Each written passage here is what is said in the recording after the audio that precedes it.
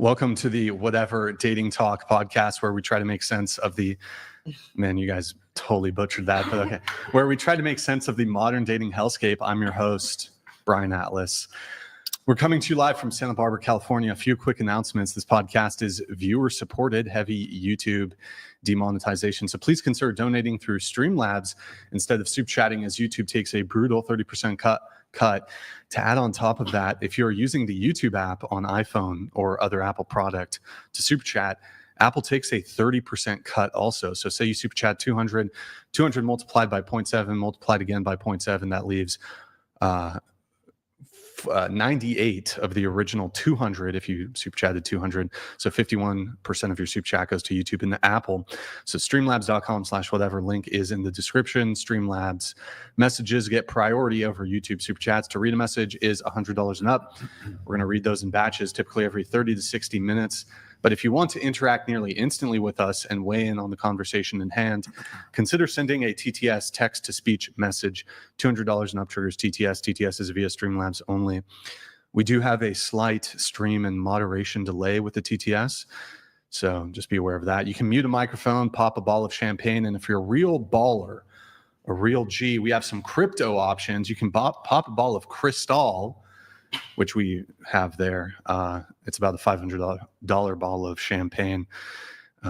You can do a 20-minute voice call in. There's some other crypto options too. You can see the description for all details. And if you want to just tip and have 100% of your contribution go towards us, no platform fees, no cut, you can via Venmo. And then also we have Cash App, whatever pod on both. Link for those are in the description. And I'll give you guys a shout out too. We have channel memberships. To become a member, hit the join button. Tier 1 is just $5 a month. We're also live on Twitch right now. Pull up another tab, go to twitch.tv/whatever. Drop us a follow and a Prime sub if you have one. If you have Amazon Prime, you can link it to your Twitch. It's a quick, free, easy way to support the show every single month. We got merch, shop.whatever.com. Wow, and none of them are loading. Good job. Refresh that page. There's no way that's accurate. Hit F5 on the keyboard. That will refresh it. There it is. By the way, we're selling the 90s cup. Got limited supply. They don't even make these things anymore. Solo, the company, Dart Solo, discontinued this in 2022. You can't buy these anymore. We have a limited supply. I've got like 1 or 2 sleeves left. So if you want, shop.whatever.com, and I'll also have, maybe we'll sign it too. Who knows? Okay.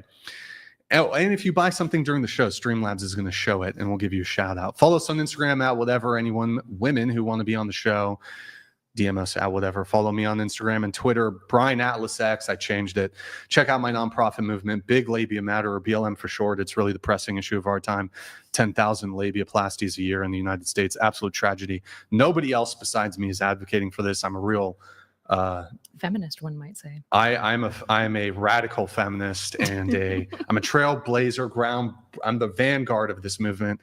Anyways, if you can't catch the full shows, we have Clips channels. Link is in the description. discord.gg/whatever. Post our stream schedule, behind the scenes, hate mail, a bunch of other stuff.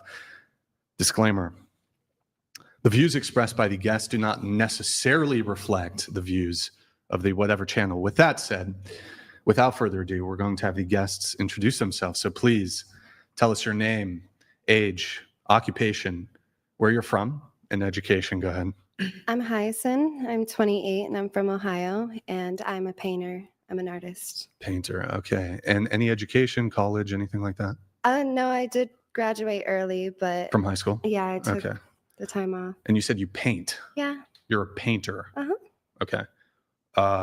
Pastel? What's your No, I do medium oil-based. or whatever it's called? Oil-based paint. Oil-based? Yeah. Dope. Have you ever done any sort of, do you do like content creation or anything like that? Sometimes. I'm not really on social media that hard when it comes to that. I do like murals, and I get like casted, for that. So like, you said you're a painter? Mm-hmm. As your occupation, or just a hobby? It started because I wanted to do tattoo art, and then I kind of didn't want to sit there for 8 hours, and you can't erase it. So at least this way you can kind of paint over it, you know? And is that how you make money? Mm-hmm.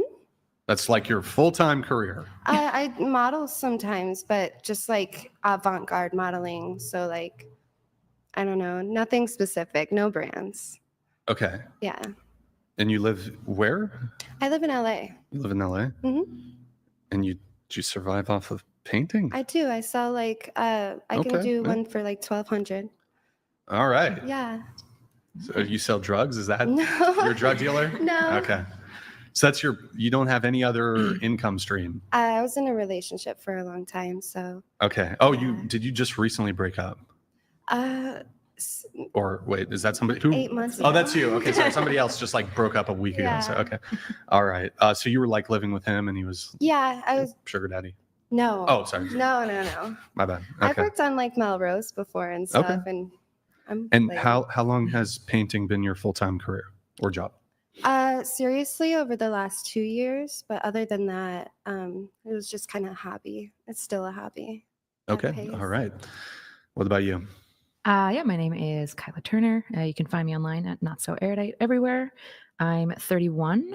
My job is this. I do content creation full time, and by content creation, I realize the space that I'm in, I mean like political commentary, and kind of socio-political commentary. I am from where am I from? I live in Tampa area now, but I'm originally from Canada.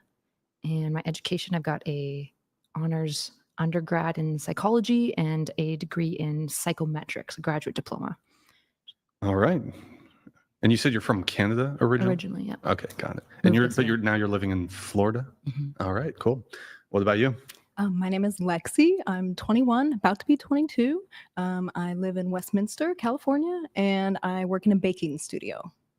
All right. Any college or anything like that? No, just high school. Just high school. Okay.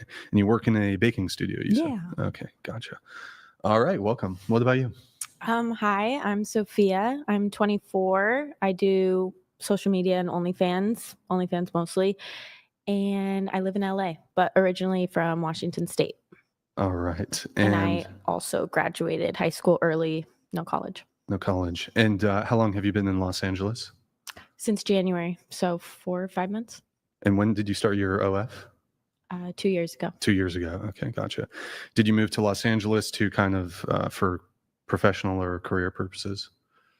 Like it's a better spot to be career. than I was Washington? in San Diego. Oh, you're in San Diego before. I'm from Washington State. Okay, After high school, I went to Hawaii, then San Diego. Now I'm in LA. got it. I was Okay. driving back and forth between San Diego and LA constantly, so I moved up here. All right, cool. What about you? I'm Charlie Campbell. I'm from Los Angeles. I have a degree in anthropology from the University of Central Florida. I'm 25, and for a living, I'm an EMT and a little bit of an actress. Okay, Traditional acting, not adult content. got it. Okay, 25. And are you in the, I think maybe I'm thinking of somebody else. Are you in the military or I am, yes. what branch of the military? U.S. Army, U.S. Army. Okay. National Guard. Are you enlisted or I'm enlisted. officer? I'm enlisted, Okay. Any and I work in field artillery. field artillery. And I might have missed this. Any college or no? Yeah, I majored in my bachelor's in anthropology with a minor in linguistics. Bachelor of Arts Yeah, with a, okay, minor got in it. linguistics. Got it. Okay. All right. And what rank are you in the U.S. Army? Oh, What's your geez. rank? Dang, you want my whole life story. I guess. I'm an E5. E5. Okay. Yeah. Got it. All right. Cool. What about you? Hi, my name is Kelly Vargas. I'm originally from Long Island, New York. Currently live in LA. I'm 28 years old and I'm a singer-songwriter. I went to Berklee College of Music for a bachelor's in music. Gotcha. And you said you're a singer? Singer-songwriter. Singer-songwriter. Can we get a little a cappella or? Crazy. I mean, anything or You said you do your own, like you write your own music? yeah. Mhm. Yeah, give us one of your originals, I guess. Maybe like not the whole thing, like 30 Sure. seconds or. From time to time, something that's always just crossing my mind. We can deny energies that's always feeling aligned. I can break free, won't you let me drown in my own desire? Won't you just let it be between you and me? Only getting us tighter, it just makes me wonder why. I'm a devil in disguise and you don't mind. All right. Thank you very much. Yeah. Thank you. Appreciate it. Good. Appreciate it. Whatever now owns that. Wait, so for in education, you said you went to Berkeley School of Music. In Boston, yeah. Into the mic if you can. In Boston. Okay. Just keep an eye on mics for me because I can't really, if somebody just shouted out for me. Go ahead.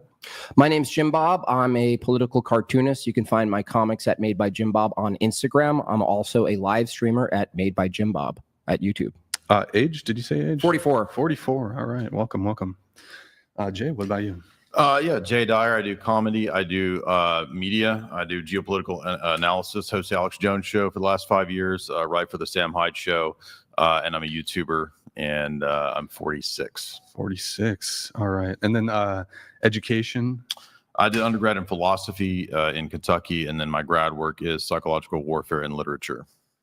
Was that at a university? Yeah, Murray State. Got it. Okay. Is that English? I didn't know. Is what English? Is that was your master's of arts in English? It's English and philosophy degree. Gotcha. Philosophy cognate. What you said? The psychological warfare. Yeah, my focus in grad work was on Okay. psychological warfare and media. What? And so, are you an expert in psychological warfare? I don't know about expert, But you've I studied at a it. grad You've level, studied yeah. it. Yeah, I'm published on that. So Okay. yeah, in peer review. Tell us, how do you do psychological warfare? Can you tell us that? Well, I How do you studied do it? I studied the way that James Bond was used in the Cold War as a symbol for Western like geopolitics, Western liberal economic theory. So you can use fictional characters as a way to do culture war. Okay, got it. So, like psychological warfare through media. Yes. Okay, interesting. Fiction, movies, etc. Okay, got it. Got 3 books on Hollywood. Do you think like Titanic was psychological warfare? Sometimes the blockbusters are, but Okay. I don't think Titanic. What about was. Taylor Swift? Taylor Swift. Twilight. Well, NATO said they wanted to use Taylor Swift for psyops, so maybe. What about Top Gun? Is Top that- Gun actually was. Yeah. Yeah, there was money. Reagan put money into military recruitment using Top Gun. So Okay. yes, correct. There you go.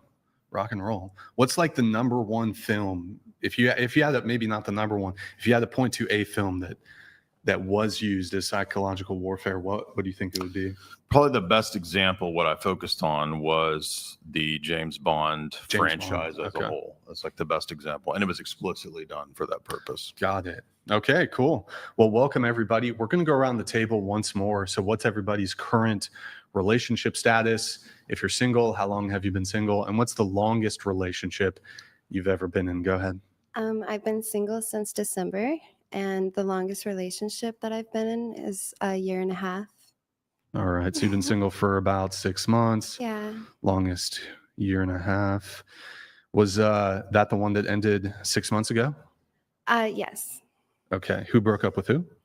I broke up with him. You broke up with him. Yeah. All right. And then has there been a rebound? No. No rebound? No. You've been just totally just- single yeah. for 6 months? Okay. And all right. What about you? Married for 7 years, dated for a year and a half before that. He's my guy. So together total like 8.5 Yep. years. All right. Mhm. Longest relationship prior to him? I mean, we got married when I was like 24, so him. Yeah, he's. Have you had other relationships? Or? Yeah, but I don't think any of them were Not, over like, a year. serious? Okay. Yeah, Okay. And how did you guys meet? it's very cringily wholesome. We both worked at a nonprofit high-risk kids youth camp. Okay. All right. Rock and roll. What about you?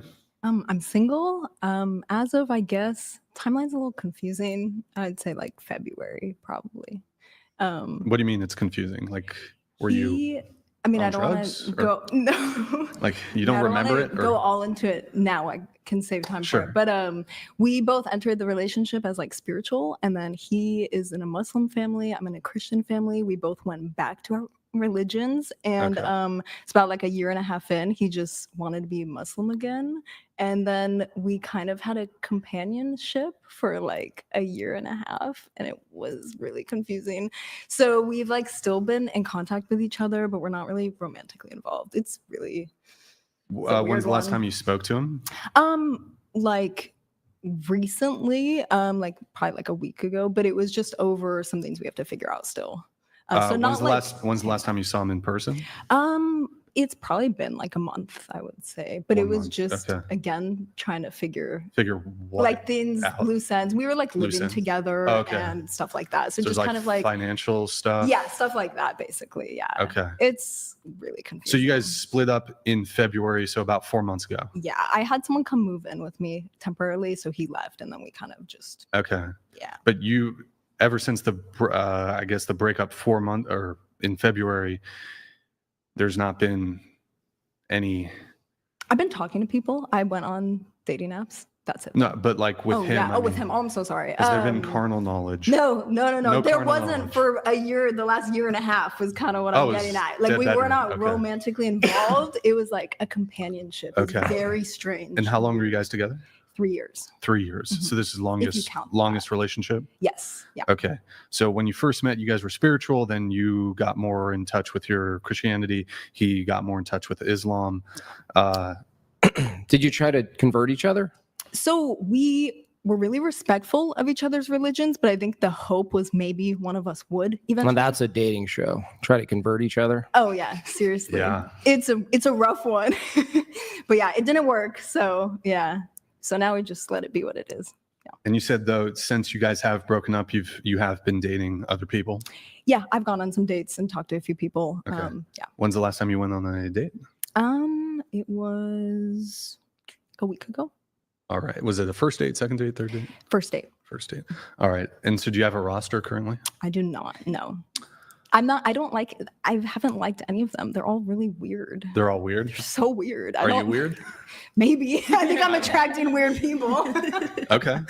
All right. Yeah. And what makes them weird, I guess? Well, it's kind of a lot of them have been kind of like almost meeting a lot of men who are like kind of want to be like passenger princess, like they're kind of almost feminine, and it's kind of it's strange. And so they've also like two of them were like shorter than I thought they would be, and I'm talking like an inch shorter than me, and I didn't expect that. How tall are you? I'm 5'6". Okay. And I'm okay with like my height, but it was like shorter than me, and I didn't know that, and it was just really weird and awkward. So yeah, I don't know. How were you meeting these guys? Dating apps? Yeah. Okay. Unfortunately. So they were relying on their dating profile? Yeah, or they just didn't put it. Yeah. Or they didn't show it. Got it. Yeah. Okay. Can I just have you scoot your microphone that way? Or sorry, that way. Yep. All right. What about you? Recently single. Recently single. Okay. Like a week ago? I'm talking a week ago. 1 week. Okay. It's fresh. How long were you dating the guy? 4 months, like basically since I moved to LA. All right. Who broke up with who? I broke up with him. Why? Over a lot of things, we tend to argue a little bit, but we just didn't have the same preferences, meaning sexual preferences. Oh, It just wasn't was aligned. he gay? He was gay. No, I think I just wanted more than what I was receiving. Oh, so you had a high sex drive and he had a low sex drive? No, sex drive was fine. I think preferences wise, like You wanted to peg him?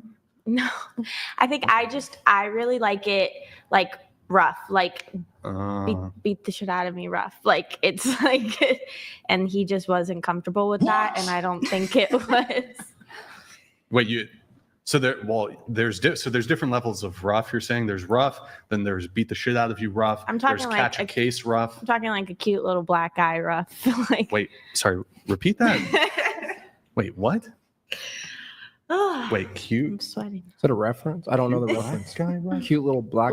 Black guy. Oh, I thought you said black guy. Oh. Oh no! Everyone heard cute little black guy. I We're was all like, I guess they could be a little.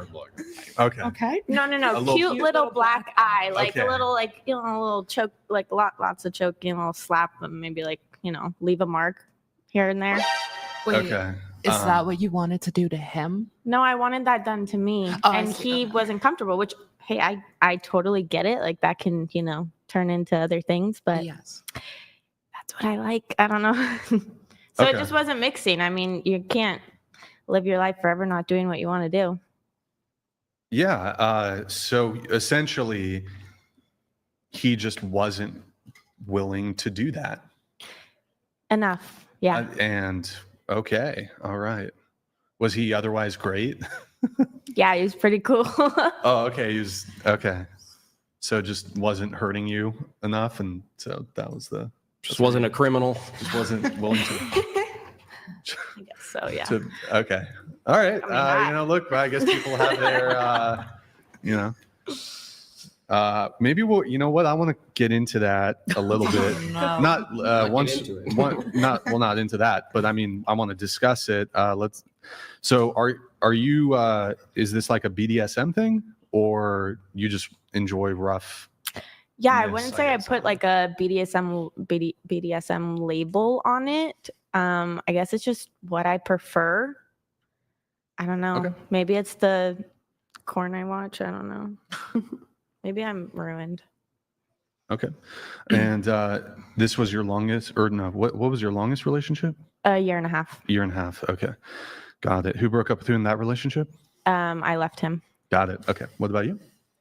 I'm currently engaged, and it's long distance, and we've been together for about 2 years now, and I don't know. Okay. Has it always been long distance? Not entirely. When we first met, I was actually working at a prison in Florida, and she was working at an Air Force base in also Florida, and that's when we started talking and dating. Are you a lesbian? I'm bisexual. Bisexual. Mhm. Okay. So okay, engaged and you've been seeing each other for 2 years. Yeah. Okay. A little over 2 years, but yeah, she currently lives in Washington, D.C., and I live in L.A.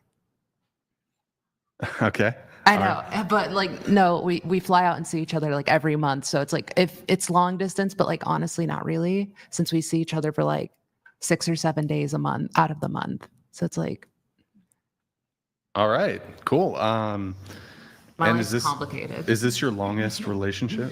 It is, and it's also my healthiest. All right. You said 2 years together? Yes. All right. Cool. What about you?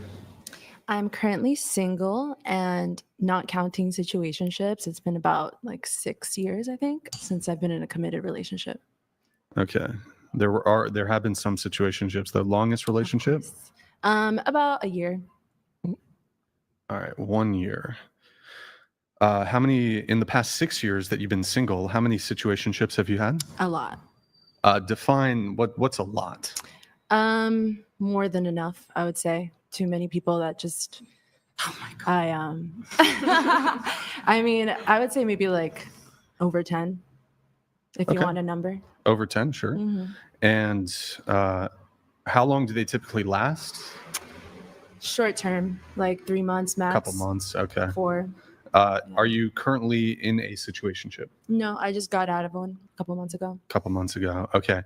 Are there any guys in the picture currently? No. No guys. Nope. Are you on dating apps?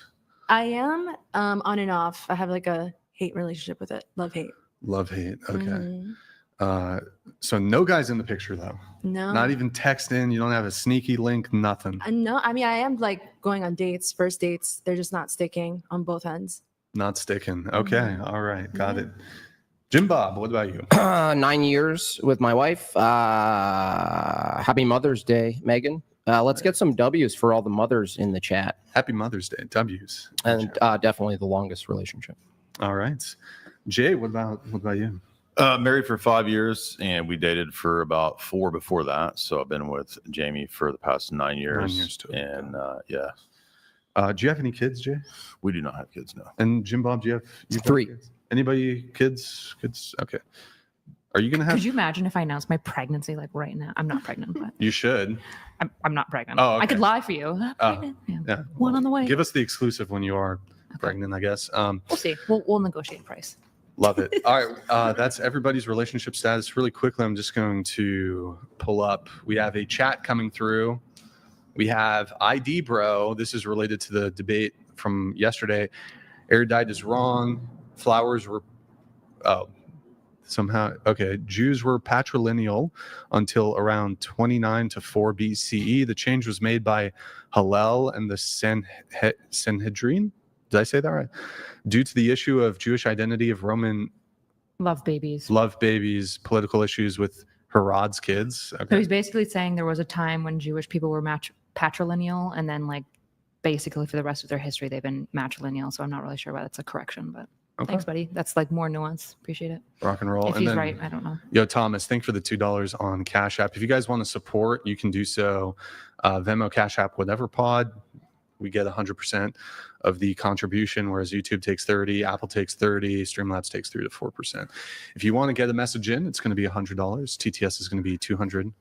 And yeah, so we're going to just jump. Actually, before we jump into the show notes, I wanted to touch back on that thing really quick. Is it so? Jay, are you you're an Orthodox Christian? Is it okay to do that shit if you're a Christian, or especially an Orthodox Christian? Jimbob, Jay, can you do? I mean, I think there's that levity. There's room for, things between a husband and a wife. So there are some lines. I don't know that there's an easy, hard set line as to what that is that maybe a husband and wife have to determine. But I do think that there might be a danger in this. I'm not saying this about you, but like there could be a situation where like if you requested that, like that could put the dude in a legal situation. You know what I mean? Like, not that you would necessarily do that, but you might say, oh, look, if you guys have a fight, right? Like, well, look what he did to me. So it's just like, I think there's a lot of reasons and ways why it's just not safe for a dude necessarily to get into that. And I would say that, yeah, like from a religious perspective, it's odd. I don't know. I would add that if that type of thing continued, let's say you got married and you had children, it would certainly be confusing for the child if they were to find out the way daddy loves mommy actually is harmful. It might actually produce a scenario where the children end up seeking people to hurt them because they think that's love. Well, I'm so sorry to interject. No. I feel like there's a way to work around that. As in maybe have like a boundary, and that's something you probably discuss with your partners. Like, hey, as long as it's in an area that's concealable, like under the collarbones, it's fair game. But like your face, something that you have to use and see every single day, maybe that can be spoken about. It doesn't necessarily mean like punch me in my face, I don't know. I mean, then I would say that that's actually then practicing sort of some level of deception and withhold, which is another practice that might be into question. Like not telling your kids your kinks is the deception? Well, I mean, if you're, it doesn't change the fact that your husband or your father is harming, what's definitionally harming your mother. Would you though, like for other kinks, because this is obviously like a pretty extreme kink, what kinks are allowed in Eastern Orthodox? I actually don't know. I wouldn't know what's considered a kink and what's considered just like anything that's like creative or vanilla sex is going to be like a kink. So like, can you piss on each other in Eastern Orthodox? I'm just gonna guess no. I would say like that would be a perversion.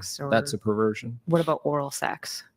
I'm not sure what a priest. I've never had that conversation. Do you have to tell your kids about it, or are you being deceptive to your kids if you don't tell them about your kink practice with your? Well, I mean, you don't have to be explicit with what's considered sexuality, but what's considered sexuality would still have a standard underneath a Christian view. Mm-hmm.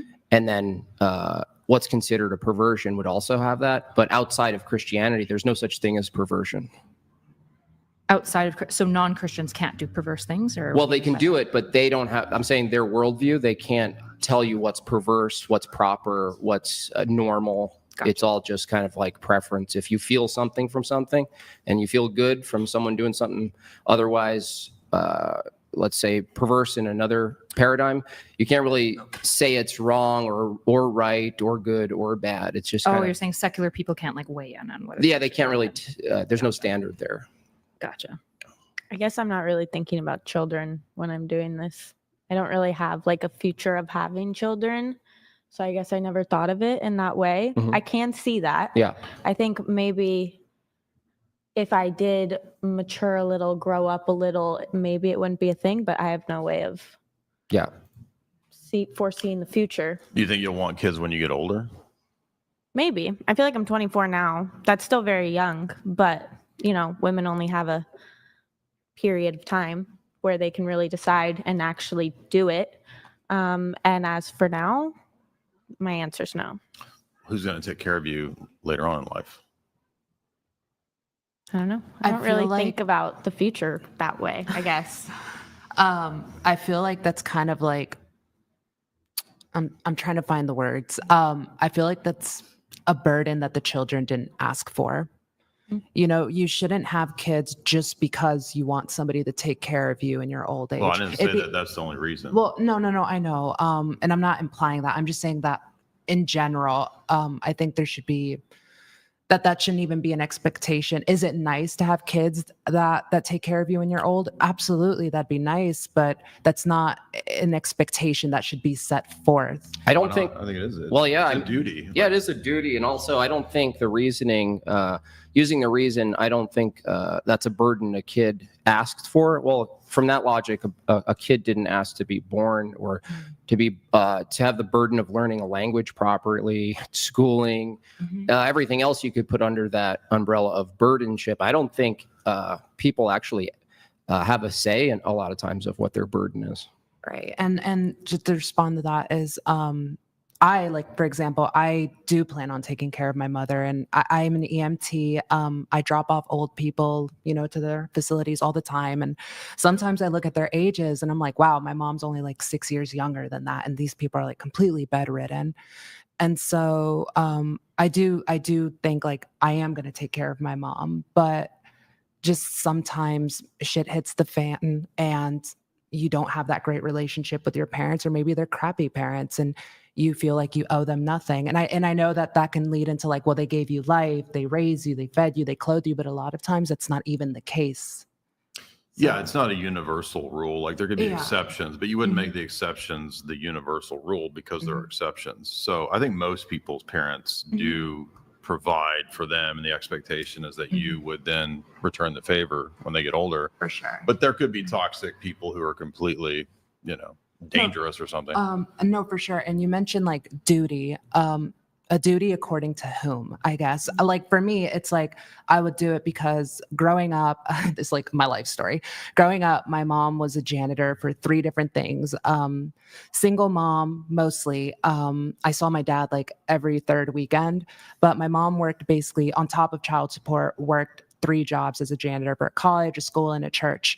And she put a lot of expectation for me to go to school. And that's why, like, for example, I joined the military so that I can get my school paid for, because I didn't want to burden my mom with probably having to pick a 4th or 5th job just to pay my way through. And so to me, it's like genuine, like, okay, I will take care of you because you've raised me into the person that I am today. And so I guess to circle back, long story short, Cake, I guess what do you define as like duty? Like a duty according to whom?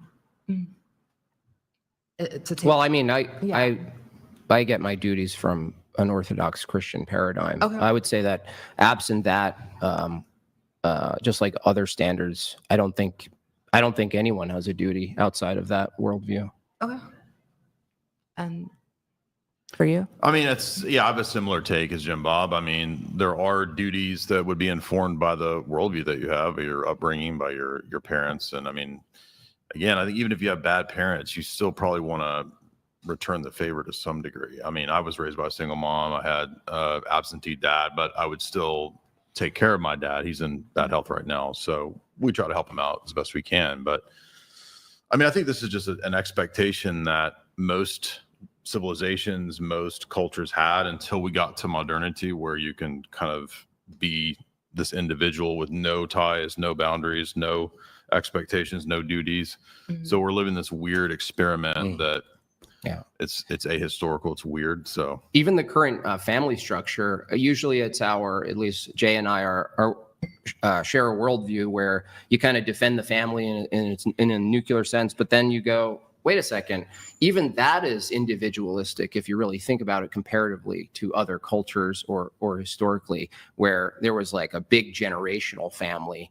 And now you have this unit, and now inside the unit, now you have even more individual units. And I think when he says modernity, like individualism, materialism, pursuing wants and desires above all things, go live your life, do what you want to do, people are kind of drawn into a mindset, basically inherit a mindset that that justifies just their own personal pursuits.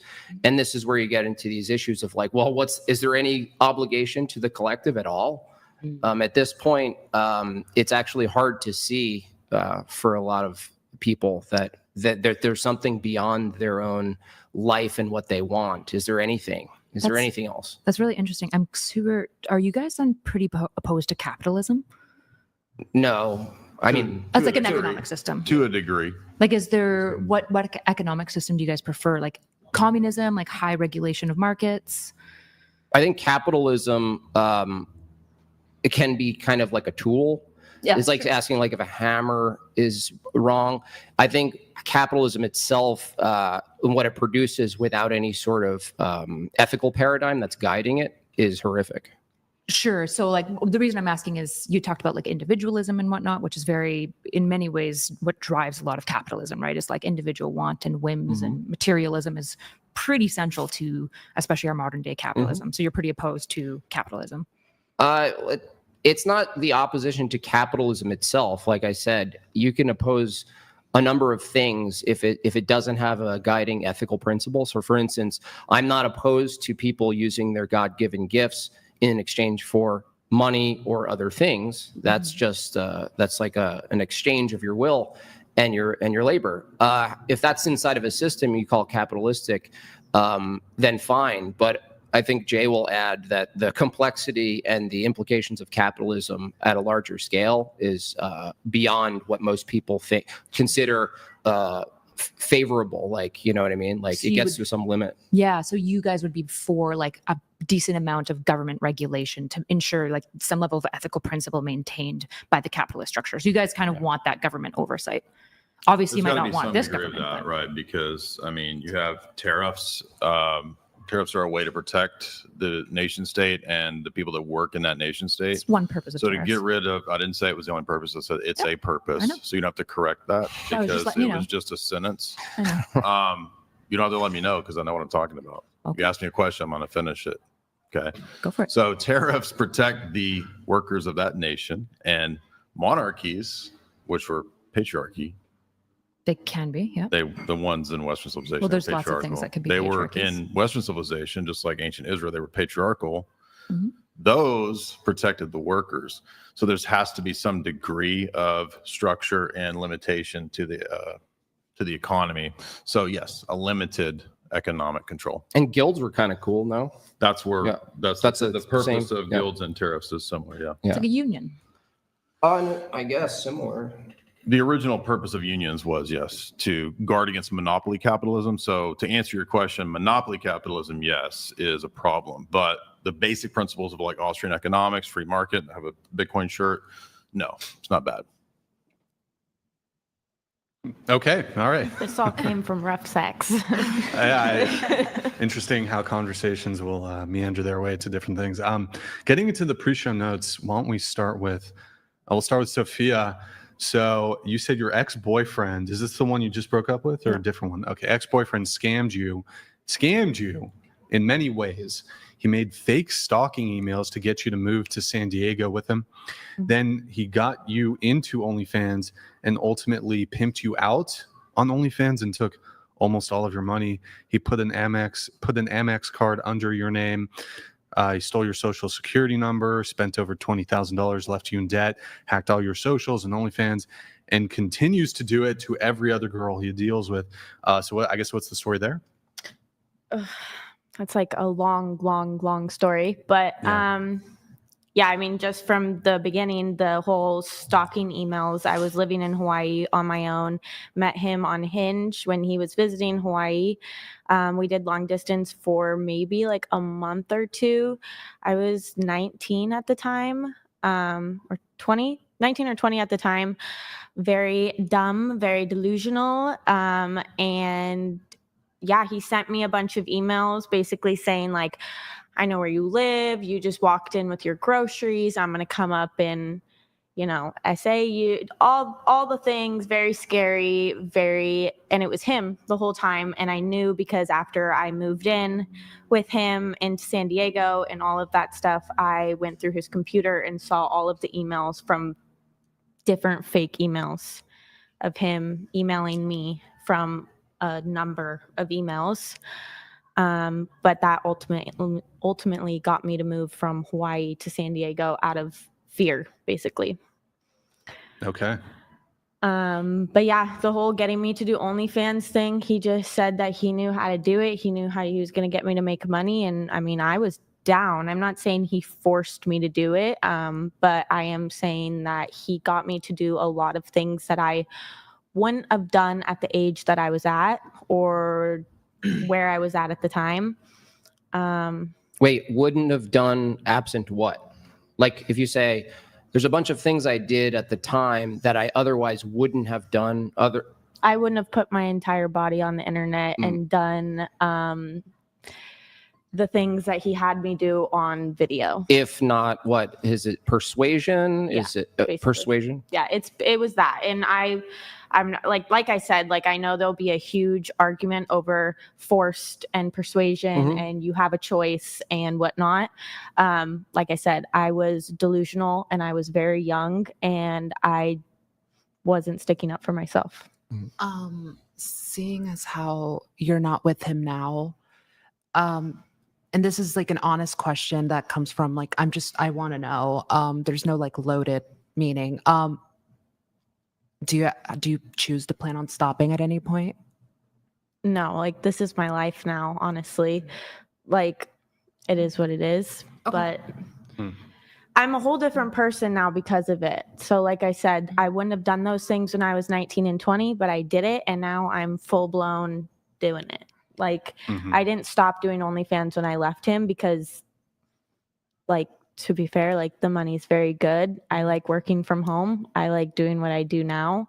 And I am doing it to my extent now. I'm doing it to my comfortability now. I'm in charge. Like on your own terms, basically. Yeah, I wasn't in charge in any way. Like he had my passwords, he had my everything. He sent me things to do. He made I say he made me get on OnlyFans Live because he did. Like he put me in the room, he shut the door, he turned the camera, like he made me go live. And if I didn't, it would have been a fight, more or less. You said the money is really good. Are you able to share like how much you make on average, or? I'm making around like $25K a month. Okay.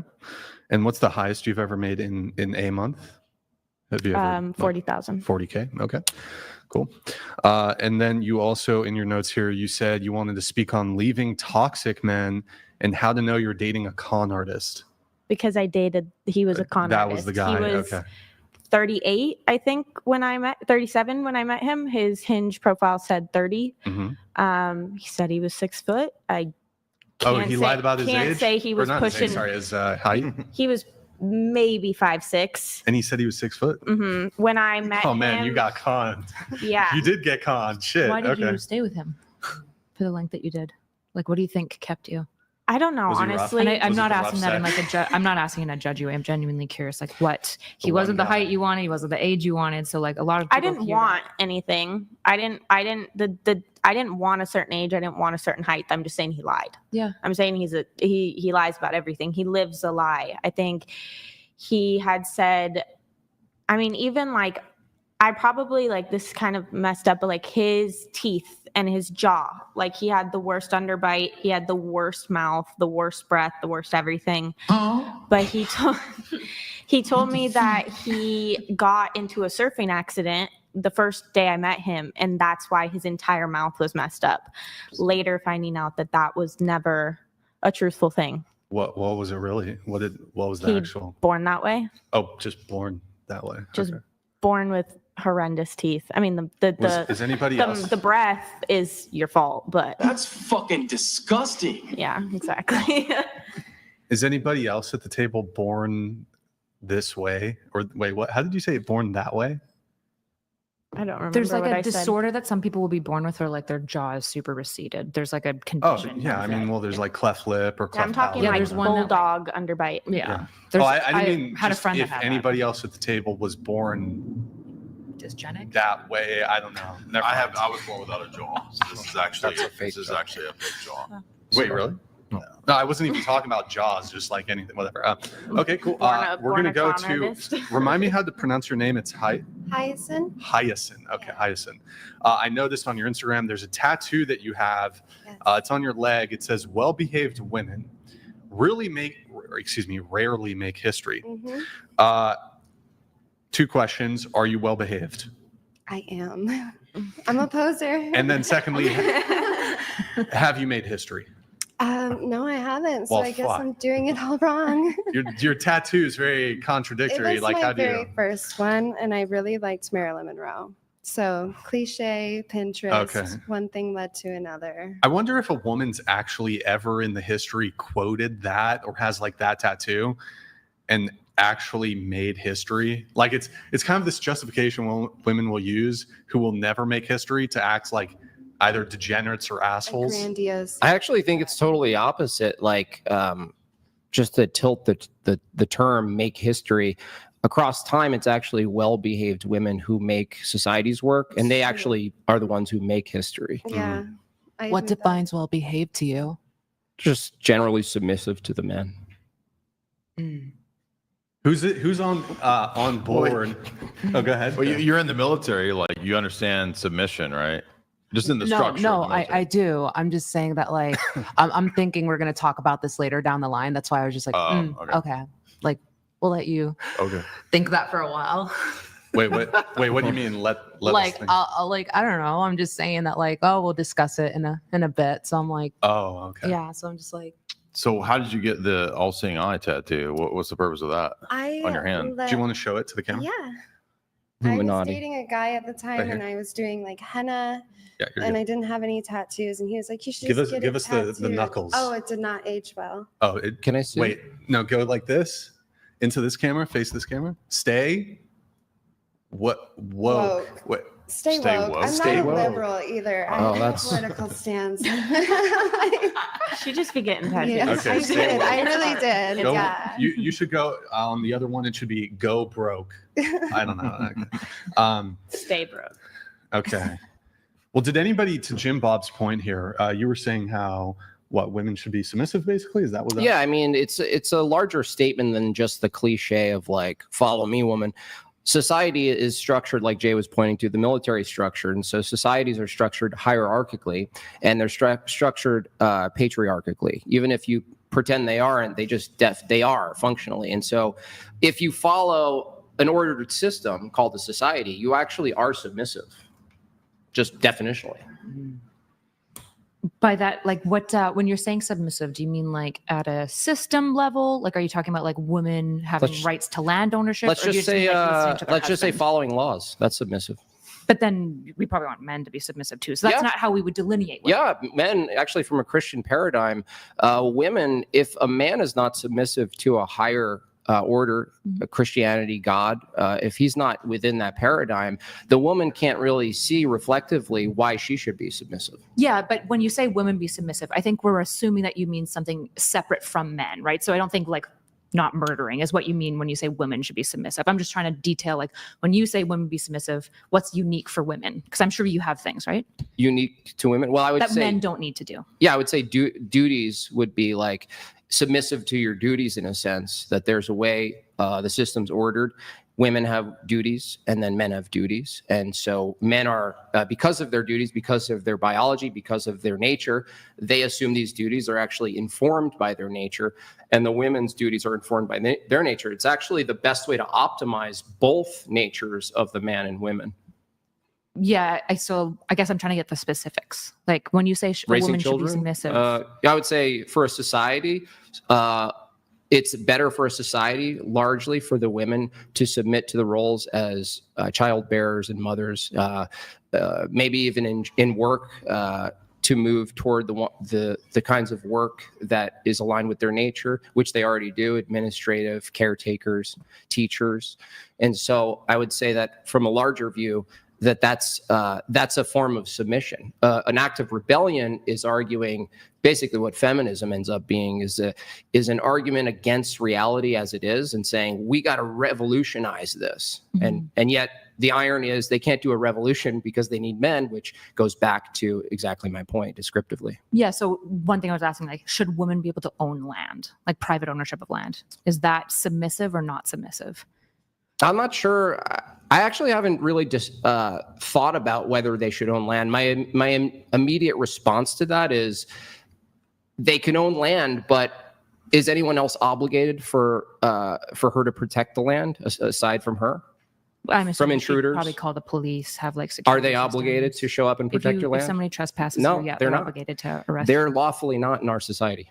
Police officers don't have to arrest trespassers? No, that's responding to a violation. They have a duty to respond to violations. They have no duty to protect your property or your body. Yeah, she could probably get a gun and a dog and stuff like Yeah, if she gets a gun and a dog and we wish her the best with that, she can try to do that. I'm just saying, ultimately, for the most part, women are not going to be able to defend their body, their land, their house. that. Sure, but and you're their own fine with children. them owning the land. Yeah, I mean, I don't think that's a big. So you at least align with first wave feminism. You're like, yeah, they should probably. No, not really. No, the philosophy is different than a particular. Sure, but at least You with can't that say like particular you can't say policy. like you think women should own land, therefore you agree with feminism, right? No. Well, but you agree with that element of feminism, right? That wouldn't be feminism No. because that existed prior to feminism. I know we had this conversation yesterday. I had a really hard time suffragettes with it advocated yesterday. for that, right? They wanted women But to be the able to things own land that, regardless of like things women having a inheritance. right to life, that existed prior to feminism. Mhm. So that's not feminism in ancient cultures. Right. Sure, but women Sure, couldn't. but that was contrary to what you argued yesterday. I can answer if you So want does to. that mean that you If were you're wrong just going to keep yesterday? interrupting Does me, I that mean can't you were wrong respond to you. yesterday? Answer his Do you want question. me to though. respond Does to that you? mean you were wrong yesterday if you say sure, but? No. So the No, important okay. thing that we delineated yesterday is that women could own land, but it was specifically if they were widows who inherited it through some like patrilineal inheritance. So if her father willed her land, she could own it, or if her husband died, she could own it. But the idea that women I could just never go said out that. individually and purchase land didn't really exist until after the suffragette movement, right? That was part of what the suffragettes were advocating Maybe in for. modernity, but again, Yeah, I suffragettes. referenced to you Proverbs 31, which has women also engaging in commerce and even owning their own business. So to own a business, you would also potentially have to own land. Yeah, So the no, Jews were I a lot didn't- more matrilineal. They were very much more You're okay confused with as to women what doing you don't even know things. what matrilineal. I mean, that's the descent in terms of how you determine who your people group is. That has nothing to do with the social organization of the society, which you admitted was patriarchal. so economically- that's because you're silly. Economically, in Jewish systems, they would often hand down things to the mother as well, right? That was like part of the way to guarantee that the baby was a Jew and that the baby who was inheriting it like was the a Jew. Levirate law. Well, You if the know, woman she's been letting you finish. She has.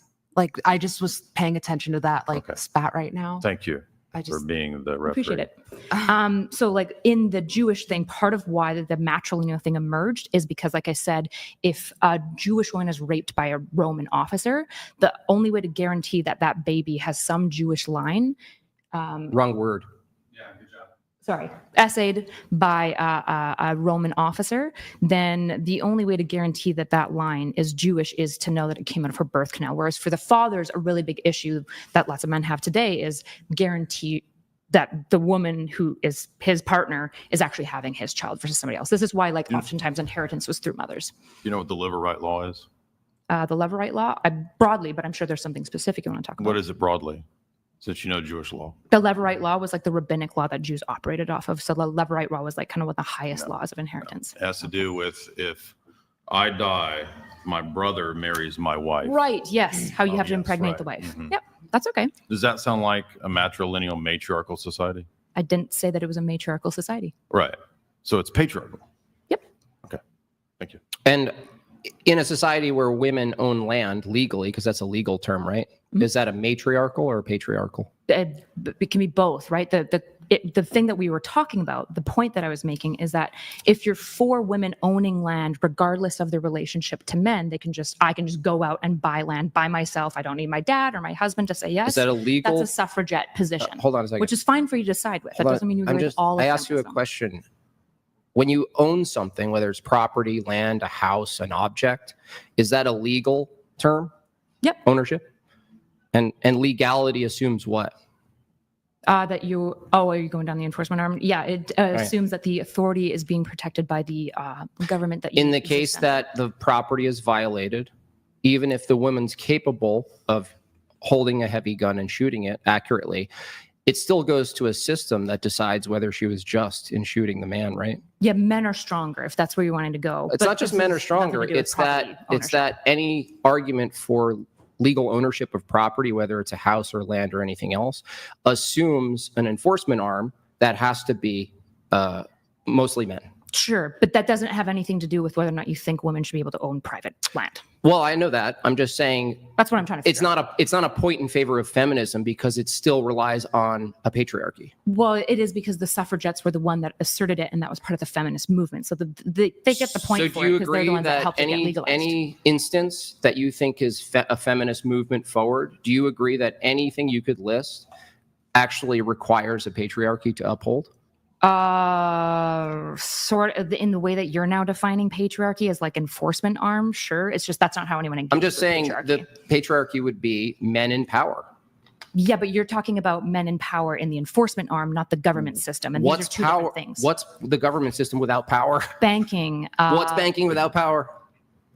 Oh, okay. Do you want to go into the history of banking? What's banking? The exchange of banking, fair exchange of monetary notes and shit, Mhm. without an enforcement, a threat of force. That's true. Threat of force is the Can I fundamental make up element. money? Can I make up any money? I Sure, want? but this is going back to Donald Trump obviously has more power than like an E5 soldier. Can I make even up though she any might have money? more Can I guns. make up money? Can I just make it up? To Is it some- legal? I mean, for the government, yeah, kind of. No, not for the government. Can I, as an individual in a society, just make up money? No. Okay. And if I do that, what happens? You would go to jail. And how do I go to jail mechanically? The police will arrest you. And are they strong men? Often, yep. Yeah. Okay. I So mean, not all the time. There They're not- are very capable they're lowering female the police they're officers. not as capable, but they're lowering the I standards. just don't know what this has to do with can women own private property. Like I understand Yes, that for they can. We you, already answered that. Well, hold on. I understand that for you, like going back to the enforcement arm dialogue tree is like your strongest position. But I'm actually trying to flesh out your ideas about other things because I'm genuinely I understand, curious. but you got to understand when we said, yeah, you can own land, you can own stuff, you can participate in the society, in the economics, right? You said you basically said, so you agree with feminism? No, I'm Well, saying that position of the I'm saying suffragettes. that very clearly that any expression of feminism that you present is actually wholly reliant on something that's not feminist. Sure, that just doesn't Sure, invalidate that's all I the needed to hear. feminist- Sure. Yeah, but that doesn't It's not invalidate the feminist. suffragettes. Yeah, okay, cool. So are you saying that the suffragettes didn't get women's ability to acquire land? Men did that for them too. The suffragettes had nothing to do with it. No, that's just influence. I'm not denying people have influence on things. Ultimately, what you're asking is the strong person to say it so, right? So That's you what a agree- protest is, right? That's fair, but you agree with that, at least that suffragette push Yeah, it's an that women appeal should own to land. the enforcement arm. As a strong man, you're okay with women owning land and you would protect that right. Yeah, if women own land, if my Oh my wife God. owns some. Hold on. One sec, guys. Okay. Go to sources, hit the I in StreamYard. Okay, hold on. Continue the conversation. Yeah, I would say even myself, if my wife owned land or we co-own land or she already had land or something like this, what I'm pointing to is that ultimately the ownership of that, we're both gonna rely on an enforcement arm.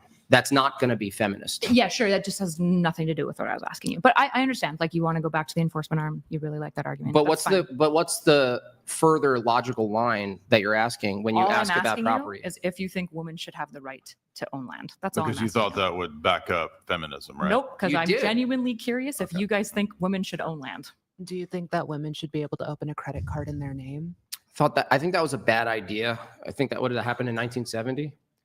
Roughly. Yeah, I think the consequences of that being that women now hold 75% of consumer debt, and I don't think debt is pretty good for people. I don't think it's a thing that they should be okay with. I think people should generally work against debt, whether they're a man or a woman, maybe lower their debt. I think the burden of debt adds to some stress. I think it could actually add to some instability and things like that. So, and let's say hypothetically, women weren't allowed to get a credit card.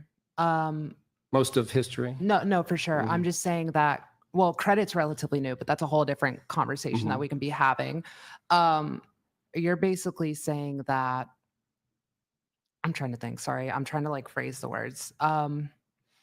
It's just debt. How is credit new? No, it's what if a woman like in her own time, like this isn't like a requirement that it should be so. I'm saying on her own time, she did her research and she got a financial literacy class. You're basically saying, well, you can't have it anyway, even if you're more financially literate than other men or than men, because you're a woman, is basically where you're going at. Because what if she is financially literate? Because you're making a broad statement saying women shouldn't have it because they're So not the financially exception should literate. make What the if they rule. are? So once again, this is like the third time you've argued that the exceptions should make the rule. This wouldn't really be an exception. Well, this based is about on like what line statistics- Her disability, exception right? was a woman who went and studied and It's got not a an degree. exception though, right? It's reasonable Women who to study presume. economics She's better asking- than men is an exception. She's asking the line of credulity. It's an exception. She's asking Her the- example is an exception. It is. Just accept it as an It's not exception. an exception. You are.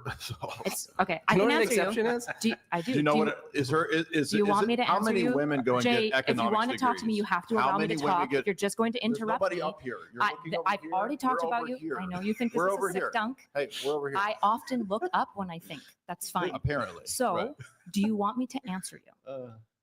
Is that an exception? It's not an exception. Why? Because it's completely normative to assume that multiple women can go and get financial Most. literacy. Well, you know, Do if you're most. wanting her to stare you in the eyes while arguing, why don't you take your shades off? Because I am so much on drugs right now. Oh Fair. my gosh. Okay, that's In fair. fairness, he has eye floaters. I will Oh, give him that points. He's got like eye floaters. Although I it would just be met you. better if you took them off Why? so that You can stare there's into no his- glare, you so can that people stare know into where the you're abyss. looking. You wanna look in the abyss? dazzling You wanna look in blue the You've got abyss? incredible blue eyes. Yeah, that's what I want to do. Isn't an exception something that's paired up against most? Yeah, but again, you're, So you're what at- do most? Thank you. Thank you. yeah, but in this Thank case, you. well, hold on. Why, hold on. why are you making this so complicated? Because you're being false analogous right now, What do you- right? what's the false analogy? The false analogy She's is to repeating what I imply. said yesterday. You don't. Well, you used it incorrectly last time. No, I didn't. You did. No. In fact, Where's the analogy anyway? the analogy here now is between men and women and a comparison line on financial literacy. And so you're saying, well, most women aren't financially literate. No, well, she most said men who are went and also. studied Hold it. on, you gotta She let me said better finish. than men. You got to finish. Yep. So most men are also not financially That has literate. nothing to do with her example. I will get there if you We just don't need you to breathe. filibuster Jay, the whole if you podcast. if you don't want to listen and just interrupt me, that's fine. But then we can't. It's talk. a dumb. You got to false let me finish my analogy. statement. You're making the you false got to let me analogy. finish my statement, Jay. Let her It's finish not the relevant false to my the statement. exception. You got to let me finish my statement. Yeah, sink yourself. Once again. you're Go done, ahead. once you're done, I'll go back. Hang yourself again. Okay. So the issue that you're having is that when you're talking about how most women are not financially literate, men are also not mostly No, financially it's- literate. So it's you not relevant you to need what she you need to said. create a line of credulity beyond financial literacy that makes women exceptionally incapable of having a credit card that men don't have. Did you not if your hear what she exceptional said? line, Can if you your not line of hear? credulity, you got to let me finish. She said a woman who I'm just goes. going to keep talking until you let me because finish. this- You got to let me she finish said talking. A You woman got to who let me goes finish and talking. studies. I'm just going to keep talking over you, and I'm going to pick up exactly where I was until you're done interrupting me. I'm going to keep going until you let me pick up exactly where I was. So the line You of can't filibuster. This is all you can do. interrupt me This the is entire why you're the time. worst debater Last on the time I just internet. let Give you yourself keep like talking 30 over me. I'm seconds. just going to wait until you are actually let the me finish female an Destiny, argument. but you're the crappy version. And He's one of the Destiny greatest sucks. debaters on the No, he's planet, not. so that's The totally fact okay that with you me. think that shows Yep. that you're I the know, dumbest I out know. here. Once you're done, I'm going to go back. So the line of Destiny is credulity. the worst person on the Are internet. you ready? And you're the Okay, worst I'll version of just the wait worst. again until you so let what me. does that You tell you? can't interrupt me if you want me to talk. Okay, so the line of credulity. Good one. It's just a machine gun. The line diarrhea, of credulity. That's all it is. The line of credulity that you have to establish at some point is why men are exceptional in the case of credit cards that women are not, and the You line didn't even can't hear be her financial example. literacy. You're talking to yourself in Her your example head. was You didn't financial hear her. literacy, and there's no No, reason it that wasn't. women It cannot wasn't. be No, it financially wasn't. literate. You Was didn't even financial hear it. literacy No. the line that I you were do establishing? agree with that part though. Is that Yeah, there's because it no helps what you said. No, Right. there's no reason a woman can't be financially literate. That's So not you what shouldn't just have a said. blanket. You said a woman who goes and studies beyond what most men She was do asking and for a study. line of credulity. So she says, That's an okay, if your exception. bar of the issue is Her financial exception literacy, to the rule. why can women who become financially literate not apply for a You're- credit card? Now again, you have it's to establish the talking to a reason why a child. woman who is financially literate can't apply for a credit card. Go I ahead, never Jay. said that they couldn't. Oh, so you're fine with attributing- women that are You're financially literate attributing getting a credit positions card. that are not relevant to what she argued. So are you okay with women who are financially literate getting a I'm credit card? responding to her critique. I can let her ask you the same Her question. exceptions don't make the rule. Are you fine with women who are Her financially exceptions literate? don't Are make you the fine with rule. women who are financially literate getting a credit It's card? like talking to a 13-year-old child. Do you want to answer? Her exceptions don't make This the isn't rule. an exception at all. Financial She literacy said is not a exceptional. woman who studies it more than the average man. She gave That you a was case one study. example. That doesn't That's mean an that it's exception. Thank you. That was no. Thank you. That was it's a case. one It's a case study to example. test That's the an extent. example. That's an exception It's to the rule. It's not an exception to the rule. It's a case study to test your logic. That's what How she is was it a doing. case study? She just said an example. Because she was giving one person. That's not a who was case study, you Yes, idiot. it is. It's focusing in. An example is a case study? Yeah, in this case, it's a focus. Who did the study? What case? Nobody here is. Thank you. So it's not a case study. No, you're Thank just you. equivocating now, where you're acting like when I say You're case using study, the words that I used yesterday No. because you're a gaslighter, and you can't actually wow. debate. Okay. You gaslight from everything that I said yesterday. I know you're really Do mad, you want to Jay. list all the fallacies I'll so you just can wait. repeat them? I'll just wait for you to be done. Do you want to say Texas sharpshooter fallacy? Because I know you looked it up last night. Do you want to do that one now? I didn't actually look it up. You're belaboring something that you should just concede to. I don't need to concede She to gave this. an This exception. isn't an exception to the You're rule. talking over me. She Sorry, gave you're an right. exception that she listed an exception. It is a very specific exception, right? She described it. Jay responded to the exception. It's not an exception. It is. How can you not see that? This Okay, is so silly. I can explain to you again. The reason that it's not an exception is that she wasn't saying in this one unique case where this woman is exceptional. She gave was an example of a woman who did Jay, it. Breathe. You have That's to, Jay, an exception. Jay, you have to let me idiot. finish talking, or again, the But audience when just you never talk, gets anything. it is so dumb. That's fine. Everyone's IQ literally That's starts fine. going In free down s- points. Yeah, good one, Jay. Like we're It getting to doesn't- the 80 IQ level again, every time Once you you're talk. done, all of your sick debate My IQ tactics, I'm points going are to pick going up to where I zero. was. Please, Good. oh God, please help me. They're almost zero from you talking. In fairness, Brian, if you want me to engage with this, I can. We can also move on. But if he's going to interrupt Okay, me the entire Kyla, time, there's what nothing that I determines can if do. something's an exception? Oh. What's the criteria? Something that is so like atypical would be like less than like, I don't know, like 5%. It has to be something that is. Oh, you Less than just 5%. Yeah, it has to be. So that's that's hold on. That's abnormal. So, for example, a way that you could apply this fallacy correctly, if you want me to talk you through it, is say we're talking about body count, and then we find this one case of a woman that has 100 body count, and it turns out that after she does that, she has a really long, successful marriage and life.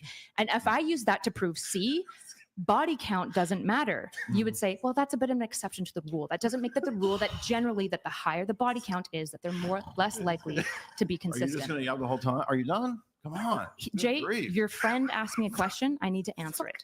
You don't answer. You literally just machine gun vomit out of your mouth for like minutes on end. And all you do is interrupt what? constantly, make loud, annoying You noises. start arguments over the dumbest shit that's not even relevant to the exception. I'm You want to allowed- argue over words. I'm allowed You to be spent here. 2 hours Was invited yesterday to be arguing here. over words. In fact, in your own stupid definition I'm of pretty feminism. sure. I'm pretty sure you asked me to debate you. So if this is a problem for you, that's fine. But you agreed to these engagements. If you don't want to debate me in the future, you don't have to. But You don't you debate. asked me. You don't You reached debate. out to me. You don't Then why debate. did you reach out in the first place? Why did you ask for Brian to host us? Why does it matter if I reached out to you? Because if you're clearly- going to debate, you have an Clearly, you wanted expectation. to debate me, which means that you've agreed to Yeah, I some thought level you might of debate. engage. Well, But you don't. You're the issue, exception. the issue is that again, if you When interrupt most me the people that I entire ask, time, they debate. You know, The one thing that's exception. pretty telling is that she hasn't insulted you at all once, and you've said What's wrong with idiot like 4 insults? times. Well, I'm just saying you're talking. we had insults No, you're yesterday. talking about yourself like you're like this master debater, like a masturbator, so to speak. Well, that was a clever turn of I phrase. know. What, can you explain it? What does that mean? I don't get So it. what I'm trying to say is that like you're acting like you're like this exalted like debater in comparison to her, that you're the grown man and she's the child. That's because it's true. It's not true. She's over Really? 18. So No, long I'm saying that story I'm the short- master debater. Jay, you Yeah, but have you're to not. let other people speak. Well, Like, she But you're said I not. wasn't But the then you're master saying debater. like, but then you're calling her an idiot. You're Because she she's not an objectively is. idiot. She's She not is. an idiot. I'm it doesn't make sense to you. No. It makes sense It doesn't to me. make sense. It makes well, sense to her, yesterday, but not to you. Well, yesterday it makes sense to about 100,000. I'm pretty sure people, after so- the I mean, show- who cares? She's not talking to them. She's talking to No, you. we are talking to that many After the people show, right Brian explicitly asked you to do a lot less of this behavior. He explicitly asked you to do this because Oh it my was gosh. taking Are away you from the quality tattletaling of on me now? content. Are you gonna This is just a tattletail? conversation that we Taking all away had. from what? The It wasn't quality of the explicit. content. It was like a Brian. it was a look. No, here's what I said to Jay. I said, look, tomorrow you're a debater, right? You're a debater. Mm-hmm. We're bringing on a panel of guests who are not debaters, and I was like, they don't know how. They're not debaters. They're just here to have conversation. And I was letting Jay know, maybe we don't do certain, debate stuff to the Like non-debaters That's because Interrupting all the Not time. to you. But you're the debater. You're Though. the debater. You did not make an exceptional rule that they could be just as obnoxious like this with me, but not with everyone else. And you and I both know that, Brian. You don't think you're obnoxious? I didn't say that I'm You're not obnoxious. I extremely said you obnoxious. guys are being obnoxious. with me. As the host, as the moderator, I would personally, although I find it a bit amusing, the insults and whatnot, and it'd be nice if you guys didn't insult each other. You know what, Jay? Can you say one nice thing about Kyla? And then Kyla, say one nice thing about Jay, maybe? We're not acting like this is an equal engagement of problems. Okay, then Jay, do you want to say something? I also think that you think she's obnoxious because she's not submitting to you. No, we had a whole debate yesterday. He was mad because after the debate, we were like having a good conversation, and I told him I was disappointed. Kyla's not submitting to you. I think he's mad because yesterday after the debate, I told him I was I'm not mad. disappointed. This is literally how You've been like subtweeting and retweeting me all day. I know that you're Can you tilt big your mad. mic down a little bit? You mean Boosted yesterday, Coyote. One time when I said a diarrhea joke. Leave it up. No, No, that was funny. That was before the debate. I Right, mean, I made after a the debate. diarrhea joke. Yeah, that was good. I bantered with you on that. It I was made after a the joke debate. about your relativism. That's it. Okay. The other clips are clips. They're not you. Sorry. Okay. Mhm. Boosted Coyote. To mute a microphone is $500 through streamlabs.com/whatever if you want to mute a microphone. Just throwing it out there. All right. Here, why don't we move on, and if time permitting, we can come back to the conversation a little bit later. There are, we'll wait to get to the chats here in just a bit. I want to get through some more of the show notes here. Moving on to Hyacinth. Did I say it right? Yeah. I said it right. Okay, good. In your show notes, you write, hold on, where is it? Okay.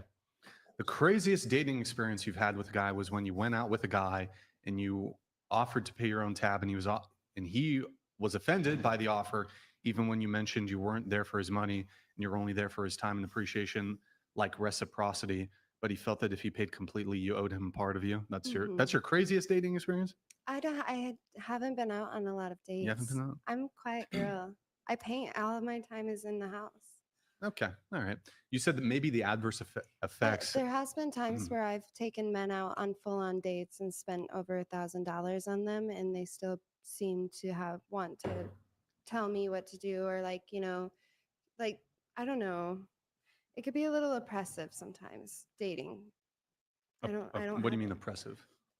There's always an expectation that even if you put in your part or a little bit more, then you still have to be submissive to a guy, even if it's a 50-50 relationship.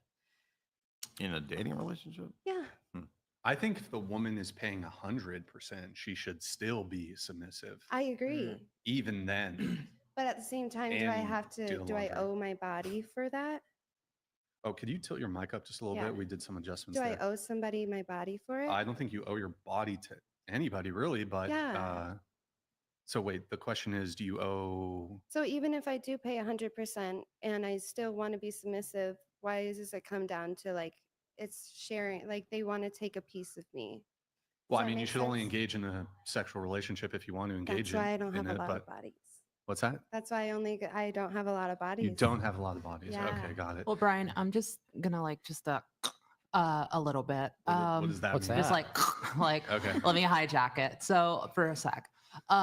Honestly, any woman that spends maybe $1,000 on a man, basically pays 100% for the date, is not dating a traditional man. No traditional man would ever allow a woman to spend that much on him. So why submit to a traditional man? Traditional men say they want a traditional woman, but refuse to be traditional men. You can't have your cake and eat it too.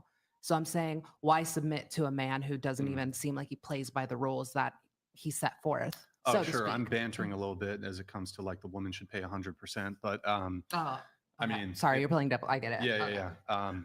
But yeah, I actually probably don't disagree with you necessarily. If a guy is desirous of a traditional dynamic, he should probably take on the traditional expectations on his own end. So I agree. Don't totally disagree there. But moving on to the notes here, let's see. You said someone who only sees you as an object. You don't ask this out of spite or malice. You generally would like to know the point of view on the subject. So do you experience that a lot, that men see you as an object? Every day. Every day. My appearance is a completely different outlook on who I am on the inside. I'm a soft girl.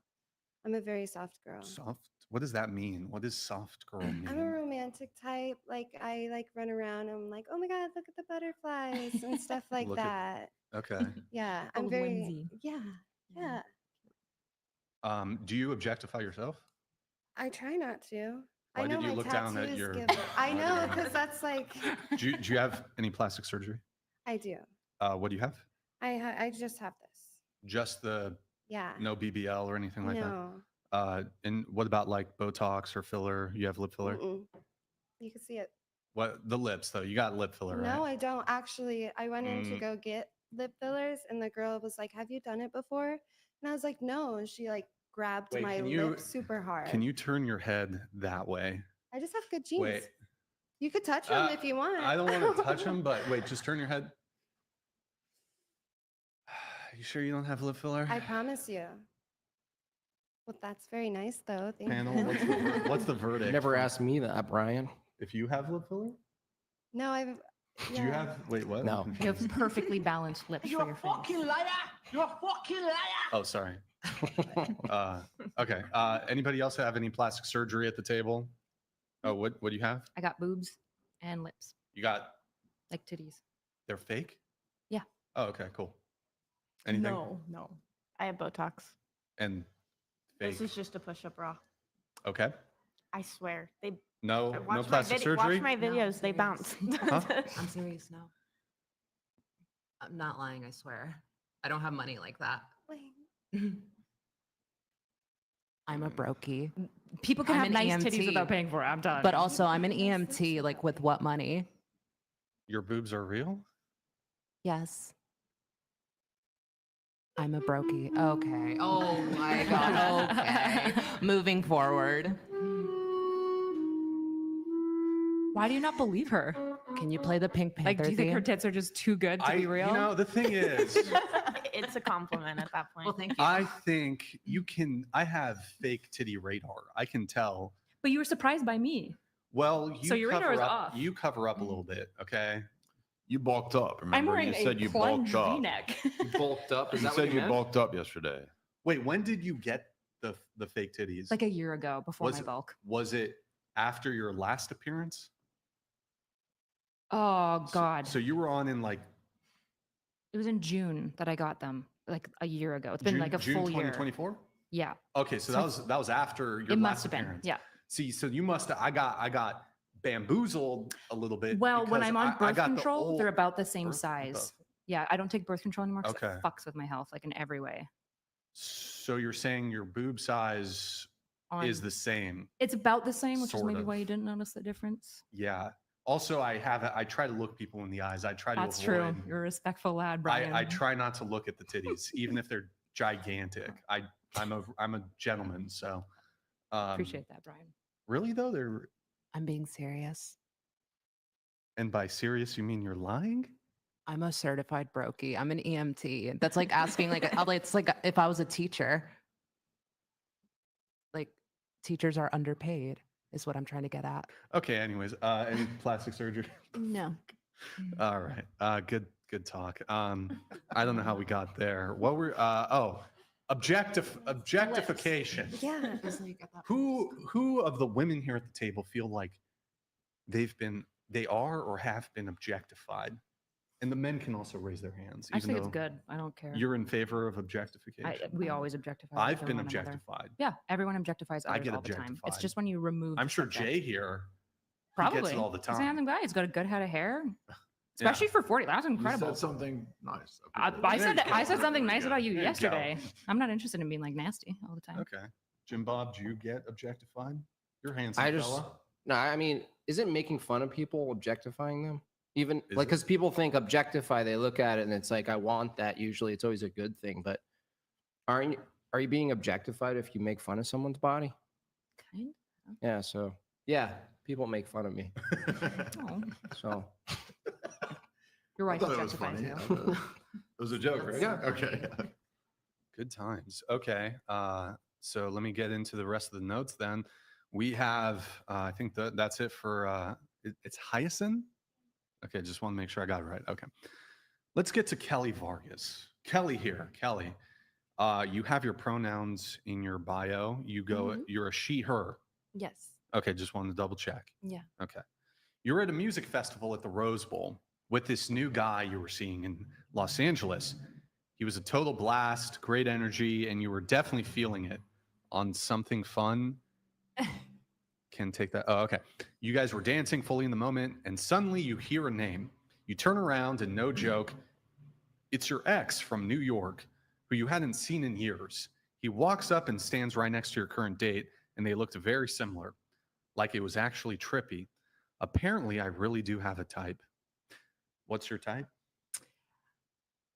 That's a great question. I would say usually tall, tan, Italian looking, physical, okay. and then personality wise, like a hot mess. Italian. Wait, personality hot mess, Yeah. but Italian looking. Yeah. Okay. All right. Jimbob's Italian. Is he? He's married. He's married. Is he your type? If he was single. Respectfully, no. I'm sorry, Jimbob. I'm sorry. Okay. So Italian and just a fucked up personality or a mess. Unfortunately, yes. Okay. So what does that mean? Like you date like criminals or what do we? No. I don't think that far. I think more of like they just are very type B, similar to how I am. Okay. Disorganized. Maybe they make like awful decisions, but not like to the point of like criminal. Like no. I see. Okay, cool. You said the other time you were in Costa Rica, excuse me. You solo traveled there for New Year's Eve. You matched with a local surfer on Tinder. Was it this her ex-boyfriend? I don't know. That could have been really possible. He cheated on me in Costa Rica. And he claimed to be a surfer, right? So yeah. It turned into a movie. You say you guys swam, partied, you rode his motorcycle through the jungle roads. And you basically fell into a 3-day whirlwind romance, pure passion, no plans, and zero regrets. Did you have a giant underbite? No. Okay. I was genuinely thinking it could be It could have him. been him. It might have been him, yeah. And so, okay, that was your Costa Rica thing. That's cool. Was there any like specific thing with him that you wanted to share on, or just no? I just think it was it kind of alludes to the idea of like I don't really am so pressured with society, like in the idea of like having to have a long-term relationship, feel like I have to submit to a man constantly. Like I kind of just go with the flow. I'm very free-spirited. If I like somebody, I like them. If I don't, I don't. Same with them. I know a lot of people are like, oh, it's kind of weird if you're not like in a long-term relationship and you're just like in like, you know, little flings here and there. But I think that's the fun part of being like living, is just to be in the moment. And if it comes with a fling, why not? And do you travel a lot? Yeah, I do. And when you travel, do you find yourself in these temporary romances or whatever? I don't look for it like per se, like that's not my top priority, but if it happens, it happens. Okay, got it. You wanted to talk about baby mama and baby mama, baby daddy culture, but you don't have kids, right? No, I do not. Okay. No. Do you? What specifically did you want to talk about? On I that? just feel like, personally, in my opinion, it's really shoved down in the pop culture. Like it's very normalized to have a child without being in marriage. So I would say like I'm more traditional in the sense of like I think if you're gonna raise a family, I would want you to be, or myself to be in a committed marriage. Like why would I want to have children with just anybody and not be in a marriage? That I definitely am, feel like I'm more traditional, I would say. And I guess also that comes to the idea of like I'm very liberal. Like I said, I'm like free spirited, but there are certain aspects to myself that I do think in traditionalism is important. Wait, just some points of clarification here. You just said you're you're liberal. I would say like there's a lot of liberal ideas that I have, but I definitely lean more towards the middle left. Okay, middle left. But you said, and in your notes here, you also wrote you're very old school and traditional. When it comes to that. Comes to baby what? mama. Dating? Just having children outside of marriage. I don't understand. Oh, okay. Just having kids out of marriage. When it comes to you, and this is what you wrote, you said you're very old school and traditional. Can you be, I guess, specific and give detail? How are you old school and traditional? When it comes to marriage, I think if you want to be married, like that's, to me, marriage is traditional. Like you want to have children, you want to build a family. To me, that just seems reasonable. That seems like the best way to raise a family. To have children outside of a marriage, I think it's like so shoved down our pop culture ideas that like we should have women should be able to do whatever they want. They can have kids outside of marriage. It's fine. I don't think that, to me personally, that's just not really in my So yeah, vocabulary. so that's your view when it comes to having children outside of marriage. Your desire. I assume you want to get married. Yes, but I don't. That's not my priority. What's your priority? My career. Okay, gotcha. And remind me, you're 28. Yes. Okay. How- Go ahead. How could you expect the traditional element if you're not preparing yourself to be in that situation? I don't think I'm ready to be a mother or a wife quite yet. I haven't found the right person, and the last thing I would want to do is get into an awful, unrealistic marriage that leads to divorce and to have children just because I felt pressured to have children. But if you're not preparing yourself for that type of a lifestyle, do you think that you'll just suddenly turn traditional when you're ready to get married? No, I think there's a lot of healing that I need to do within myself. I would want to raise a great family. I want to have kids like maybe in the future, but I don't in a good mindset and a healthy lifestyle. And I am still traditional. I'm not just talking about myself. I think women should and men should be in committed relationships to have children, not just talking about myself. I'm just talking about in general. When you said I haven't found the right person, doesn't that imply that the right person is already traditional? I wouldn't say so. I'm sorry, can you clarify? So that? you're like, I don't want to get married yet. I don't think I found the right person. Just that part of it. Wouldn't the right person assume that he's already traditional and wants to have kids? I hope so. If I would also love if they didn't feel pressured to have a family. And maybe if it happens, it happens. If it doesn't, it doesn't. It shouldn't be like a pressure of like, I want kids and you need to provide me kids. But if it happens, that's an amazing life. The reason I ask decision. that is because, like, I don't understand this. Like, women, they want to find the right guy, right? Like a high value man, they call it, fits all these criterias. When you find that man, why are you what do you do with that man, right? If your current view of dating is simply just to like have fun, it's like I always ask these people, same thing, it goes back on the men too. They want to find the right woman, and I always ask why. Then what do you do? Because the only answer to me that makes any sense is to marry and potentially have a family, to build something. So I'm wondering what all of this dating is, if ultimately both the men and the women are looking for the right man, right? But for what? Or the man is looking for the right woman, for what? Like, if it's not for marriage, I'm not sure. What is it, like a temporary like chapter in life, you know? Like, yeah, I think people come and go in your life. In my honest opinion, I'm very spiritual. I think not people don't just come to your life for no reason. There's always something that they provide for you. So even if they're not in a marriage or end up in a long-term relationship, I learned something from them. I'm not always out here like he's the one. Is he going to be the one? No, I mean, if it is, that's great. I take a lot of accountability that I am a hot mess myself when it comes to dating, which is why I don't attract the best kind of individuals when I date. But that's what I like to back to what Jay said, and this is pretty much for everyone, is that if in the future you see, especially as a women, because you guys have a time constraint, if you see in the future that you'll probably want to be married, you actually have to start that traditional practice of being that woman before you actually find the husband. That's why I asked, wouldn't the future husband already have the mindset of being traditional, like finding you and be like, cool, let's do this.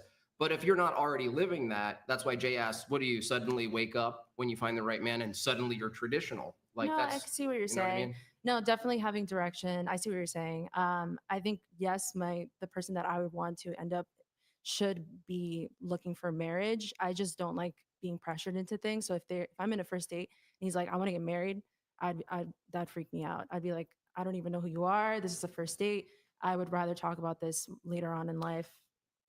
I think we're not saying you should rush into marriage, but rather that when you're married, it's a different lifestyle, and it doesn't change when you're married. Like, you have I'm to sure. be prepared Yeah. for marriage. Yeah. So you have to begin preparing before, not that you have to rush into marriage, is what I'm saying.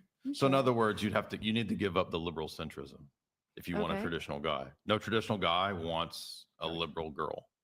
Because let me give you an example. I had a friend who dated a liberal girl back when we were in our 20s, and he wanted to marry her. I said it's not a good idea. He got her pregnant. She aborted the baby and then took off.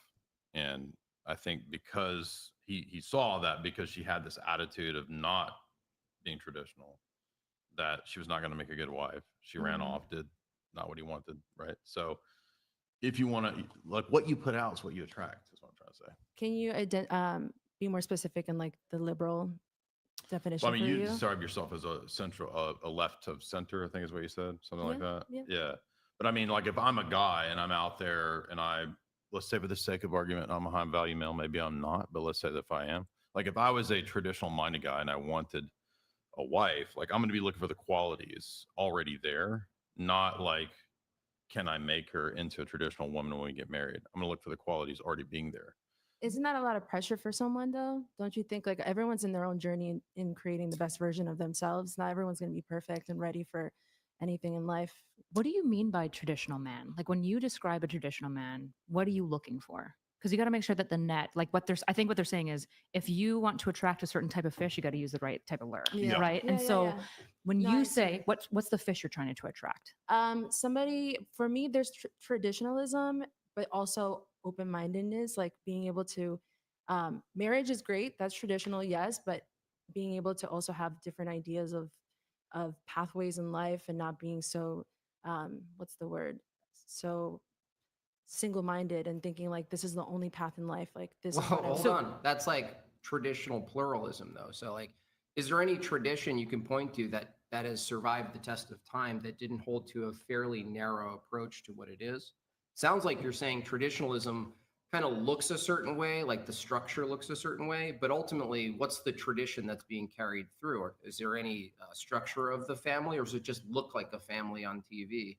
You know what I mean? Like a tradition itself, in every sense of the word, comes from a long lineage of people that hold it together and keep it, safeguard it, protect it, keep it rigorous.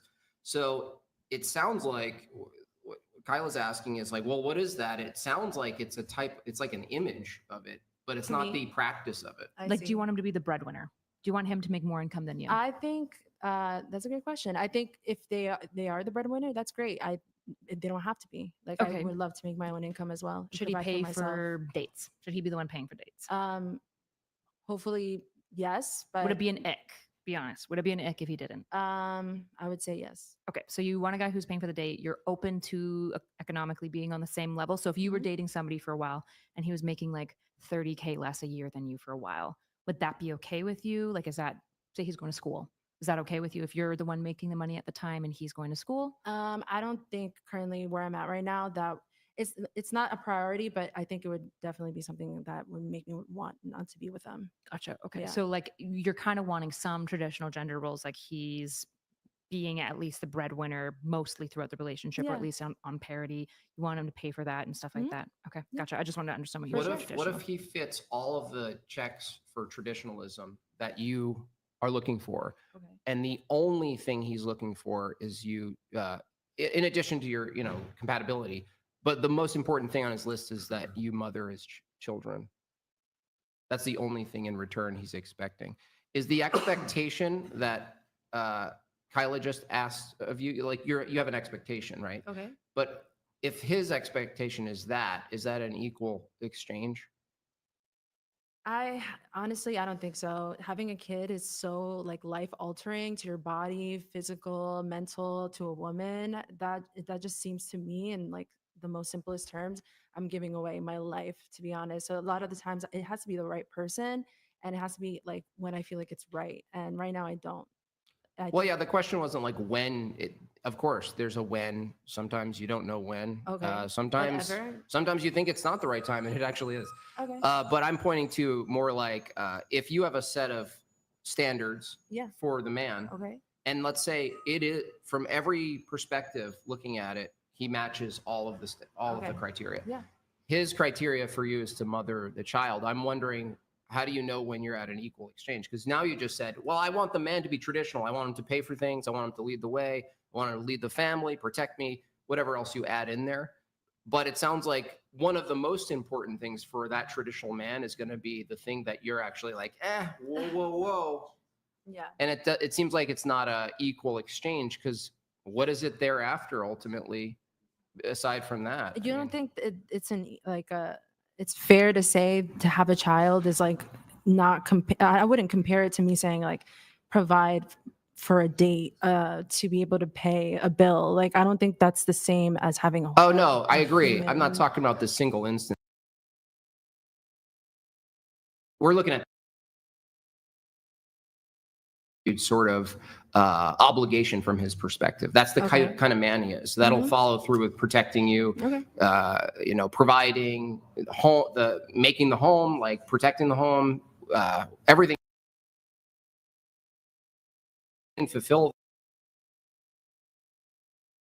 It sounds like your liberalism still kicking in, and you're like, well, I want to fly to Tahiti, right? And you're going to live your life. And that's why Jay was asking, well, what is it you're grabbing from the traditional bin from the man, and what are you providing from the traditional bin from his perspective? If it's not children, what is it? I mean, what else could it be? Like, are you wanting to home make a lot for him? Like when you say providing children, do you just mean you don't want to give up your career for children? Yeah, I feel like having kids, like it's selfish to not center your life around them. Like that's a huge life decision.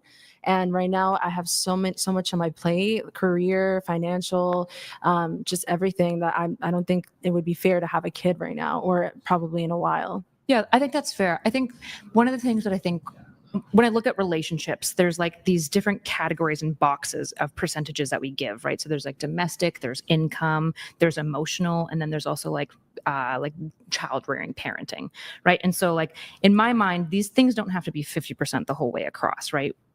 But they need to be exchangeable in a way where both partners look at them. So say, for example, if the husband is expected to give like 70% of the income and you work like part-time or 3/4 of the time, I'm not sure what your workload is, or maybe you give 60% of the income. That means other areas have to flex to kind of accommodate that, right? And so I think the important question that men have to ask when they're going into a relationship is going like, well, what am I offering, and what are the type of women that I'm interested in looking for? And as a woman, you have to go, well, what am I willing to offer? And which men are interested in looking for those things, right? Because I would agree most like more conservative, super trad men, they're not as interested in like the woman's income. Most trad men are pretty open to being like 60 to 70% of the income. But what they look for in exchange would be like higher domestic labor. So like they do the income labor, woman does maybe higher domestic labor. If she's still working, it has to be back and forth. I don't even think liberal men care about women's income. Well, I would just disagree in the economy. Like the reality is very few men can provide for a family on one economy. Some men are like super blessed. What I'm saying is though, I understand the arguments of like, okay, economically speaking, you need a 2-income household. That's just the economic reality for most couples. What I'm saying is that men, it's not going to make men more attracted to women. They'll do it out of economic necessity, but not like, oh, she's a high earner, I'm more attracted to her. I agree. It could be like a nice positive, for example, for a liberal guy. But I don't even think liberal men are going to be like, oh, she's more attractive because she's a high earner. I agree. What I'm talking about is once you're in the relationship, these exchanges are going on. I think it's a disservice. So what happens when I listen to feminists and like man spheres fight with each other is women really ignore the income labor that men often do. They're just kind of like, it's like a self-assumed thing that men are bringing to the table. And then men will often ignore as well the economic labor that women are bringing in. And which is why I've listed multiple facets, because I agree, men aren't like looking at women who are making like 100 grand and being like, ooh, baby, right? They're being like, damn, she's hot. Right. And like, she makes me feel good when I'm with her. That's more or less what most people are doing. But once you get into the relationship, part of the exchange, if we're all being honest with each other, has to be like, who's bringing the income, where and how much, and how do we balance out the other areas? And most people say the man should be bringing in higher income. And typically one of the partners is also doing higher emotional labor to like make the relationship work. So then the domestic. What is emotional labor? It depends on the couple, What is right? that? So say, for example, you've got one partner that comes in with like a lot of emotional baggage. Sure. So I'm going to use a man I'll use a woman for an example first, because I think people would find them more appealing, and then I can use a man. For a woman, maybe she like had a messy childhood. So she's a little bit anxious. She's more depressed. So she needs to be comforted more often. She Or you needs to could be just not encouraged. date her. That's also not. Yeah, but that's not what we're talking. We're talking about like what would That's be fair. the emotional I'm just labor. being In the annoying. case Okay, of go ahead. a man having lots of baggage, he might have lots of anger issues. Yeah. He might kind of stonewall and not communicate, right? Sure. So then the woman might have higher emotional labor to make the relationship work, because you have to be able to talk to each other and Okay. emotionally relate to one another. Jay, it sounds like you maybe wanted Do to you comment do on the some emotional baggage in y'all's relationship? I'm just curious. Like, Like, are are you you the one asking- that covers the emotional baggage? I would say my husband is much more emotionally like solid than I am. I definitely like have a lot more baggage from my childhood. I'm curious. I want to ask, if you don't mind, Yeah. like, would you rather be in a situation where if you had an option of a dude who you liked and he made a lot of money, would you choose that if you had to be a homemaker versus your own career and out there like having to do your own thing and all that? Which would you prefer? Naturally, I am very submissive, and I already do those things for fun. I like have fun cleaning and cooking, so it's something that but I don't look traditional, so it's. But if you kind had a choice, which one would you prefer? I would go with letting the man lead me and with the money, and Right. I would take on the responsibility of cleaning and cooking for the home and having the baby. So that would be a better life for you than like Yeah. trying to fend for yourself I in have to LA. admit it. Okay. What Yeah. about you? Would you prefer that or not? What, being like barefoot and pregnant and taken care of? If the option of a guy who has a lot of money that you like, you genuinely are like, he's not a butthole, right? Mhm. Or like you're a career woman doing your own thing and you have like a person that meets you halfway, which would you prefer? Can I just use my relationship? Because that's obviously who I picked. When I got into the relationship, my husband hadn't graduated high school, didn't have a job. I was already high income earning and had the greatest income prospects. But for me, I learned pretty early to really prioritize like surface stuff. I really wanted a man of character. Like that was the most important thing to me, is a man of high integrity and character, which I would say I got. Like Nick's genuinely amazing person. So for me, but I'm not saying that that's the typical woman experience. Like I recognize that I was very career motivated. And so in my mind, I did a mental calculus of going, that means I need to scale back the money expectations, because he's got to make a lot of trade-offs that aren't traditional for me. So I can't ask for the same traditional exchange. I did that when I was like 22. I just made that mental swap.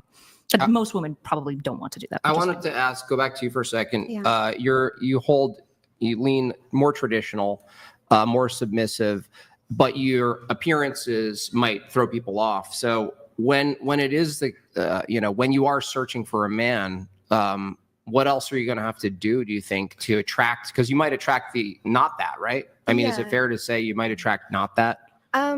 Yes, it is fair to say that. But when I date, I kind of go off of the first approach, like how they treat me. And, I don't really have a specific thing that I look for. I mean, I'm sorry, can you repeat the question? It was like you lean more into traditionalism, submissive, so that it might be the case that the man you're actually looking for is actually traditional. But if your appearance I have standards. can throw people off, I was wondering, what do you do to find the traditional if the appearance might throw them off? But I don't necessarily look for what a man can offer me. It's compatibility, like how does he make me feel? If he has all of that stuff, that's great. That's fine. But if it's a struggle together, that's what we have to do. Does that make sense? Yeah. What would you choose? Oh, like the barefoot and pregnant or Well, it's not just barefoot and pregnant. It's Yeah. also the guy that you like who has stable income, good money, right? Versus like you're on your own trying to fend for yourself. And then you find a guy that meets you halfway or something like that. Yeah, no, like 100%. I would rather be at home taking care of kids, doing my thing there. I do not want to work at all. That's not my thing. What about you? No, I like working for myself. Okay. I'd like us to have like both our separate careers, honestly. I don't know. I love my career so much. I would never give it up. So Okay. Wait, you never give up your career? Question. But so going back to this, you said you're old school, you're traditional. Would you be submissive to your husband? what's submission to you? Bowing. Oh, by the way, Brian, sorry to interrupt. When I went home last week, my entire family bowed to me when I walked in the door. Oh, even the wife? Everybody. Did you like it? Or? Yeah, it was awesome. Yeah, see, it's good. Basically, I think that's a joke, right? No, it's an actual. Yeah, they did it. Well, it's like a meme. They did it as a meme, but it was just funny. Mormons have an oath of perfect obedience. So I'm just curious though, because I know it's different for everyone. Submission, you know. Yeah, willful Wait, did you just call him a cooperation. Mormon? Sorry, I was making a Mormon. Yeah, I know. I mean, basically just deferring to his leadership, willful cooperation. So yeah, deferring to his leadership. Now, for example, like I don't think submission is this. Your husband says jump off a bridge, and then you jump off a bridge. You would not be in contravention of being submissive if you're like, no, I'm not going to jump off a bridge. Or if your husband said, okay, sell these drugs or be a prostitute. I would never be around someone like that. What's that? I would never be around someone like that. So. But let me ask you this. Your husband says, well, let's say it's your boyfriend. Your boyfriend says, when we get married, you're taking my last name. Well, first off, let me ask, would you take your husband's last name? No. What about? Okay, now we're getting somewhere. So you wouldn't take his last name? No. Just to be clear, you want to get married though, right? Eventually, yes. Question for you. If it's the perfect guy, he's the perfect guy. Most of us won't get the perfect partner ever. Would you take his last name then? I still think that's a no. So question for you, would you hyphenate? Are you going to hyphenate or are you going to keep I'd your be last open name? to it. That sounds like a compromise. What if he's a billionaire? No. But he can help your career. What if bro, would you take? You wouldn't take any man's name? I just said I would be open to hyphenating. Can I ask you What a about question? your father's last name? Well, that was by. Let me ask you a question on a couple questions on this. So you said you're old school and traditional. In certain aspects, not all. Okay, so you're picking and choosing. It's like it's a buffet. You get to pick and choose. Oh, I like this. Don't like that. Well, okay, there's some criticisms there, but so okay, you're picking and choosing. So, what do you consider traditional or modern? Hyphenation, or like what? How do you categorize these? Hyphenation, Yeah, that definitely. or what's traditional? That would be definitely like if I was to not take his last name, that's not traditional. I can agree with that. Okay, cool. How about this? I'm trying to think of another example here. Would it be icky if he demanded to take your last name? He just demanded it. I would say yeah, because that's just why do I have to do something out of demanding? Like Quite a couple questions for you. Do you want guys to pay for? I might have been gone when you guys talked about this. You want a guy to pay for first dates? they don't have to, but if they do, that's a great look. It's a plus. Do you want a guy who's a protector? Yeah. You want a guy who's a provider? Yes, if you can. You want a guy who's a leader? Yes. Okay. When it comes to the protection component, would you have an expectation, even on the first date or deeper into the relationship, that if you guys are walking along the sidewalk, that the guy is walking closer to the road where the cars are? That's being a protector. Protector. And would you expect this on the first date? I would notice if he doesn't. So Okay. yes. But it would be something you'd want in a relationship. Yeah, of course. And then you'd want him to protect you in other circumstances. Yeah. Okay. So just to be clear, you want old school. Do you want the guy to be old school and traditional in all the ways that men are typically old school and traditional? I guess so. Well, in the way that, you want your well, in the cake way and that eat it too. benefits Total double her. standard. In the you ways want that your cake benefits and her. eat it too, yeah. Right. And so just to be clear though, so you want a guy to essentially be willing to die for you, but you won't take his last name? I think die for me. That's like I never said that. But I said isn't that- He's protecting you. Isn't that the even the walking closer to the where the cars are in the road? Mhm. Isn't that an entailment of that very thing? Is he's willing to essentially put his life at risk to the point of death to protect That's you? a valid question. I see your point of view, but I think at the end of the day, I would want to be with someone who would, if I said no to them and then I explained why, they would be understanding. So you know? want to have the conversation. Like you Yeah, want to of have a course. conversation with the guy. Yeah, yeah. You want to explain to him why, despite him being traditional and old school, why he needs to accept your modernity. Yes. Of Okay, course. cool. So what if he wants to start having conversations with you about his traditional gender expectations? For example, babe, I want to have a conversation about who's going to pay. And Yes. it sounds like you're okay with that one. So, but he wants to have a conversation of, I'd actually prefer if you walked closer to the road so that you could conceivably get run over by Because a car. he's modern. instead of He's me. a He's a modern modern man. guy. That would, to me, that no, I would not. You wouldn't like No. that. Okay. I wouldn't. Okay. And So you want an Italian hot mess that doesn't want you to take his last name, but is traditional in all the ways that you want. okay. So what does the traditional old school guy get? What do you mean get?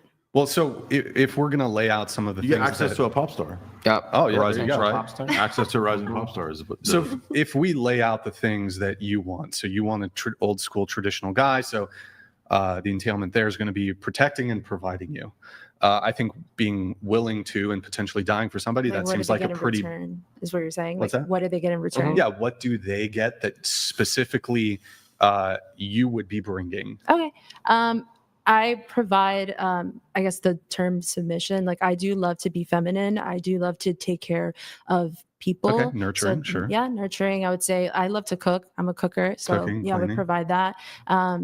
Being able to So organize. if he told you to make a sandwich, you would do it. Oh, that's so rude. Like in a like a rude way. Like, you No, know? it was the most polite, charitable way one So I could feel like say. people, make a sandwich. men who are like against feminism would always say like, Are go you- make me a sandwich in the feminist? kitchen. Yes, I would say so. Okay.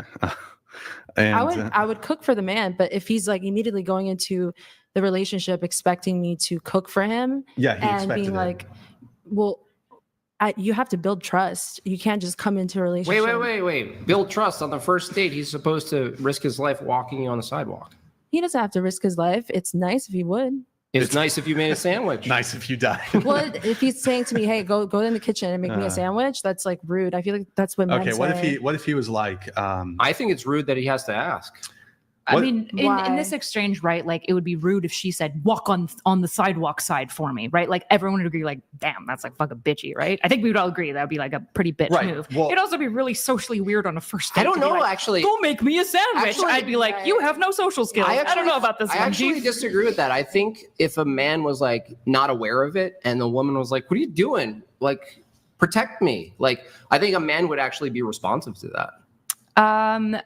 Yeah, maybe, but in general, I think mean- men are a lot better at rolling with like criticism than women often yeah, are. I'll engage with that. So, I mean, okay, so you're saying the guy should just do it. Okay, so the woman should I don't, just make to the be clear. sandwich. Just to be clear, I don't give a We fuck. shouldn't about have to men tell her walking to on the make the side. sandwich. She should just preemptively know to make the sandwich.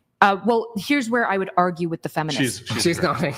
Here's where I'd argue with the feminist You're in side. favor of the sandwich. Yeah, making. Okay. no, I would say if you have certain like traditional chivalrous expectations that would be an immediate ick if like not foreseen, and you don't give any grace in between, Mhm. but you expect high levels of grace in return, you're creating a very losing situation for all men, which is shitty to do. It's a shitty thing to do. However, if you have mutual grace and discuss these things, so for example, there's lots of things that my husband will ask me to do all the time, and I'm happy to do it, right? He might just be like sitting down watching TV and be like, "Hey, can you go get me a drink?" Yeah, of course I can, right? Mhm. But part of the exchange is that when he's up, I can also ask him to do the same. But that's something that we've also Did spoken you take about. his last name? Yeah. Okay. I just want to point out that even the way in which we're discussing this is in a very particular way. It's purely individualistic. Whereas if we're really talking about tradition, it used to be the case that women and men were actually raised that this is just what you do. So you actually just do this sandwich making and you actually want to do it, right? Because it's part of a larger structure that's more valuable than your own individual preferences. Even as we discuss this, it's like, well, what's the contract? I think the important thing is to sit down and make a contract. And this is all modernity playing out. When we're talking about traditionalism, it's kind of a joke to ask anyone, no offense, but asking you about traditionalism, you're just like, you're taking it like it's like you're at a salad bar and you're like, here's some cucumbers. And what the traditional perspective is that the tradition is the entire room. It's not just salad. It's not the salad bar. And you're But the able to room's pick. changed. I think the issue that we have with modernity dating is that the room is changed, right? The problem with the banquet table is that now for the man to even be able to go to the table, this is going to break down immediately. I'll just say this. In the past, men could just work and make enough money for both of them and run the household. for most But then men. feminism happened. Well, And no, then all the women went into the work and then lowered the dollar. War happened, and like, yeah, but if we Well- didn't have women go into the workplace, our GDP would have never Oh, competed, poor and if we didn't GDP. shift It's the away only from the thing that gold matters. backing, It's the we Only would thing have. that matters, the GDP. The GDP is so fundamental for like everything when it comes to a nation state, because if you don't have a competitive GDP, your And you have enemies no- are able to stomp you. What is your That's super nation if important. it's not bound in something bigger than the GDP? But it's usually bound in some level of like civic nationality, which is going to be the bigger thing. But You mean like duties? no, more like patriotism, like love for country, not duties. Yeah, but what's the identity of the country? GDP up? No, it's like American. Why Like, don't we like, swap I'm an American. Why don't we swap the flag with GDP up? With a thumbs up I know sign. that you think this is good because it's like one of your memes, but it's nobody thinks this. GDP is important, if you don't understand, for being able to be competitive with your enemies so that they don't destroy you. When it comes to like a relationship and what we're talking about, we have this issue where the economy is so different now that men can't bring to the table sole providership by and large. Some can, and those ones I think do get to make different concessions and negotiations on the relationship. But by and large, men have to say, I need you to come to the table for economic income too. And that necessarily means that women get to have more negotiation power for what the relationship looks like and what they want in return. And the problem with a lot of modern men in dating is that all they feel like they can bring is money, because unfortunately our society has attached a male's value to their dollar, their wallet, which I think is a tragedy. And I think it's bad when women do that to men. And I think it's bad when That's not men do new. that But to you men. just said the GDP is like the key thing. Yeah, GDP is really important, but that doesn't But mean then- that But then it's a value- tragedy that men's wallet matters. It's a so much in contradiction. relationship. It's not a contradiction at all to say that, like, It's at just a that your nation view's not state very level, thought out GDP is is the problem. important to be competitive and not get destroyed by your enemies. But at an individual Why is level, it sad? it's a tragedy. Why is it a tragedy that at the men's individual? only value in a relationship is the dollars that they Look, let me bring. make it clear. But it should be more value the character that they have. It's your value Kyla. scale is arbitrary. Is the Kyla, It's point. not arbitrary. It's also It is. it's not worse. arbitrary. It's actually pretty bad. Is that at the individual level it's a tragedy, but at the nation level it's the ultimate value. Yes. It's Your not the scale is ultimate arbitrary. value. You just and when said- you argued No. it with me, you said it was subjective and relative, and what you believe is right. And Relative arbitrary. doesn't mean arbitrary. These are not the same thing. It These are me- not the if same you words. argue that it's can relative be and then you coherently make an attached to. argument, it's arbitrary. That's not true at all. It is. It is. No. You don't know basic philosophy. Okay, we This can was go our back to 2-hour this. debate. Presuppositionalism is That has nothing to do okay, with if you want whether to go back there, relativism is a we can contradiction. answer the question It has nothing before. to do I'm with sorry, that. I'm so tired. You don't understand the topics. Presuppositionalism doesn't solve You Agrippa's don't know dilemma anything any about better these than topics. foundationalism. You've never had a philosophy class to even speak on these topics. I know you're saying this. No, but you at this demonstrated point, that you after can't. watching your debate, I don't think you have a degree in philosophy You because don't you would debate. know that presuppositionalism Relativism is does not solve subjectivism. Agrippa's dilemma.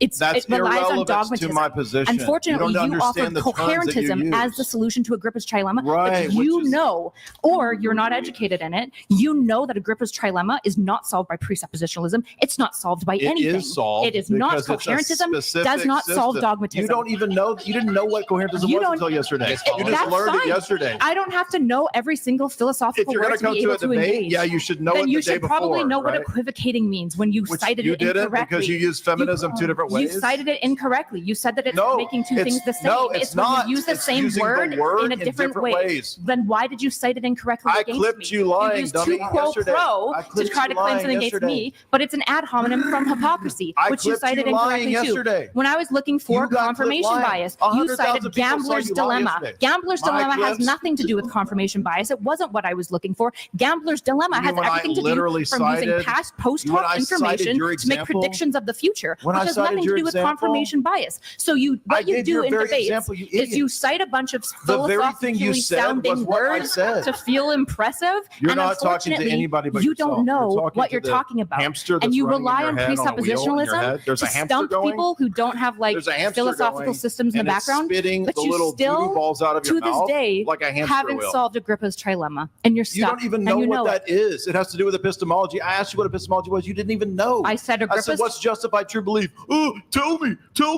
You don't Agrippa's know anything trilemma, about these I can topics. define it for you. It's infinite regression. I know it's that's not dogmatism, anything and it's to do circular with what we're reasoning. debating. It has everything to do with it because I you're don't saying believe that in relativism is foundationalism. arbitrary, but relativism It has is. never been viewed as arbitrary ever. It's a It philosophical wouldn't matter if system everybody. based out of That's an appeal to foundationalism. authority, you idiot. It's not The appeal fact to that authority at all in If the any way, fact that shape, or nobody form. believed that is an appeal to authority because Moral it's a vox relativism populi. is a That's an appeal to foundationalism the, belief. It's appeal to the masses, The reason you idiot. why it's not solving Agrippa's trilemma is the same reason You don't even presuppositionalism doesn't solve understand Agrippa's Agrippa's trilemma. trilemma. You don't understand I infinite do regress. all the time. You don't know what It's the idea that foundationalism you is. fundamentally I cannot asked justify you any what- axiom I at asked the end you of the what day because justified that true everything belief must be is. circular, That including doesn't mean you understand it. presuppositionalism. You're repeating what you read, you idiot. Presuppositionalism tries to solve You're Agrippa's trilemma by repeating memes that you presupposing read. something, You're but it repeating relies on memes that you read. dogmatism. This only fools idiots who follow destiny when That- you just yap because you think you're destiny. Take a bet and on you're the garbage IQ average destiny. between You're Destiny's garbage audience destiny. and your audience. Take Are a you bet on it. serious? Yeah. Are you serious? Yeah. The garbage person that you tried I to, would you bet tried to that the dissociate yourself education with? level between my audience and yours is Wait, vastly education? Your disparity. education. That's Yeah, what, it maps onto IQ pretty well. Oh, really? Yep, it does. What, like in the Canadian system that you were educated in? The significantly That better you didn't know what education system justified in your belief? America. Says who? You ain't got the answers, man. You So ain't who? got the answers. Aren't you guys trying to like global destroy the Department of standards. You ain't Education? got the answers, Sway. What?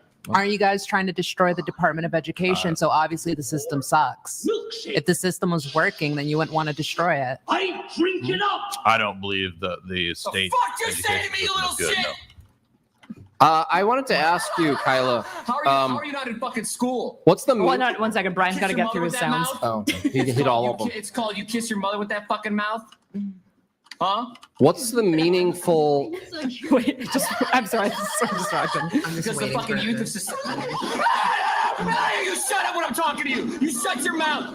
Is it stuck? Yeah, it's done. That is so long. What's the sorry. meaningful symmetry breaker between the tragedy of a man, his whole value being essentially the GDP of the house, and the country having that it's a good thing. It's not a tragedy that the GDP of the country is good. That's a good thing. But at the house level, which is a small country, Yeah. it's a tragedy. What's a symmetry breaker that makes one An good and one Ecological tragedy? fallacy, right? What's good What, at like what are you saying? you don't know what an ecological fallacy Look, is? I asked you the symmetry breaker. You Yeah, saying I'm fallacy. No, I'm answering with ecological fallacy. If you don't know what it is, that's okay. I can explain it to you. Oh, you're so condescending. I'm Just I'm answer the being genuine. question. You don't have to know all words. I actually don't think it's bad if you don't know what it is. But my answer to your question is ecological fallacy. If you want me to explain ecological fallacy, I'm willing to do so. Cool. You do that after you answer my question? My answer to your question is an ecological fallacy. So you can't answer it. can't answer So you won't answer it because it's You the don't know question- what that word means, do Is you? a question a fallacy? How's a question a fallacy? And so the question is an ecological fallacy. Yes, questions can be fallacious. So asking for a symmetry breaker, I want to know the meaningful distinction between The something symmetry being breaker is good- found in the ecological fallacy. Again, I can define it for you, or you can define it here. But if you want the answer, Go ahead. Agrippa's Trilemma. What is that? What is Agrippa's?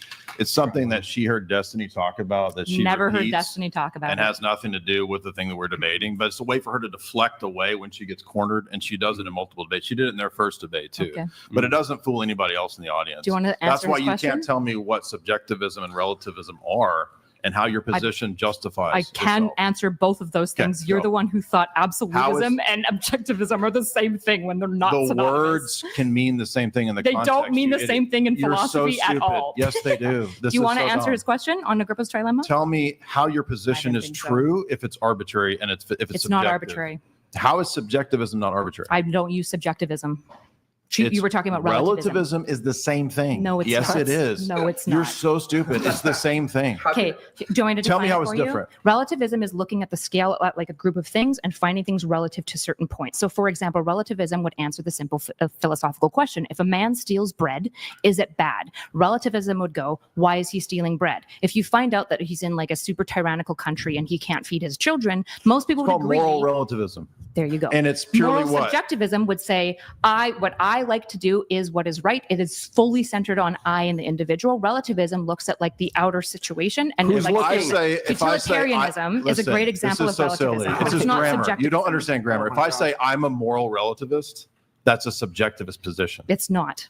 I'll You're draw so it for you. stupid. Here, I can draw it for you so you I can said understand. I am. She's gonna. So- you understand grammar? For those of you who Grammar. are not familiar Grammar. with philosophy, I guess I'll explain listen, it to the ladies. Listen to me. You're there's talking an to the ceiling. x-axis and there's a y-axis. If I say on the I, x-axis would be absolutism. if and I that say would be I am a, relativism. this is like talking to. She doesn't talk. So absolutism is like, do you guys know Kant? You guys ever heard of Kant? Hey, don't call people that. So Sorry, I'm so sorry. That's So okay. Kant had this idea of absolutism, which is that when we come to universal laws, we should apply them to everyone equally in all ways. And the problem with absolutism is that it falls apart really quickly. And the only law that he could find that worked really well That's for not absolutism in its position. old That's way is that Kant's a nobody should lie. That's a deontologist. threshold. Kant's a he would- deontologist. It's not what you're talking about. Deontology can be absolutist. So when we're looking at the spectrum of absolutism to relativism, relativism would say stealing is bad, but it kind of depends on the situation. if that's I said happening. I'm so that's a how we moral gauge it. relativist- So an example of relativism Hey, would be I'm like talking to you. utilitarianism. If I say I'm a moral relativist, is that my subjective state? Your statement. Is it my subjective state? I am a moral relativist. I don't even know what you're trying to ask here. It's a simple question. Well, the issue is that you're equivocating. I am a again. moral relativist. You're equivocating because No, you're using I'm the not. word You don't know subjective, what and in the- the next question, you're going to use subjective for a different purpose. You're so stupid So that you subjective think could that a mean word- in this you know what a- situation, you know what a your word personal concept state. fallacy is. But then when I answer that question, what you'll do is you'll see subjectivism is a moral system, but this is very different from one another. No. Do you want to the go into basis- objectivism versus No, subjectivism? the 'Cause we can basis do of that next. subjectivism is Objectivism is like relative. Platonic forms. Have you guys ever heard of Plato?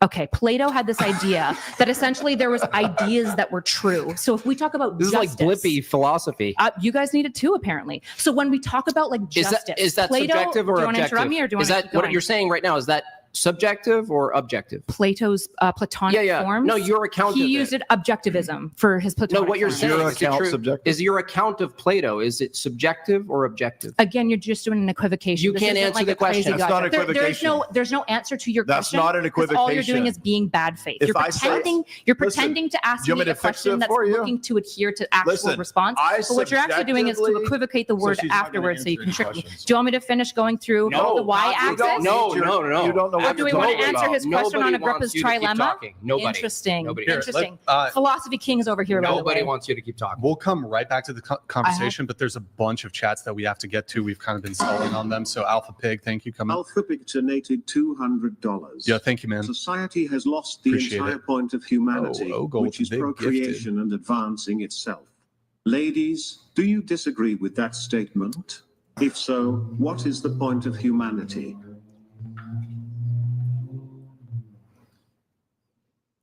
It's a good question. It's subjective. You guys wanna answer it? No, the answer would I be do subjective. agree. I agree. They all agree. They totally understand the message that just okay. All right, yo Ogle, thank you for the gifted 50 memberships on YouTube. Thank you so much, man. We also have a TTS coming in from Ogle. Let's see. Wait. Society has lost the entire point of humanity, which is procreation, advancing itself. Ladies, do you? Here, I'm gonna get the rest of them to answer that one. Though. Glue.net donated $200. Sorry, dude, but relativism is not subjectivism per se. A mouse is very small relative to an elephant, but Thanks, large Ogle. I said I am a relativist. If I say I am a relativist, and that's my subjective state, could you name one Kant book? Can you name one book by Kant? Can you define name one Agrippa's book by Kant? trilemma yet? Can Or are you you going to name keep a- running away from You're a that? Kantian. I'm not a Kantian Okay, now. can you name one book by Kant? Don't need to. So you don't know anything about Kant. You've never You read don't Kant. know a Can book. You, name, You don't know nothing. can you Define name a Agrippa's single trilemma. book by Kant? Not off the top of my head. Because you no. haven't read Kant. You don't know So you're things. so- You why is don't she acting like write a book. retard? I've read 3 books by Kant. I don't remember the names of them. You haven't read 3 books by I Kant. You haven't can't taken name one of multiple them. philosophy Name one of them. Name one of them. I don't need to. Citing books Because is you a haven't- proof because of you knowledge. lied. Citing You books haven't is not read proof of Kant. knowledge. Don't you think people who study at a graduate level can pick out when somebody thinks they know a topic? Don't you and then think they start somebody who talking studies about it, philosophy at apparently then a they master's don't level know a could single answer book? things like the difference I don't between objectivism because you're too and, dumb to and you're too dumb to relativism? answer. You think a word has one meaning. Yeah, you think objectivism think and that you don't know absolutism what is the- the same, bro. It's because okay. the sense Don't of the try word so hard. in the context determines how I'm meaning it. It's called intentionality Yeah. in linguistic philosophy. It's intentionality. Okay, the intentionality behind when I say I'm in a subjective relativist, my position, that would be my state.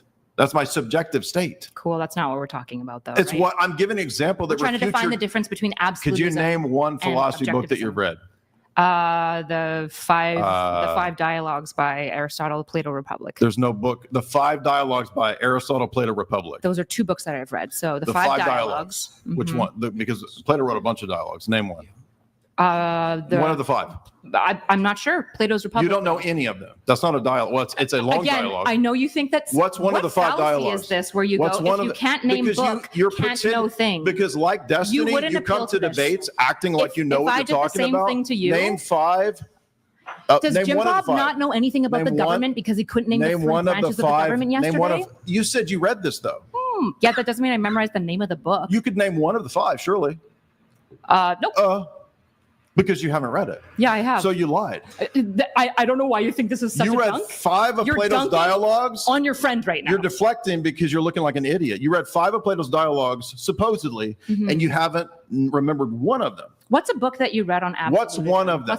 What's your favorite book? Name one of them. So that's a 2 quote. I've already said that I don't know the name of the books, but this is not You to said you read it, and I think you're lying. Okay, I think you're lying about your entire We'll get right philosophy. back to it. You guys can ask each other about books in just a moment. But I don't want to ask. I don't want Right, because you just got exposed as a One fake. sec. You haven't read any. So of the Jim stuff. Bob doesn't. What does Jim Bob have to do with He it? can't name the 3 branches of the government. Guys, there's a chat. You're a fake. You're a sued. You haven't read any of this stuff. Hold on, guys. Hold on, just a minute. Disagree with that statement. So I pulled this If one so, back up what because is I the point don't of want to screw this guy over because he sent in a $200 TTS. If you guys can answer the question, do you disagree with the statement? Society has lost the entire point of humanity, which is procreation and advance. So do you guys agree that the entire point of humanity is procreation and advancing its society, advancing itself? In like an animalistic way, like yes, like that's like every species is continue procreating to keep it going. That's like yes, that's to me that's like not debatable. But because we're not what you think of when you think of animals, you know, because we're sentient, I would say that like sometimes that's just not every single person's goal. Some people aren't meant to be mothers. Some people aren't meant to be fathers. Some people would be a shitty mother or father. And frankly, we don't really need them in the gene pool, so to speak. So like, if they don't want to procreate, then like, don't. Sure. Like, Do you they want to don't weigh have in? to. Do you want to weigh in? I don't know. That's just my 2 cents. I don't know. What do I know? Sure. I don't really even understand the question, to be honest. It's too Alpha Pig, you're too smart. You're way too smart, Alpha too Pig. good at this. You got to change it. Here, let me read. There's about 5 other chats we have to get through. This is ID Bro. He says, the reason why it's relevant is you were trying to say the Hebes of the OT are the same as now, which is a blatant lie. You said King David is the same type of Hebe as Jewish people nowadays. Absolute airhead. What does that mean? This is like way back. This is like from This is garbage at the from start. yesterday. No, this is from the start of the conversation because he sent in another one. He said they were Jewish people were patrilineal. So This guy. He's following up on that statement. Gotcha. I wasn't denying that they were patrilineal for those like 30 years that he listed. The issue is that then they were matrilineal after that. Like I don't know. They doesn't mean that they were matriarchy. They were All right. matrilineal. We have BP here. He says, I'm so glad the sun dying isn't inevitable because it didn't happen by ancient Roman times. And this came in about over an hour ago. So this is probably related to a different conversation we're having. I don't know what this is in reference to. Or Sorry, BP. It's yesterday's her argument that was so stupid about inevitability of feminism, and I gave examples of history where societies didn't have it, thus showing that it wasn't necessary and inevitable, which you didn't understand. Oh, 'cause you're so smart, Jay. My God, I'm so blessed to be in space with you. Do you understand why that's the case? is somebody tapping the Typing. tap? Oh, okay. All good. Oh, okay. Gotcha. All good. Okay, we have Jason Cassell. Chair 4, do you know how ridiculous you sound? So you had no agency, made to do something you never would have done on your own, but now you are on your own. You do that very thing. This is when you're saying your ex-boyfriend, he got you into, you said he was PIMPing you to do OF, basically. I said that word because he was taking all my money. Okay. That's he was exploiting my body.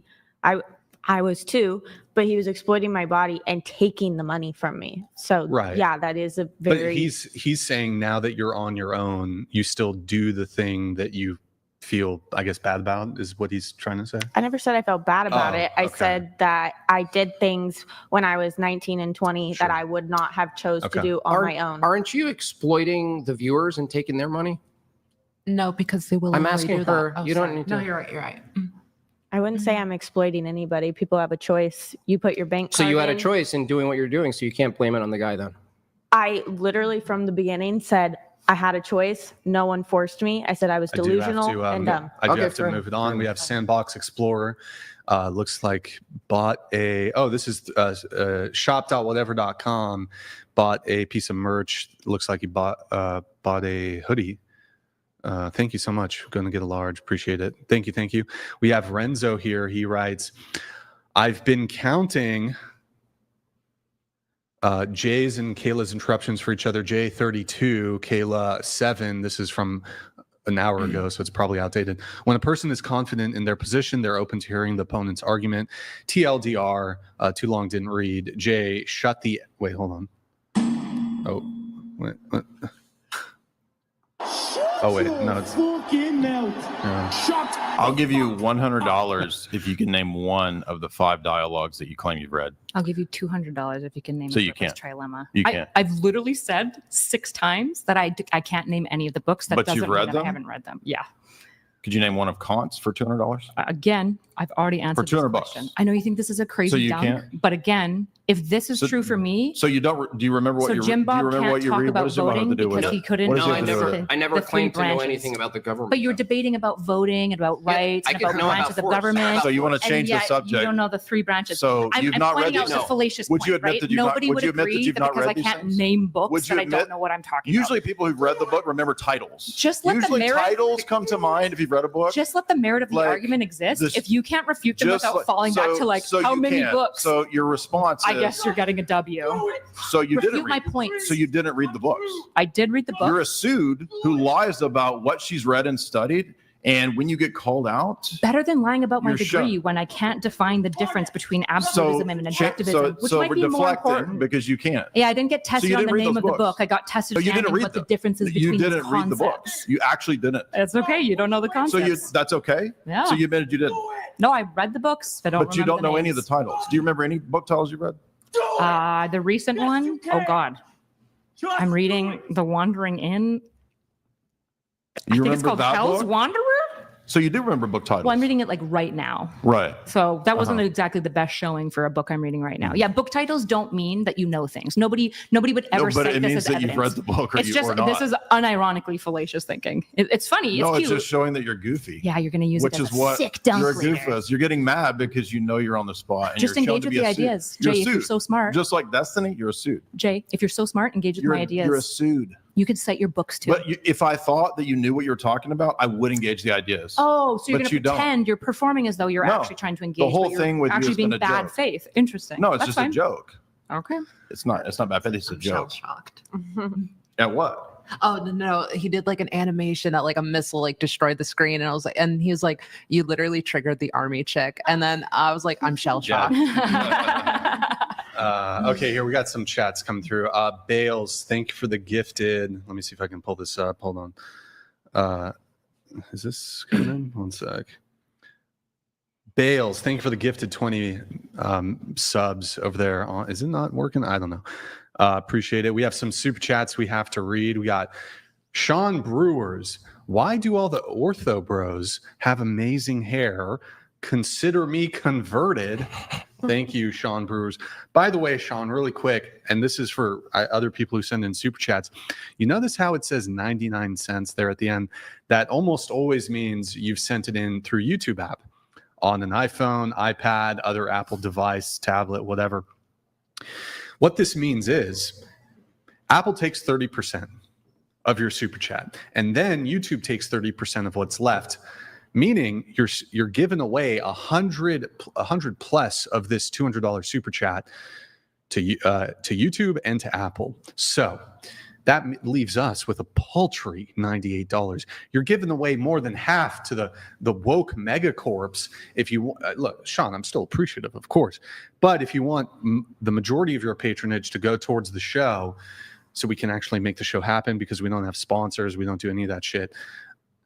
do it through Streamlabs. Streamlabs.com/whatever or Venmo, Cash App, whatever pod. Thank you, Sean, though. Appreciate it. Lucas writes, you do realize that affluent traditional men are very discerning and exacting when it comes selecting for background, values, gender roles, worldview, etc. In other words, they're not selecting for a liberal woman with pronouns in her bio.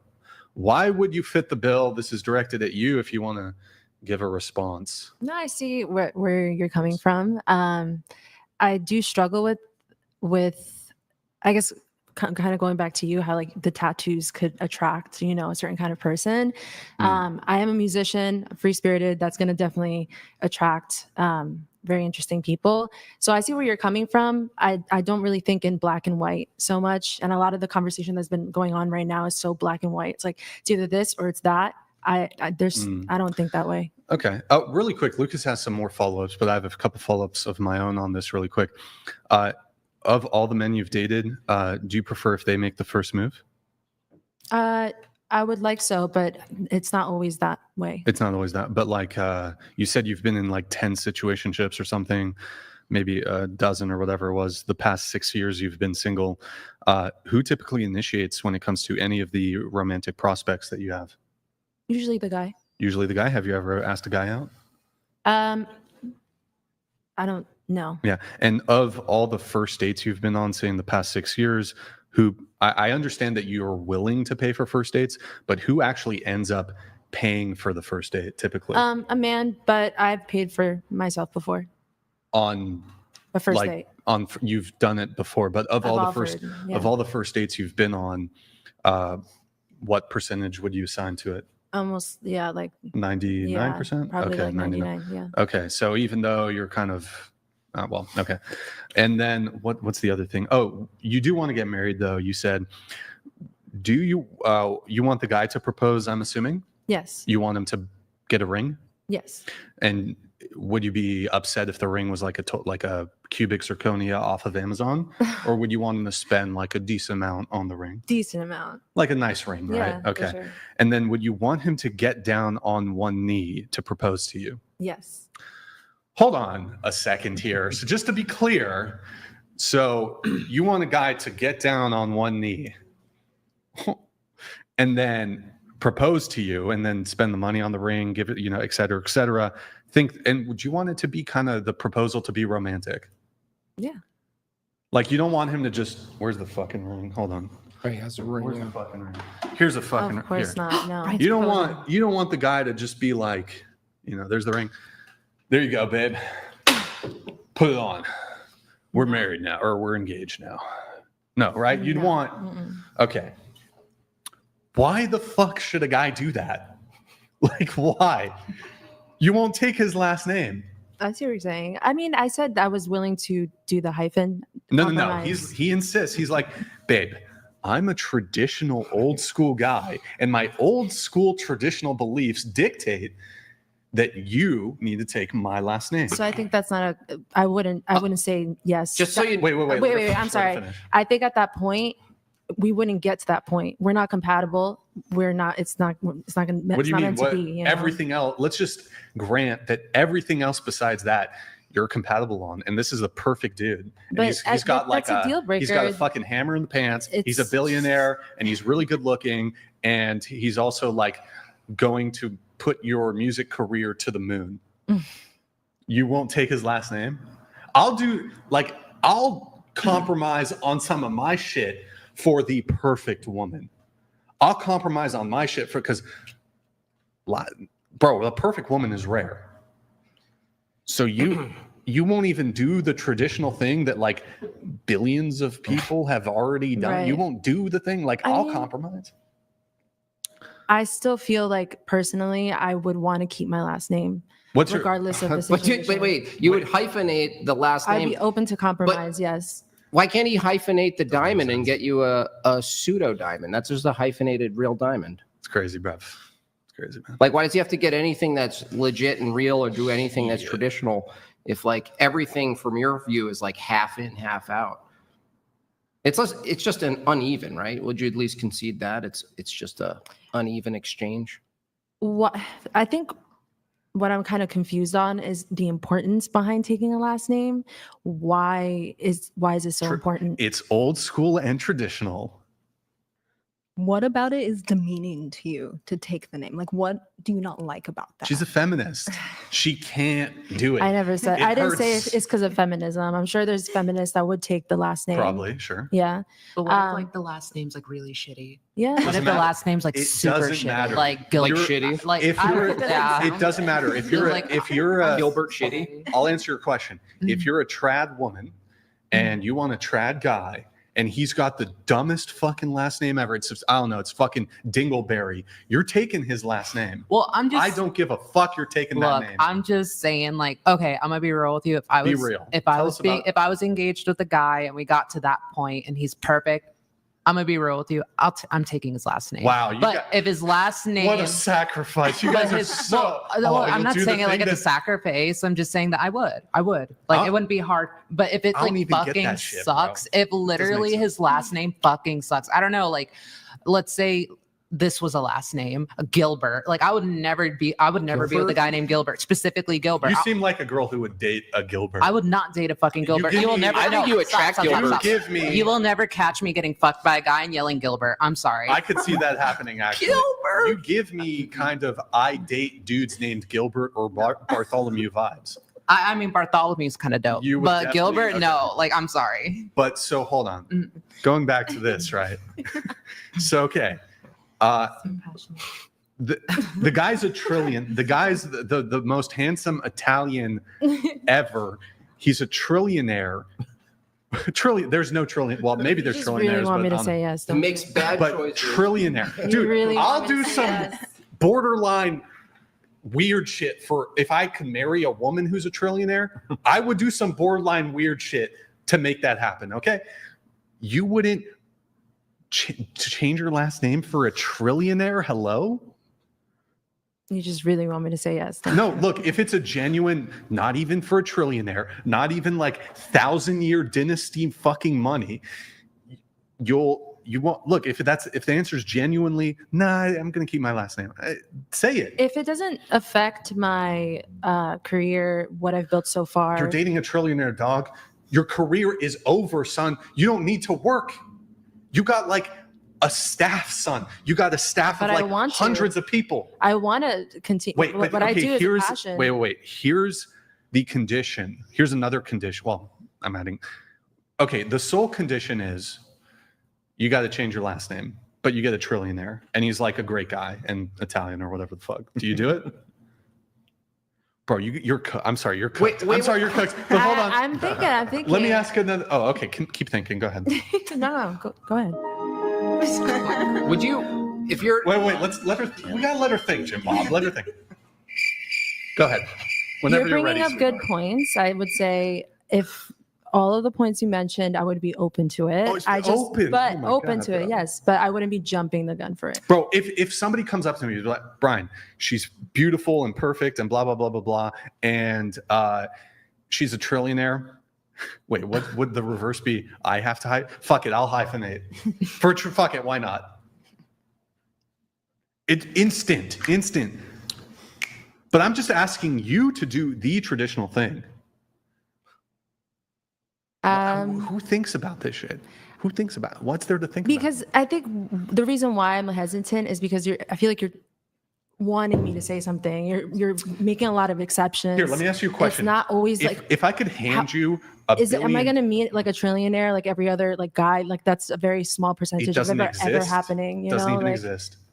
As far as I mean, maybe there's like some people who aren't on the books or whatever.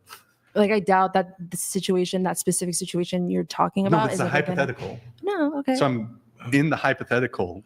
You get the perfect trillionaire guy, Mhm. but you have to change your last name. Do you do it? Yes, sure. Okay. Would you? Don't I even- wanted to ask you. Would you, if your father asked you to change your last name to your mother's maiden name, would you do that? Why would that? Why would that happen? No, That's it's not. not The common. question isn't why would it happen, but if for some weird reason he just wished it, he was like, "I want you to change your last name to your mother's last name." Would you like hold on to the tradition of carrying your father's last name? I think, yeah, of course. 28 years of my identity is behind Vargas. Like, why would I just completely change it over to my mom's maiden name? Well, that's interesting. So like you're holding on to something that's actually traditional. The very thing that you're defending would be the thing that that the future husband is actually asking you to do. So like you're saying like the tradition of man's name, I'm going to hold, like, I love that tradition, but part of the tradition of the man's name is that it actually changes the daughter's name in the future. So your future kids, imagine a future you going, I'm so glad mommy took daddy's last name. Right? I see what you're saying. I got a question. For you.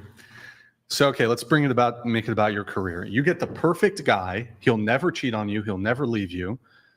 Trillionaire. But he asks, I don't want you to do your career. And that's the condition for you being with him. You have to give up your career. You can still you can't do anything public facing with music, but privately, if it's a passion of yours, you can like make dope beats in your bedroom or like multiple bedrooms because you're a trillionaire now. Would you be willing to give up your career ambitions for a perfect trillionaire? Absolutely not. But wait. No. A couple follow-up questions here. That's like a no with a period. Your career, to what end is the purpose of your career? To connect, to have a message and connect with others. Music is healing, and I put that into my music all the time, and I connect through. Is all music healing? No, like, no. You know, Kanye Music West, is everything. Music is anger, happiness, joy, sadness, but to me, it's healing. I'm going to assume something right now. I could be wrong. I think you want credit, because here's the thing. Let's say Brian's hypothetical. You have a mansion, he builds you a studio, and you create all this music. It's just that people don't know who you are, but they love your music. It's changing people. Everything you imagine from your music is happening, but they just don't know your face, your name. You don't want that because you want the credit. That was I want Jimbob. That was a really good question. Can you just state it once more? So the question is, if the man gives her a mansion and a sick ass basement studio, she pumps out the music she loves because now she has the time to do it. She doesn't have to worry about anything else, right? It's funded. But she uses like a pseudonym. A moniker. Okay. She's wildly successful for the music you do. Your voice is heard. Your lyrics are heard. So what you're saying is she has the impact that she wants to have, but nobody knows it's her. Yeah.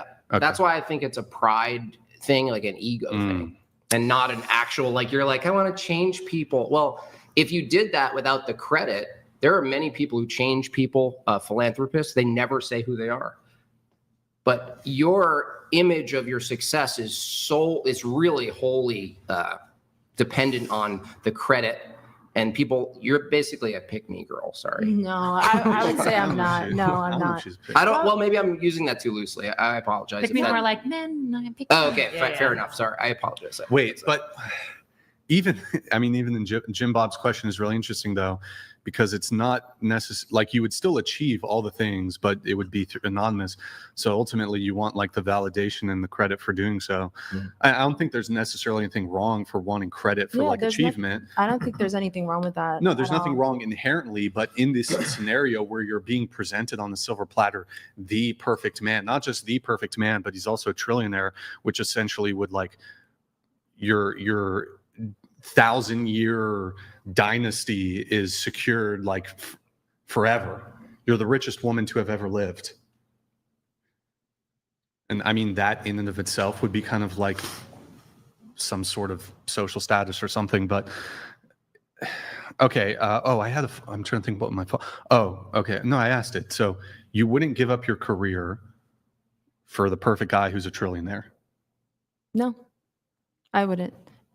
So you're not you wouldn't be submissive then? Pretty much. Why would a man that I would ever be around want for me to give up the biggest thing of my life? For children. Yeah, he wants you to focus on the... Because if your career, let's say you make it, isn't it the case that like a traditional man wouldn't want the mother of his children flying to city doing performances at massive stadiums and that kind of life. Like, But again, that's like the black and white mentality that That's we're pretty talking black and about. white. That's Yeah, like you incompatible. could still be like traditional, ask for marriage and kids, and be okay with a woman Touring traveling and touring and not being a mother. No, and you What could is be the a mother and tradition still of not being a tour. mother? Which tradition is that? Not being home and being a mother. What tradition is that? You gotta pick. I mean, you gotta pick one. I think her answer to here is fundamentally she wouldn't pick those men. Like probably the worst thing that's happening here is she's saying that she wants a traditional man when really she kind of wants like a modern man who's like more masculine than he is feminine, so that she still like finds him attractive. That's like probably the reality. It's probably like a misnomer. I could be wrong, but like what you're describing to me is like what you really want is like a more modern guy in most ways. You just want him to not be soy as fuck. That's what I'm hearing from you. Yeah, I would say so. Yeah, thank you. Yeah, I don't think we're disputing that like there are guys who exist who date like hyper successful women, for example, like famous female musicians. They are in relationships with men, and these men tolerate to some degree their boss babe career, whatever. I don't think we're disputing that. I think we're more so, and for example, a woman could be like the most modern, promiscuous, like 1,000 body count, whatever, all these like negative characteristics that you wouldn't typically associate with a traditional woman. And she could still like have a standard and want men to pay for first dates, which is like a traditional dynamic. And she can very well get it. I don't think anybody here disputes like, okay, you could be like the most degenerate modern woman ever and still get guys to pay for dates for you.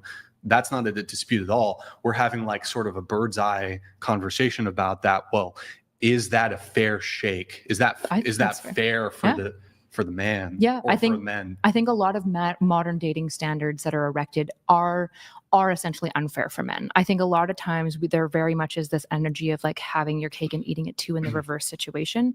And I think that comes from this idea of like some level of a gender opportunism where you kind of want all the things that traditionalism benefits the woman, but you don't want any of the cons that come with it. And I think when you're doing that cost analysis, then you need to like actually and look at these traditional structures and go, what value does it add to me? Why do I want this thing? And then decide if it actually means anything. Because otherwise you're kind of putting things on other people that you're not really willing to. I want to add to that there are men out there, not to like put all the sort of red pillars in one basket here, but just to generalize, is there's this trend of men who are pushing for this like traditional expectation, and they're catching the chicks in this contradiction. Oh, double standard. I would argue that a lot of those men aren't themselves submissive to something bigger, and so they're actually not consistent either. So they're expecting these women to fall in line and submit to them, and there's no paradigm that they're using. And they're not respect worthy a lot of the time either. Well, yeah, there's nothing. It's like this sort of like, I'm a man, demand it, but there's nothing that's informing them. And I can't say it enough that if you're a man out there and you kind of have this like sentiment of traditionalism, and you want the woman to submit to you, if she doesn't see you submit to something higher, there's no reflection that she can see of why she ought to submit to you. All she sees is a man saying, submit because a man, right? And that's kind of the rhetoric we hear.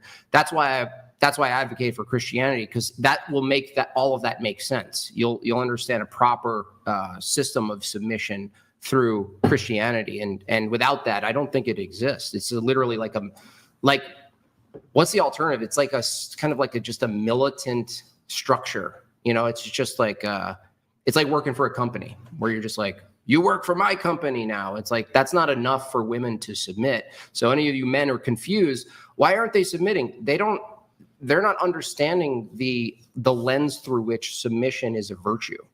Yeah. I mean, like, I think if you're in a secular lens, if I like apply to a secular lens, I think for a lot of men, like the reason that I submit to my husband isn't just because I feel like that's spiritually meaningful for me, right? It's an important thing in my faith to do, but I do it because Nick is the most respect-worthy person I know in my life. Like I delight to listen to him because I trust him. That's why I picked him. That's why I hope picked me, is because I respect him, and there's that mutual love and respect. And so I think for a lot of men, even if you're not religious and they're expecting the submission from women, it's like, what is there to respect here? Like, do you have any higher values that you're submitting to? Do you have any like quality of character that you're trying to submit to yourself? Like, is there any ethics or like moral character that you are putting yourself to, that essentially you're submitting to, whether it's like ideally God or not God. Just for the viewers. Word. Wait, one final question on this and I'll move it on. So I guess we'll start with you. I'll ask everyone on the panel. Would you rather have a high status career but make no money, or a low status career but make, say, $100,000 a year? Low status. Okay, so you'd go with 100. Security. Okay. What about you? Uh, So let's say it could be like lawyer versus like Can I just pick like janitor. my ideal? Is the question like what's my ideal job versus? Sure, yeah. Your idea of like a high status job. Yeah, I would take like a high status job with zero pay over the low The status job. 100,000. Okay, what about you? Low status. Low. Can you say the question again? Yeah, so high status job, but you make no Can you money. give an example of a high status job? Yeah, like lawyer. Well, like no money, like zero. Like, Yeah, you're a like lawyer. slavery. Yeah, you make no money, but you're like a Or like lawyer. I'm so volunteer. sorry. I'm More not like gonna- volunteer work, okay? I'm actually confused. What is the high status aspect to if it's not money? Like, what's a high status job that doesn't pay money? If it's not money, what is the status? Is it like Yeah. visibility, or like you're on a reality show? Like you're everyone knows you, you're famous, but you have no money. So, for example, I could see like a plumber and a lawyer, both of those jobs making the same amount of money, but I think most Oh, people's okay. like assessment of that would be like the Okay. lawyer's more prestigious Gotcha. Okay. than like a plumber. All right. You know, if that Yeah, kind of makes sense, I That makes guess. more sense. Yeah. Well, Even if they make the same amount. Yeah. I guess just for the sake of, hey, I got to put, I have a roof. I need Yeah. to pay for a roof over my head. I Sure. would pick the low status job that actually pays versus having like this giant sphere of influence, but like I Mhm. can't get Got money. it. What about you? But you just said they're making the same amount of money. It's just No, low I was just versus- I was explaining the status component, like how there could be a differential of status between two jobs who do make the same amount of money. Okay, so then I would Into the agree mic, into the mic. I would agree with her. I would do low status. Okay. All right. Yeah, I was just curious about it. That's interesting. I mean, it's something to add. Like when I say high status, I'm just picturing like my dream role that I'm occupying. Like my dream is like running a treatment center, right? So it's like if that's what you mean, but I'm making Sure. no money, and I'm assuming in this world I'm magically also like covering my bills. I would love to do that. If you're saying I can't do that and cover my bills, then I guess we're a little bit tied to money, aren't we? Can Okay. someone explain like what does orbs mean? Like it keeps saying, Oh, like orbs. orb, like what? Oh. It's from my audience.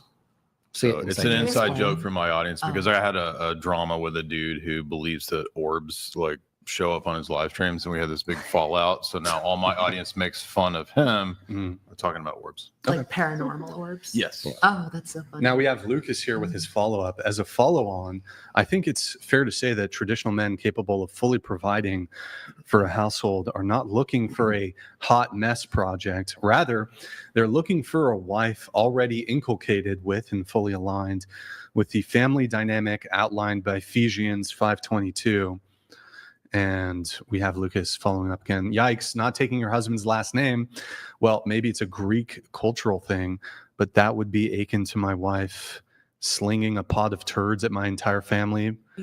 Much like not naming my son after my dad.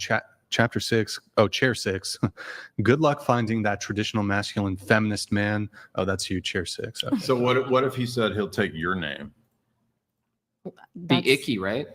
That wouldn't happen. I would. Why? What if 'Cause you that's found not- a Does that a like wild guy? actually happen? No. Yeah, it actually For the have a sake of friend. argument. Yeah, I have a friend who took his wife's. Sometimes guys take girl names. I didn't know that. sounds I would, if he really wants to. Why not? Okay, important if question. her last name's better. I mean, if his last Oh name my is like Gaylord and like I her was gonna last say, name's like what Megatron, if your last name's I'm gonna pick Epstein? Megatron. Are you taking a new last name? Like if you have an opportunity to like flee the Epstein name. That would be Are the you man's doing it? determination. Or any Yeah, of course. But I'm asking, like, would you guys be like, if you were last named Epstein and you had an opportunity, like, would you change are your you name? are you saying like not within the context of marriage? Just like, would you change your last name? If you had, Sure. like, I'm mostly making a meme, but yeah, yeah, I it's don't, not a if serious a guy question. wanted to change his last name for whatever, I think that's fine. that's fair. That's So, not. I was is she making a just joke. like supposed to change her name to Epstein? if she's in a relationship with him and that's his given last name, and he desires to keep it, and he's a traditional guy, and his traditional expectation is you're going to take my last name, then yeah, she's going to change it. And name the son Jeffrey too. Gotta go with it. You're tweaking. We have some chats here. We have Belial. He just says hey to Hyacinth. Oh, hi. Is this your homie? Yeah. Aw. Thank you, Belial. Thank you. That's Appreciate it. Then we have Sean coming in here. It's going to take a moment to pull up. Agrippa's trilemma posits that any attempt to justify belief leads to infinite regress, dogmatism, or circularity. Coherentism is an epistemological theory that can attempt to solve this. But it doesn't. Well, you say that, but you have evidence that you're not aware of the basics. So we're not going to listen to anything you say about philosophy when you can't still name one can't book. separate absolutism from name objectivism. one which is book much from more important. Plato Oh, that you've good read? one. Oh, You can't. good one. Because you haven't read it. You Just got admit me. that you haven't read it. I have read it. I But don't you don't know remember the any title. titles of the if most you famous would like phil- to the engage most with my famous ideas, you're welcome philosophical texts to. in If history? you just want to fall back on this, you can. You're a sued. I'm not a sued. I've read But them. you can't name one of them. No, but do you want Because to you haven't engage read with my them. ideas? Because you haven't read them. Again, this is But not the dunk. Your ideas are not worthwhile because you're a sued.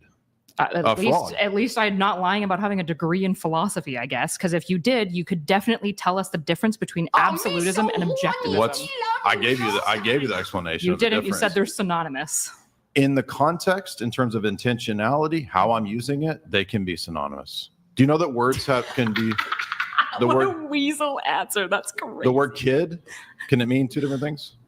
So your answer to what's the difference between Can the word absolutism kid- and objectivism is equivocating. That's amazing. Can Honestly, the word kid mean two different things? power level. You have Can the word highest kid power mean two level. different things? Yeah, of course. Okay, so words are dependent on their context. Yeah, so you're answering So the word definitional subjectivism- question here by equivocating. The word Gotcha. subjective, you don't know what equivocation just is. so you guys know, is when you That's take the a word with false multiple meaning of the meanings words. and you use them differently within the same premise so that you can muddy the conversation and You make it don't- hard. So he's acting like absolutism when we're talking about it as a definition is just his personal definition that he's thinking of in the moment. When I'm No, I said obviously asking about the subjectivism. school of absolutism versus the Subjectivism. school of objectivism. Obviously. I'm not talking about that. I'm talking about your That's what I am argument. asking you about. But I That's don't what I'm care asking because you I was about. critiquing your argument. Good one. Good one, Jay. Yeah.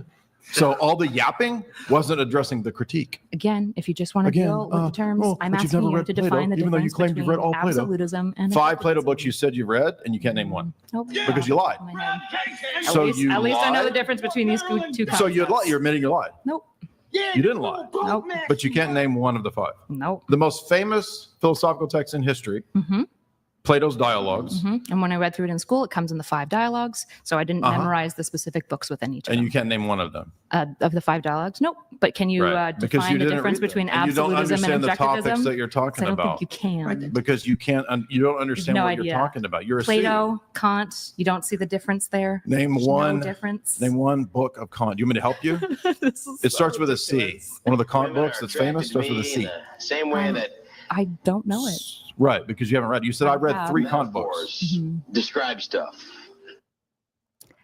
Because you haven't read it. I'm Just sorry. admit you haven't read it. I Just be have honest. read them. The whole internet, you haven't, I don't- because they're famous. Okay, are we just gonna and circle this anybody in forever? this domain would know. Do You you admitted want to that engage with my you ideas, remember or do the I want to book keep that citing you remembered the titles book I that don't- you read that I haven't recently memorized? and its title.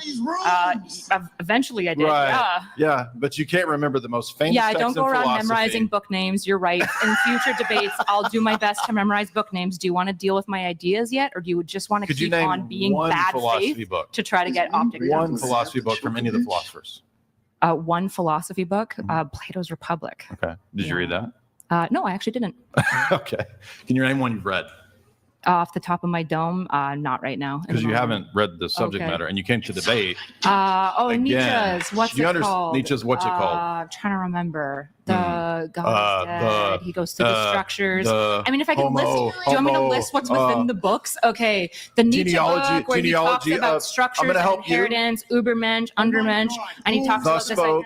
I'm going to help you. That's not the book that I read. That's not the one I'm Ecce- citing. Thus spoke there. Ecce, I'm giving you the is first not the book words. that I'm talking I'm giving about. you the first words of Nietzsche books. The anti. I don't know why you think this is a dunk.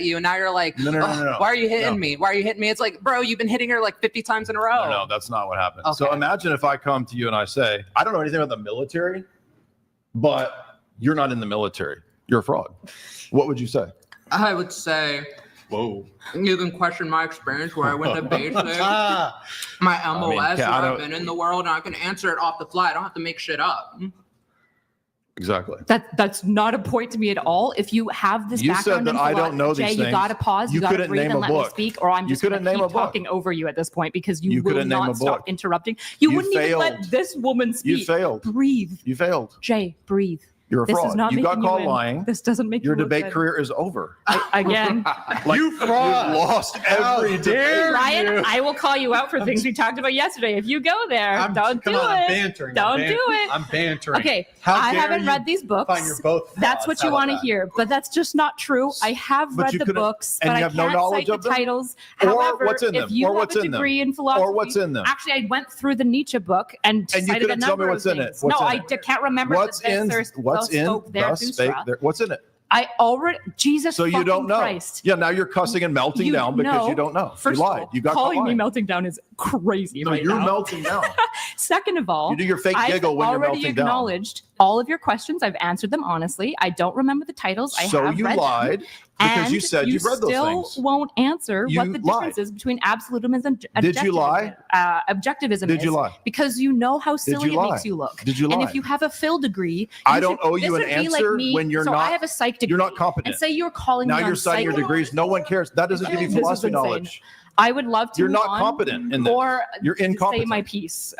It's either I don't it's owe you all- a at this- debate on that subject. when You you're competent. invited me here. You fucking retard. You If accepted you didn't it. Want You're to the talk to retard me, because you accepted it. No, not at all. I'm not the one getting mad at you and saying like, I won't engage with you. Hey, let's I not You won't say engage the R with accepted word. a Don't say debate the R and word. lost. You're the retard. Sorry, is the R word off the table? Restarted. Say Are we restarted. on or in? Just to make sure, is In or the out? R word I off the think we word? should. I think we try to avoid it, but sometimes the R word is warranted. So I'll give the R word pass for now. I'll give a pass for that. But Gotcha. Okay. So the issue is that if we were talking about, say, psychology, I have a degree in psychology, and you thought that I was incorrect That's about something. nothing to do say, with this. I'm giving It's an irrelevant. analogy. You can It's follow, irrelevant. Jay. You can follow along. It's okay. Breathe. We don't care about just let me psychology speak. degrees. If you're such a great debater, you can handle a question. It's not back. relevant. You just want to yap Okay, I'll because just you want to try keep to talking. save. You dug a hole. Okay, there You are wanna two dig yourself options for this out. panel at this point. I can continue my talking point. You Or you can could breathe leave. and you can let me speak, or we move on to something different so that the I agree. audience Let's move and on to everyone at the something table different. can have something. I different. love that. Thank You are 200 IQ, Kyla. Thank Thanks. you. Thank We're going you. to move it on. We're moving it on. Good suggestion. We have Lucas here with the chat. Oh, God. No. Lucas, you're killing me. Since you claim to have read Plato's I Republic, didn't can you claim tell that. me what She said Plato she didn't described read as it. the I said noble that I lie? did not read This is it. basic stuff. Okay, she I didn't read didn't it. read it. Thank So, you, Lucas, yeah. for the message. Lies. Thank you, Lucas, That- for the message. No, lies about knowing. Lies about philosophy. You're lying when you said that So, you didn't read it. You guys, actually did. And you have to now anyways, define it all. Okay. So anyways, we have Stifler here. Ask everyone to rate their own looks on a scale of 1 to 10. You can't pick 7. Starting with you, into the mic. I think that's the most superficial question to ever ask. Do I need to answer? It's yes. Go ahead. I'll do 7 because I can't pick.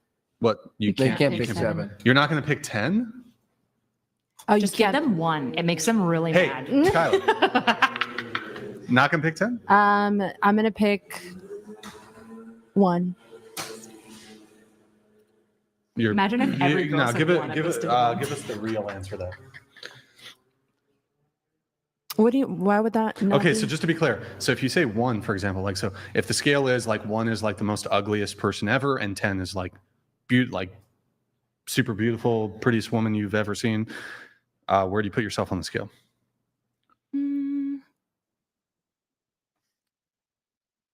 One eternity later. 6. Okay, what about you? I don't know, like an 8. I don't know. Okay, what about you? 6. With makeup a 6, without a 5. Answer with makeup an 8, without makeup like a 5 as well. A 6. Okay, Jimbob?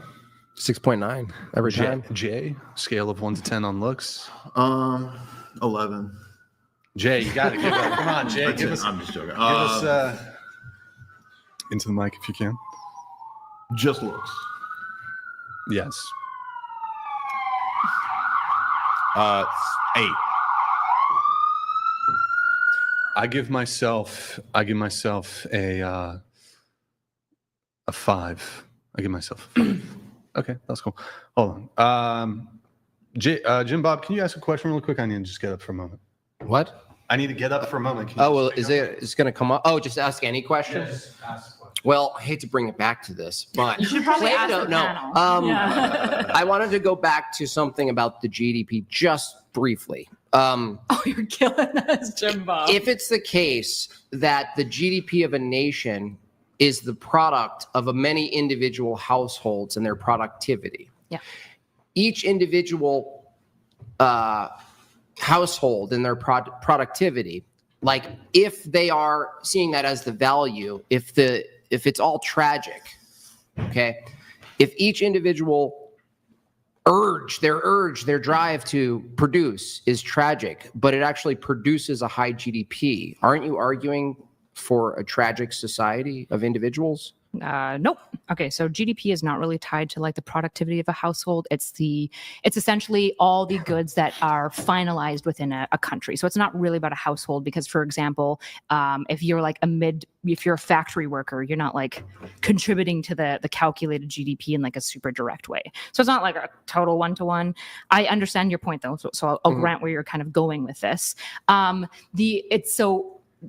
The answer was an ecological fallacy, which I can just explain now. It's this idea where you take like a normative claim for a group and then you apply it to an individual. So the normative claim that like GDP is broadly good for a nation, that's my normative broad claim. And what you're doing is you're being like, isn't that good for the individual? You're engaging in an ecological fallacy because at an individual level, right, what I'm talking about when I'm saying it's a tragedy is this like sad thing to me where genuinely most of the moral value that we put on men is the money that they produce. This happens a lot in dating. And I think that that's something that's unfair to do to men, particularly in an economy where every single person has to be working anyways. And we don't attach the same level of moral value to women based on the money that they're making. So I think it's a tragedy in that way. I don't think it's bad to like pursue commerce or try to make money or anything like that. That's not the tragedy. It's when I look at a man and I determine his value based on the size of his wallet. I think that's not a good thing. But that doesn't mean GDP is not good.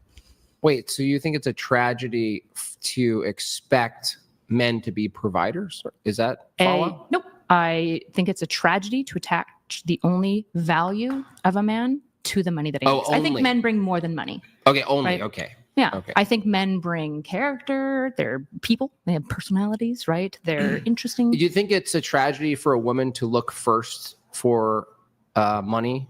I think what it does Top of the list, I mean? Yeah, I actually think it leads women to bad relationships a lot and dissatisfied relationships, but it's a very much like, again, it's kind of gender opportunism where they're like, man, I really hate traditionalism except for when it benefits me.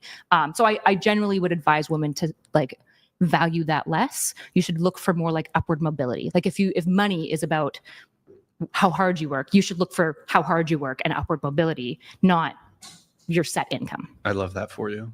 Thanks. I love that. I don't know. All right. I know why you're flirting with me. Oh my goodness, Brian.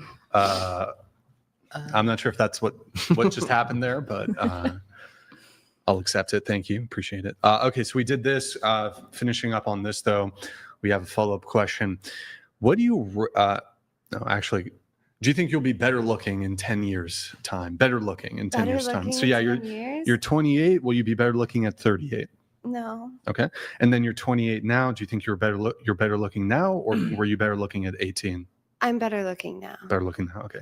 Kyla, you're 31. Do you think you'll be better looking in 10 years time at 41? No. Okay. And then were you better looking at 21 versus now at 31? Yeah, I had my glow up at like 23. So yeah. So better looking at 21. Okay. You're 21. No, better looking at 31. Oh, better looking now. Okay. You're 21, better looking in 10 years time at 31. No. Okay. You're 24, better looking in 10 years time at 34. Not without surgery. Not without surgery. Okay. Not without lots of stuff. You're 25, better looking in 10 years time at 35. Yes. 20 years time, 45. Oh shit! It's still me. Wait, what? Yeah, I thought you like yes. Yes. Wait, what? Yes. Yes to both. Yes to both. Yes. Okay. 30 years time, 55. Will you be better looking? Yes. 40 years time, 65. Yes. 50 years time, 75. Yes. 60. My math is 60 years time, 85. Yes. Are these like genuine answers, or are you just kind of trolling? These are genuine answers. Okay, so just okay. I'll just max it out then. Will you be better looking at 105 versus now at 25? Probably not. Okay, so where's your peak then? 85. Your peak is 85. It Okay, is. got And it. no, I'm not trolling.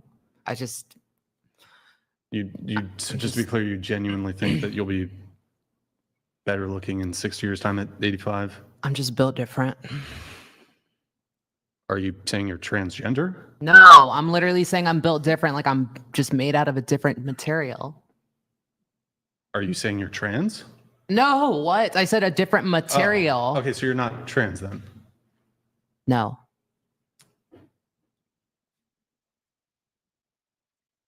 Okay, I don't know. And okay, you said you were built different.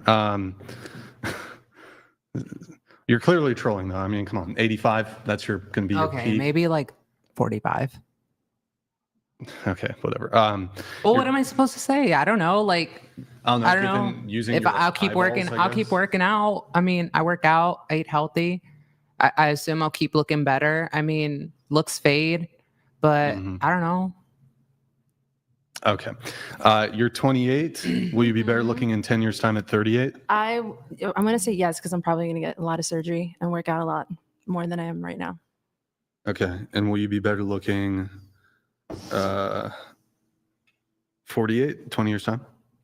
It depends on the upkeep. If I'm following through, eating healthy, working out. Let's assume the upkeep is good, I guess, absent plastic surgery. Will you be better looking at 48 versus 28? I think there's definitely going to be a different, like, I would rather be 28 than 48, even with plastic surgery. So I guess a no, but I would say yes for 10 years plus. So 38, yes, 48, no. Okay. And then are you better looking now at 28 than you were at 18? Yes. Okay. Jimbob, you're 44, better looking in 10 years' time at 54. Yeah, I'm going to be super Mary, ripped. can you start pulling up the Discord? Have you been doing it? Okay, it's the Discord, the research tab. Start pulling up the age advance and the gender swaps. I'm going to be ripped in 10 years. Okay. Actually, you typically don't ask this question to the men because they don't give like R-slurred answers. But Jay Dyer, would you think you'll be better looking in 10 years' time, 20 years' time? Ponytail. We age pretty well, so I would say I'll probably look about the same. There you go. All right. Okay. Do you have those pulled up? So what we've... We'll see about that. JJ, thank you for the soup chat. Appreciate it. I'll do a couple quick shouts. Guys, Venmo Cash App. If you want 100% of your contribution to go towards the podcast, that's whatever podcast. Lindsay, thank you for the $20 on Venmo. Really appreciate it. Also, guys, if you're enjoying the stream, like the video. TTS is 200. Read is 100. That's through streamlabs.com/whatever. Also, if you're go to twitch.tv/whatever. Drop us a follow and a Prime sub if you have one. Also, join our Discord, discord.gg/whatever. And then shop.whatever.com if you want to get yourself some merch. Also, Big Labia Matter. That's important, I guess. Okay, I'm just waiting on the age advancements. We're actually just wait until I'll wait a little bit until we have everybody back at the table. Well, is big labia like an actual thing? Like, what do you, like, I have no, like, I don't know. Like, what is it? Educate me while, no one's here. Sure. So I guess there's innies and outies, and there's middies. There's all kinds of variation in between. And this is like an old school feminist talking point, although I don't really hear it that much anymore with the increase in like pro surgery feminism, just kind of interesting. But essentially there's this talking point that depictions in like pornographic material, it always have these like perfectly manicured vaginas, basically, which is just not how. I think it's like 50% of women have outies, so to speak, and I don't think people should be shamed for their genitalia, and whether you're a man or a woman, but specifically when it comes to women on this topic, like they're shamed. You'll hear terms like beef curtains, wizard sleeve, RBs, meat used quite a bit. So I'm against it, and I guess when you phrase it like that. Big labias matter. Big labias do matter. So it's, big labia, you know what? The thing is, though, all labias can't matter until big labias matter. Excuse me. So there is that. Okay. We're still waiting for her to come back. So I'll just get into notes. We have some notes from you, Charlie.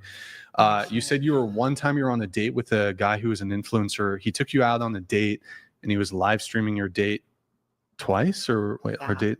So you went on 2 dates with him. So he asked me out on a date, and I said, yeah, sure. This was like when me and my fiance, we weren't like together because we didn't want to make LDR work yet at this point. But long story short is he hits me up and he's like, hey, let's go on a date. So I was like, yeah, sure. So he sets up a day, sets up the time, sets up when he's going to pick me up. It's all great. And background, he's like a super big influencer. He picks me up, we go to the location, and while he's driving, he's like saying like doing Twitch stuff, like the stuff like Twitch people do, like I don't know, Twitch, like give me like $20 or something and I'll say this to her or something like that. And so it's just like obviously not real or whatever. And we're together at the table and we start talking, and now it's becoming like an actual date, but it's still being live streamed, but it's a genuine date, it feels like. And then I just asked him, I said, do you ever do things for fun? That's what I said to him. Mhm. Like, do you ever genuinely do things not for the views, not for the subs, not for the money, but do you just do things for fun, to be present in the moment and not feel like you have to put up a front for people? And he didn't give me a really good answer. It was like, I don't remember the answer. It was like a wishy-washy answer. And so I got up, I paid for my drink and my meal, and I left. How did you garnish a date with the big influencer? How did that all unfold? To be honest, I didn't know he was an influencer until he followed me, and I followed him back, and I saw that he had actually a really big following. Why did he follow you? Because we met we started chatting on a dating app. Oh, it was an Yeah, app. no, It like was an we app. met on an app. Okay. It was just his first name. It was just personal pictures of him. I started low key recognizing him from like the old like Vine era. And then Who Will was it? Sasso? I Can you can't. say I'm not who gonna it say. is? I don't Okay. do that. I don't That's kiss and fine. tell. So, but you asked if he does anything for fun. For He fun, had no which- answer, Mhm. and then you walked out after paying for your drink. I'm curious though, is there anything wrong with not doing anything for fun? Like maybe you're just working so hard that one day you can support a family. No, not even like honestly, if like my real answer is like, no, there's nothing wrong. Some people just like for me, for example, I'm an EMT. Like I'm gonna be real with you. We don't get paid shit. I do auditions when I have time, and I try to, write my own scripts and produce them. But like at the end of the day, I end up having to pull 5 to 6 day work weeks just to survive, just have a roof over my head. So I sympathize with people that they can't do anything fun because it's either too expensive or just they have to work so much to make ends meet. I get that. But when you're somebody like him, who I get it, influencing's like his job, but can you maybe put the phone down for just an hour and just be present for once and just show me your authentic self? Okay. Yeah. Yeah. I was just thinking, like, I don't have anything against fun or anything, but maybe some men just operate from a paradigm of self-sacrifice, and part of that self-sacrifice He was isn't. not a traditional man. He was definitely very modern, as very modern in the sense that you guys have described. Okay. Here we're going to so here's what we're going to do. We have put every single person here on the panel through an AI, and we've advanced all of you. Some of you said you're going to be better looking in 10, 20, 30 years time, et cetera, et cetera. So we've put you through AI, and we're going to see if it's true. Go ahead, pull it up. Oh my goodness. Oh, God. you're so cute. Try these cookies. Yeah, that's going to be the grandma I'm going to be. All right. Wow. Okay. Nice. Yeah, It's always the same old lady though, creeping in on the last image every time. Where did these? I think you're pretty cute. You're pretty I cute, don't know. Granny. Okay. Let's go next. There's no way that's just 10 years. Uh, That is not just a 10-year I could be. I aggression. mean, if you drink and smoke heavily, then maybe That's true. After my severe crack addiction in the next 10 years, that will be. it might happen. Severe. All right. Next. Oh, that's hard to look at. I don't want to look So, at how do you feel about that? that. Disgusted. Disgusted? Yeah. Okay. All right. You ready? All right. Oh, that's not bad. I look cute. Yeah. Hair is luscious. Yeah. Chick's a MILF. Oh, Jesus. Okay. There we go. All right. Next. I look fucking cool. I don't care what anybody says. I look real. Okay. All right. Let's do. Oh, Oh Lord. what do you think? Yeah, She looks cute. No surgery. into the mic if you can, please. No surgery done. No surgery done. Next, That was the same lady though. Every Oh. time. Jimbob. Yeah, it's just a curmudgeon. Get off my lawn. Get off my couch. Yeah, angry. All right, next. I think was that your wife that just laughed at that? I think she is. I think she just chuckled a little bit. It's your future. Is that? There Why it do you is. That's with, extend like- the pink down your That's forehead? with like cigarettes and Yeah. There you go. All right. Next. Oh, okay. All right. Time. Every Felicity time. back there. Oof. Next. What the Okay. fuck is it? Oh, I see. That's just like a headshot. Make it smaller. Oh wait, I know where. Okay, so this is actually this is like from 10 plus years ago. I was in Amsterdam doing a promo for Bad Grandpa, the Jackass Presents Bad Grandpa with Johnny Knoxville, and they put like they turned me into an old man. Oh, that's actually prosthetic Like, and prosthetic, makeup. yeah, That's and real makeup. deal. It Wow. wasn't. They didn't put like those. It was like a 30-minute makeup job, so it's not like the crazy like full-on prosthetics. But yeah, they did that. So Middle one's is there next, or is that it? middle one kind of looks like an arrest photo, like Kevin Spacey did something terrible. Damn. You know, That's actually the age one though. That middle one's pretty. That's crazy. That's young. That's a 10-year-old photo though. 10-plus-year-old. Damn. Shit. back when you were youthful. When I was Wow. actually not a tub of lard. All right. Next. Do we have the gender swaps? All right. Keep an eye on those. Brian, were you popular in high school? Like when you were younger? Like what was your archetype? popular? Yeah, My high school. your high school. archetype? Yeah, what were you? I was a Sigma.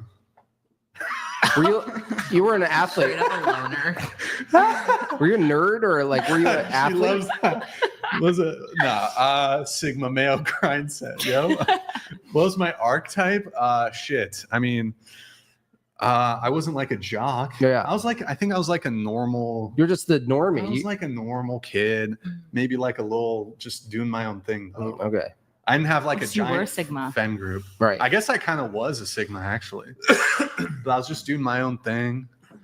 I was over high school though by junior year. What about you, Jay? Were you a skater boy? Dude, he was a No, I was the wittiest. I was popular. he was Oh, popular, yeah. he was a legend in high Yeah. school. Oh, legend. yeah. I actually, when I was in high school, I heard about him. Did you Yeah. actually? No. That's how much of a legend Jay was. Where did you go to high school? Tennessee. Oh, okay, we heard about you. I heard about him in You heard Alberta. about him in Yeah, Calgary? he was a big deal. His reputation Yeah, precedes him. through the biggest ragers. Yeah. Anyways, we're still waiting on the gender swaps. Did those come through? Okay, you got all of them, or you still need to? Okay, perfect. So, guys, for this next segment, we've swapped your gender. All of y'all are men. Well, you guys are women. Right, Now. well, You yeah. guys have changed to women. Clearly. And the question is, would you date the male version of you, Oh no. or do you find them attractive or whatever? Go ahead. Am I still It's like one of the Bee Gees. I know. Whoa. if he's still hot. Were they the falsetto guys? Yeah, yeah. The, I started a joke. would you date the male version of you, He looks nice. Hyacinth? Yeah, It's a little maybe. too nice though. Yeah, like You know what I mean? Be nice. Yeah. Like he's like hey girl, read Wait, my what is- feminist is that- essay. Yeah. Do you want to study gender studies together? What's that thing from Zoolander? The blue steel? Is that what yeah. you're doing there? Oh, am I? You're kind of doing blue steel. Here, do it to the camera right now. The blue steel. How do you do it? Yeah, there it is. All right. So, would you no? Is that a no or yes? He seems like he'd be a good friend. yeah, friend Okay, zone. friend Friend zone. zone. Friend zoned. He's a brave and decent man. He's a pioneer. All right. Next. Whoa. That What- looks Ben Affleck? That looks like my brother. I generally don't date white men actually, so Do not super my you- preference. You generally before your husband, did you? My husband's not white. No, but you dated I dated one like you like Asian guys or? yeah, Just Okay. usually not white. Also, that looks like my brother. That's your. That would bro. make me really uncomfortable just dating. So my wouldn't brother. date him if you were single. And I mean, he's cute. He's a good-looking Yeah, guy. not The bad scruff looks looking. great. Not bad looking. I just see my wonderful raging gay brother, so it just it feels a little weird. Hi. Next. Wait, did we skip one? What a- I think we skipped one. You might have. Here, I don't pull know, up but ew. the- Ew? Did you say ew? Ew. What a dork you Yeah, are. like Oh, a okay. probably Here, like fix it. Ugh. You wouldn't do it? Can I see it again? What if he? What Total if he? Wait, dork. question for you. I mean, no, but Question. I want to see it again. Question though. He is the roughest ever. Like Then he'll sign put me up. But he's just so weak he can't leave a bruise. Damn. But he's trying. Okay. Then he's not the roughest. I don't know. He's the roughest. Do you have it? Okay. Wow. What the? Would you date the male version of you? No, so bad. You wouldn't. You wouldn't do it. No, I wouldn't do it. That If you looks- had to pick between he one of looks them, like, What he if- looks like he's on something on the Looks side. like he Yeah, kind he kinda looks looks like he he's would. like full on crackhead. he looks like a Titan from Looks like he Attack just- on Titan. yeah. Dude, that's so bad. Looks like he just glides up to you. You're like, how did you get here so quickly? On wheelies. Sneaks up on you a bit. All right. Next. Oh, we did. Leave it here for a sec. He looks like the guy from iCarly. Who's the guy in iCarly? Why did you look at me? I I have don't no know. idea. I Freddy. wonder. He looks like Freddy. I wonder if what we have to do for these, because it keeps the same jaw structure typically, is we have to masculinize the face a little bit on these. So it's kind of a little Wider more jaw, right? So it's a little more fair because if you just take a woman's like facial structure and you just, I don't know. Maybe it needs more masculizing it. No, whatever that word is. Okay. Next. Ugh. Wow. You know, I just lost some of your head. Your whole skull's gone. Would you date the male version of you? He's really smart though. Don't worry. Probably, I don't know, but he looks like he'd be like my DoorDasher. Yeah. Damn. Wow, that was kind of Diss. racist. No, that's not racist. Honestly. I'm just saying Why? he looks like he'd Does be. he look a little Mexican? Is that? Are you trying to say that? I am Mexican. I know No, he does look like a DoorDasher. but your implication seems a little. I don't even know what to say to racist that. me. But why did no. you immediately go to Mexican? Huh? Why What- did you? Yeah. Why did you? Why did you? Why did you go to Mexican? Why did you go to Mexican? Am I the? Are all Mexicans working DoorDash? Why would you assume it's a DoorDasher who's Mexican? No, She's like, literally. I just said DoorDasher. You added the Mexican. I mean, Honestly, yeah, I did just say DoorDasher. So explain your psyche. Yeah, I would love to well, know. it just seems kind of like you see a brown person and you just. I am a brown person. I know. I know, but that's crazy. Yeah. He's on the defensive. No, he's asking why Yikes. you generalize a Mexican. That as was probably. She a said little racist on my DoorDasher. part. She didn't say Oh. Mexican. It was a little. what? Do you think most Not DoorDashers are intentional. Mexican? Is there It was any? an accidental No, okay. racism. No, just most of them in LA have a beard and have like slick back hair. Doesn't necessarily mean it's because they're Mexican. And if it did, I am Mexican. I'm half Mexican. So it's like. Okay. All right. So you guessed right, but like you guessed right that I was Mexican. So it does look like a DoorDasher. Yeah, looks like somebody I'd see like door dashing. But he seems like Dashing a nice guy. He does seem like a really nice guy. I don't Too know. nice. Very I just nice don't guy. know if I. All right. Next. Oh. Wait, we missed. Well, Honestly, he looks really good. I don't trust that woman though. That's a succubus. That's like Why the red lipstick? that's crazy. She looks That really is good. wild. Honestly, Yeah. I think Jay? that was probably the best one. Janina. Very handsome woman there. Get ready for Janina. Jemima. Okay, maybe we're waiting. We definitely need the gender swap. For the Jaina. time being, though, let's do the rest. Give us. Oops. Shit. Here we go. Wait. Uh, F11 it.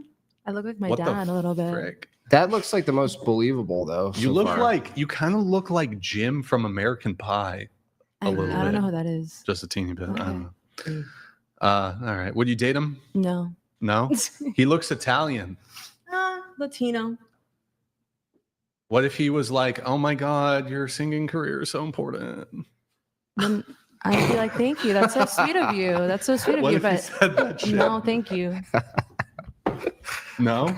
I said that was so sweet of you. What if but he no, was thank an you. old school traditional guy and he looked as like that and he was like really he wanted to marry you and have kids, but he was like, oh my God, I'm so happy for your singing career. And he said it just like that too. What if he's like, your voice is the world, your voice is my world? Would you then marry him? What? So tough. Wait, can you here think of a male celebrity that you're like, that's my level? What do you mean? That's my level. Yeah, you know, like Jake Gyllenhaal Like or Weird celebrity Al. who's like an crush or Italian- celebrity? like Leonardo DiCaprio. He's Italian. Can you Would you say it again? The question, like celebrity Get- crush like or a somebody that guy- I would want that you feel would be like a the same caliber as me, or league, same league, celebrity, like looks wise. It doesn't have to.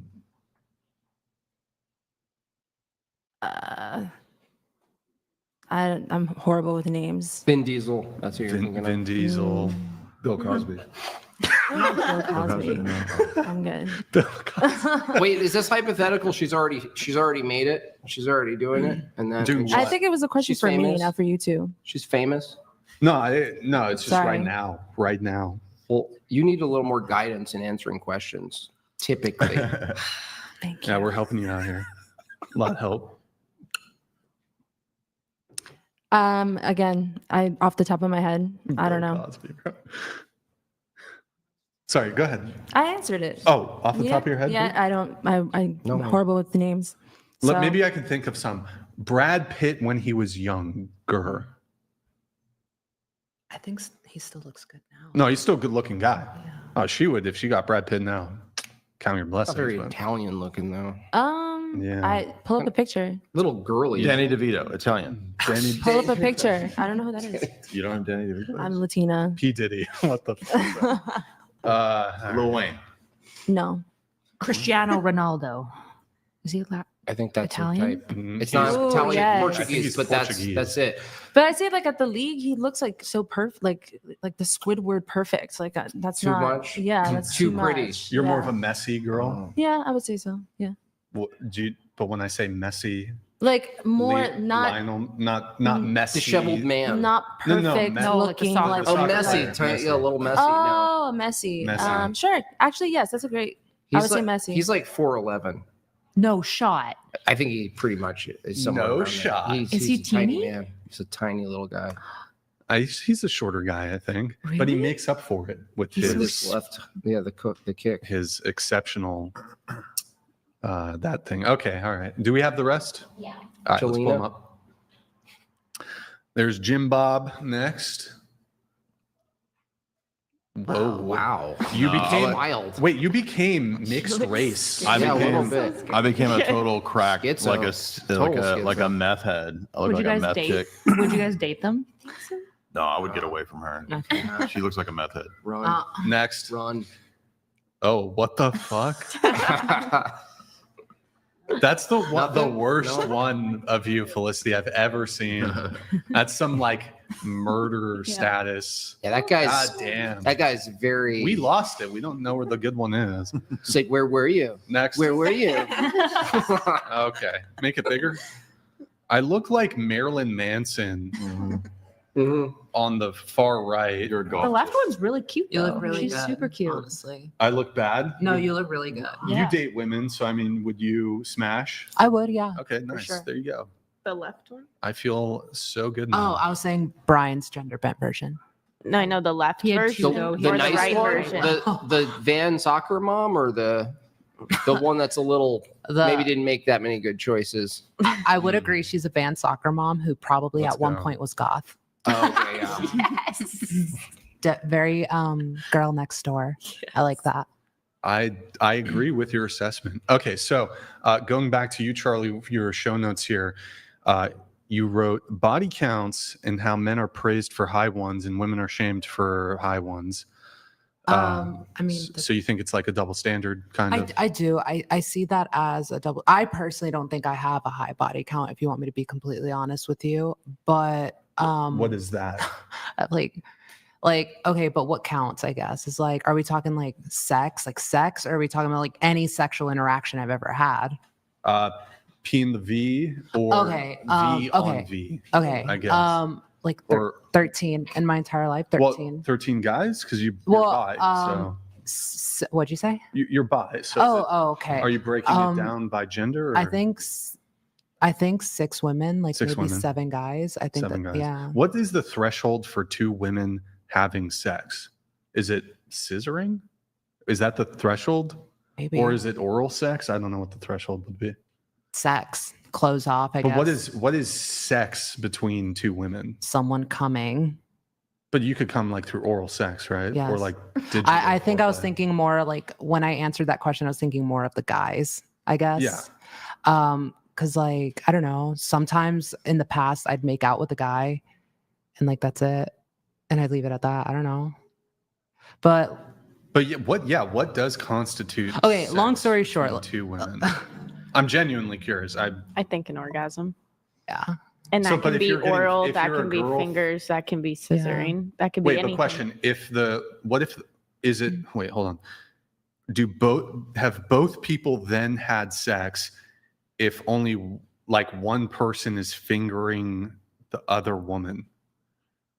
So like Yes. only she comes and only she's been fingered. Well, that's not normally the case. Usually both of them come in this case. Right, but I'm just exploring it, I guess. So yeah, sure, you could both be like mutual masturbation. Well, I guess my long story short is that I've noticed that a lot of men that, like in their male spaces, when it comes to like quote unquote, like, locker room talk, yeah. they'll like high five each other and be like, yo, you've took high body count. I've had sex with like 20 girls, 30 girls. It's like different. But then like women seem to be like shamed for their high body counts. I think I was watching something that made me think of this though, is that I was watching an old episode of whatever, and there was this one guy.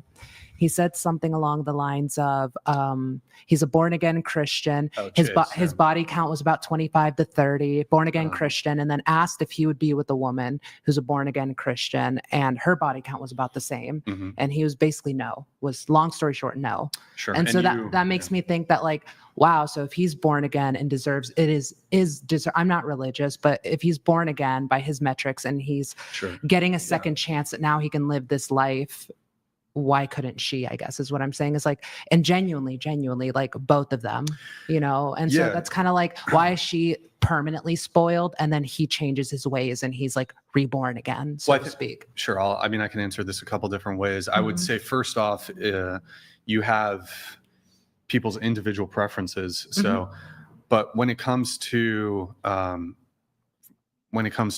a woman who's previously promiscuous or whatever, even a Christian man who he himself was previously promiscuous, former promiscuous people can be saved by Christ. Christian men do not need to then disregard the accompanying baggage that might come with somebody's past, even if they've been saved by Christ. I think these are completely compatible. Granted, I'm not taking that position in terms, like, I'm not Christian. No, I know. But I'm just saying my understanding is like, just because you're a Christian man, that does not mean you're compelled to date somebody who's like a former prostitute. I can agree with that. There's another element though, too, is that women are the gatekeepers of sex and men aren't. So because they're the gatekeepers of sex, the value placed on when they open the gates is seen as more valuable than when men open the gates. For instance, it's really easy for women to just go out and have sex with someone. It's harder for men to get that, right? The women get to decide, like, oh, I'll sleep with you, I'll sleep with you. So in a sense, like, it's almost like that's a woman's leverage, and it points to, wow, if that's your leverage, I would argue that's a really good reason to preserve it and to use that leverage appropriately. And I think the best way to use it appropriately is to reserve your virtue, as hard as it might be today, in exchange for a man that deserves it. And I think that's a good it's basically like a cost analysis in a sense. Whereas the man, if he's promiscuous, the woman is not judging that as the virtue. They're judging their ability to lead, maybe even their aggression, their ability to provide and protect. And in a weird way, I don't condone promiscuity with men, but in an interesting way, their promiscuity might even be aligned with their male aggression and pursuit. It might actually be seen as like an attraction in some weird way, whereas it's not flipped the same way with women. To say it's unfair, I actually don't think it's unfair. I think it's completely consistent with the nature of men and the nature of women. The way you're describing it, though, where it's like, oh, men can be given this little bit of leeway, that's kind of, you're explaining literally a double standard. Like it's not the same standard. A double standard would assume that it should be an equal standard, but I'm saying it's a double standard that women are the gatekeepers of sex. So that's not an equal standard with men either, right? Going back to what I was trying to say is that it's kind of like sort of a double standard. Being in like the military and stuff, I've heard, and like obviously like men, they say crazy things in the military. I mean, everyone has thick skin, but I've always heard the old adage when you see like guys talking in the military, they say like, oh, a key that can pick open many locks is like a really good key, but a lock that opens the many keys is a really shitty lock. But I would like to flip that back and say, well, if a toothbrush washes many mouths, isn't that a shitty fucking toothbrush? Yeah, I actually agree with you. There's a bunch of analogies that you could point towards men. Like I've heard the pencil sharpener one, for example. How does the pencil sharpener one go? A really good pencil sharpener can sharpen many pencils, but like a pencil that is, how does it go? That goes getting sharper the same idea. Oh no, just whatever. The reverse, so I don't think that analogy is like the key and lock analogy. I mean it's helpful in a way, but like women can, people who are debating against that position can just like forward analogies that are like, oh, okay, men who are promiscuous, like they're I guess I'm talking more, I'm referencing more like the average everyday Joe. Like you seem to have more sound reasoning, like you're able to like actually explain these things, and I'm like actually listening, and I'm able to actually take away things that you're saying. But a lot of men, it just ends there. Like that's it. Like it's just a guy who can sleep with a lot of girls. Why. Yeah, they don't know why. It's just the way it is. That a guy can sleep with a lot of women, and he's like a champion. Like, bro, you got game. Yeah. But a woman who sleeps with a bunch of men is just a slut. I'd like to answer that in a couple ways. So to the I think the point that you just made as to the optics of it, how it's viewed. So I mean, it's actually just factually true that in order for a man to be able to sleep with a bunch of women, that actually takes some degree of skill. Any woman, and we can prove this, any woman, if she was so inclined, could be a slut, could be a massive slut, could fuck 3 new guys a day. Any woman has that ability. Of course, most women absolutely don't want to do that at all. But any single woman, if she was so inclined, without really having to do anything, could just fuck 3 guys, just go on a dating app. I really can't make that same claim towards men. Like even if a guy wanted desperately to be a slut and fuck 3 different women a day, unless they were like super high status. Yes, if it was like a top tier, really top tier guy, they can make. Even then, it's like Hugh Hefner. Sort of. So you're gonna have to be like really, really, really, really good looking, or have some sort of status, musician, athlete, actor, for example. An average woman, though, if we compare like for like, an average woman could fuck 10 guys in a day, easy. If she want, I mean, I don't know if it would be easy, but she could do it, right? An average guy cannot fuck 10 women in a day. I mean, he's lucky to get like. That's kind of like a blanket statement, though. Because you disagree? I do disagree because. So you think generally speaking, there's maybe like certain outliers there, but generally speaking, you think like average guys have access to hookup culture the same way that average women? Oh, no. I do agree with you. I do agree with you there. I'm just saying that like if a man does prepare just a little bit, I've seen men have rosters where they can fuck like 3 girls in one day. Like 3 is a number I threw out. I'm just saying I'm not disputing that there are men who have rosters and maybe they're not like 10 out of 10 supermodels, but generally speaking, I think if we just pull the average guy, like for example, if you had to bet your life on like, okay, you're going to send out either an average woman or an average man onto the street and your life depends on it, and they have to like try to fuck 3 different people that day, who are you gonna like pick to save your life? No, and I'll backpedal. Honestly, I do agree with you. You're right. It is easier as a woman to get a hookup more than Sure. like if a guy was out to go out to do the same Right. thing. I've seen this a lot because I have a lot of friends in different places, military people, EMT people, acting community. Like I just have a lot of friends. I'm specifically thinking of a couple who decided to open up their marriage, and the guy made a Hinge or whatever, and he made a Bumble, and she made a Hinge and she made a Bumble, and they're both very average looking people. And she was getting a lot of clicks, she was getting a lot of swipes, she was getting a lot of interactions, and he was getting none. And so I guess my point is that, and it was his idea to open up the marriage. Wait, so wouldn't this be further proof of our position? No, I'm agreeing. I'm saying okay. yes. Like, And yes, I do agree. anecdotally, yeah. I agree. Yes, because I've seen this actually Sure. happen in real life. Yeah. So I'm saying, yes, I agree. And this is why. And like, she's actually like, and then he wanted to close the marriage back. And it's kind of like a Pandora's box where like you open it Yeah, and he it can't be fucked up. closed again, because now she's realizing that she actually has a lot of leverage and he doesn't. Did she smash a bunch of dudes or? To be honest, no, she didn't. She Oh, did but let she them, was- she did she let could them have, close though. back the marriage, and they were done. And like, that was it. Like they Are they never, still together? they are actually. Oh, okay. But when it comes to the double standard, I think the other thing I just wanted to bring up is that even so, there's the component of like, okay, it's easier for women to get laid. So that's why like there's some degree of skill involved when it comes to, men being able to procure sex.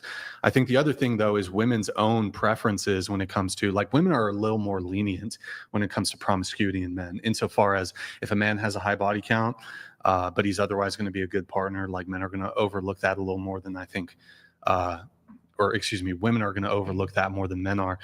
Men seem to weigh promiscuity or past promiscuity or body count more than women. So for example, what's an example I could give? Let's say you have a 35-year-old successful man who's slept with 30 women. Well, then this gets into age, so I don't know if this is a perfect example, but like a 35-year-old woman is going to look at him and be like, oh, okay, that's fine. You have a 35-year-old guy who's looking at a 35-year-old woman who's great, whatever, but she has a body count of 30. He's typically, well, then this gets into like other components here, so I don't think this is a fair example, but most guys are going to pick like the younger, more attractive woman who has a lower body count than the older, more successful woman who has a higher body count. While that's true, like you're absolutely right that I've seen this happen time and time again to where I can say this is anecdotally true.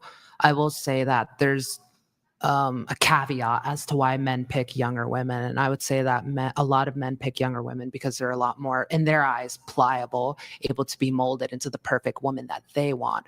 And they play these manipulation games that a lot of women their own age would see right through.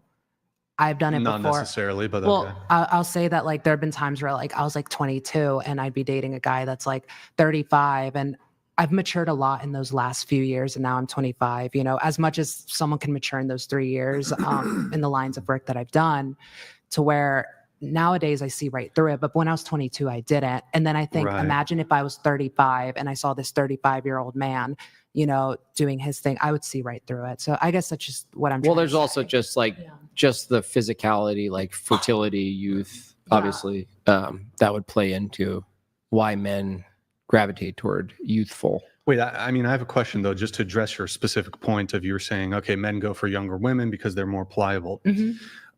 So essentially you're saying they're more agreeable.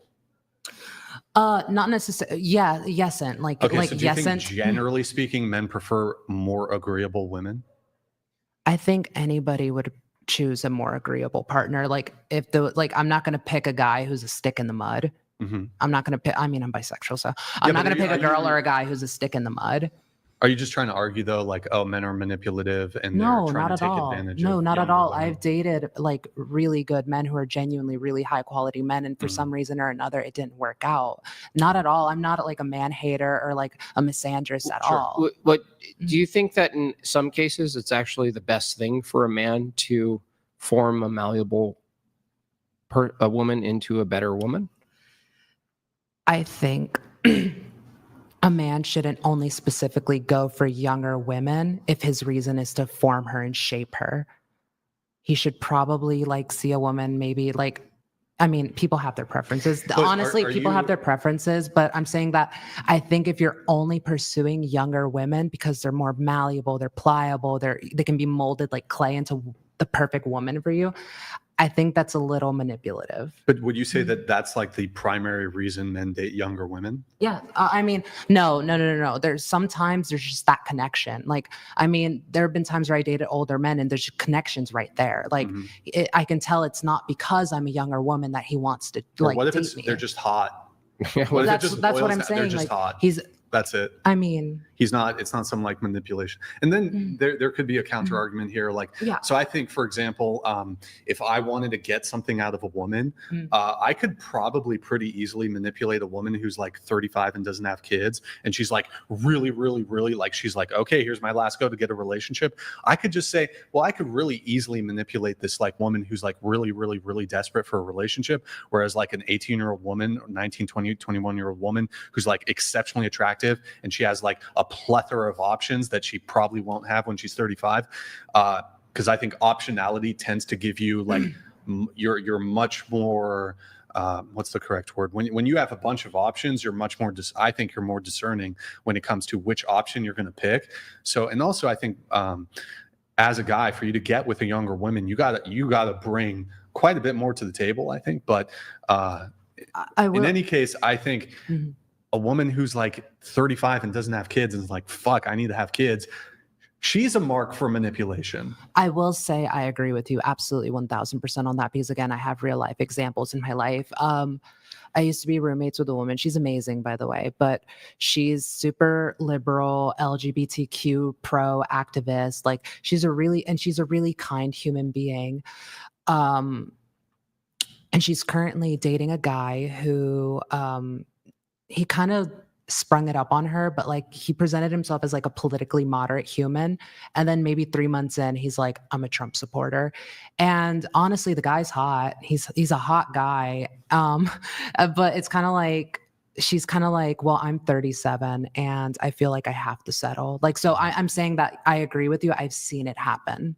So where it's like her morals is like, I'm a super liberal woman, but because I'm aging, I'm going to probably settle with someone whose ideas and whose values don't necessarily coincide with mine. Which if you ask me, that's a recipe for disaster, but I'm not going to judge her. Yeah. And just final thing on the point I was just making now about like how younger women have far more optionality. I also think just because of like life stage, at least if it's a more like modern, like woman who's not, there's like traditional women who are like 20 who are like really pressed to get married and start a family young. Although I'd say the majority of young women today aren't operating in that paradigm and that dynamic.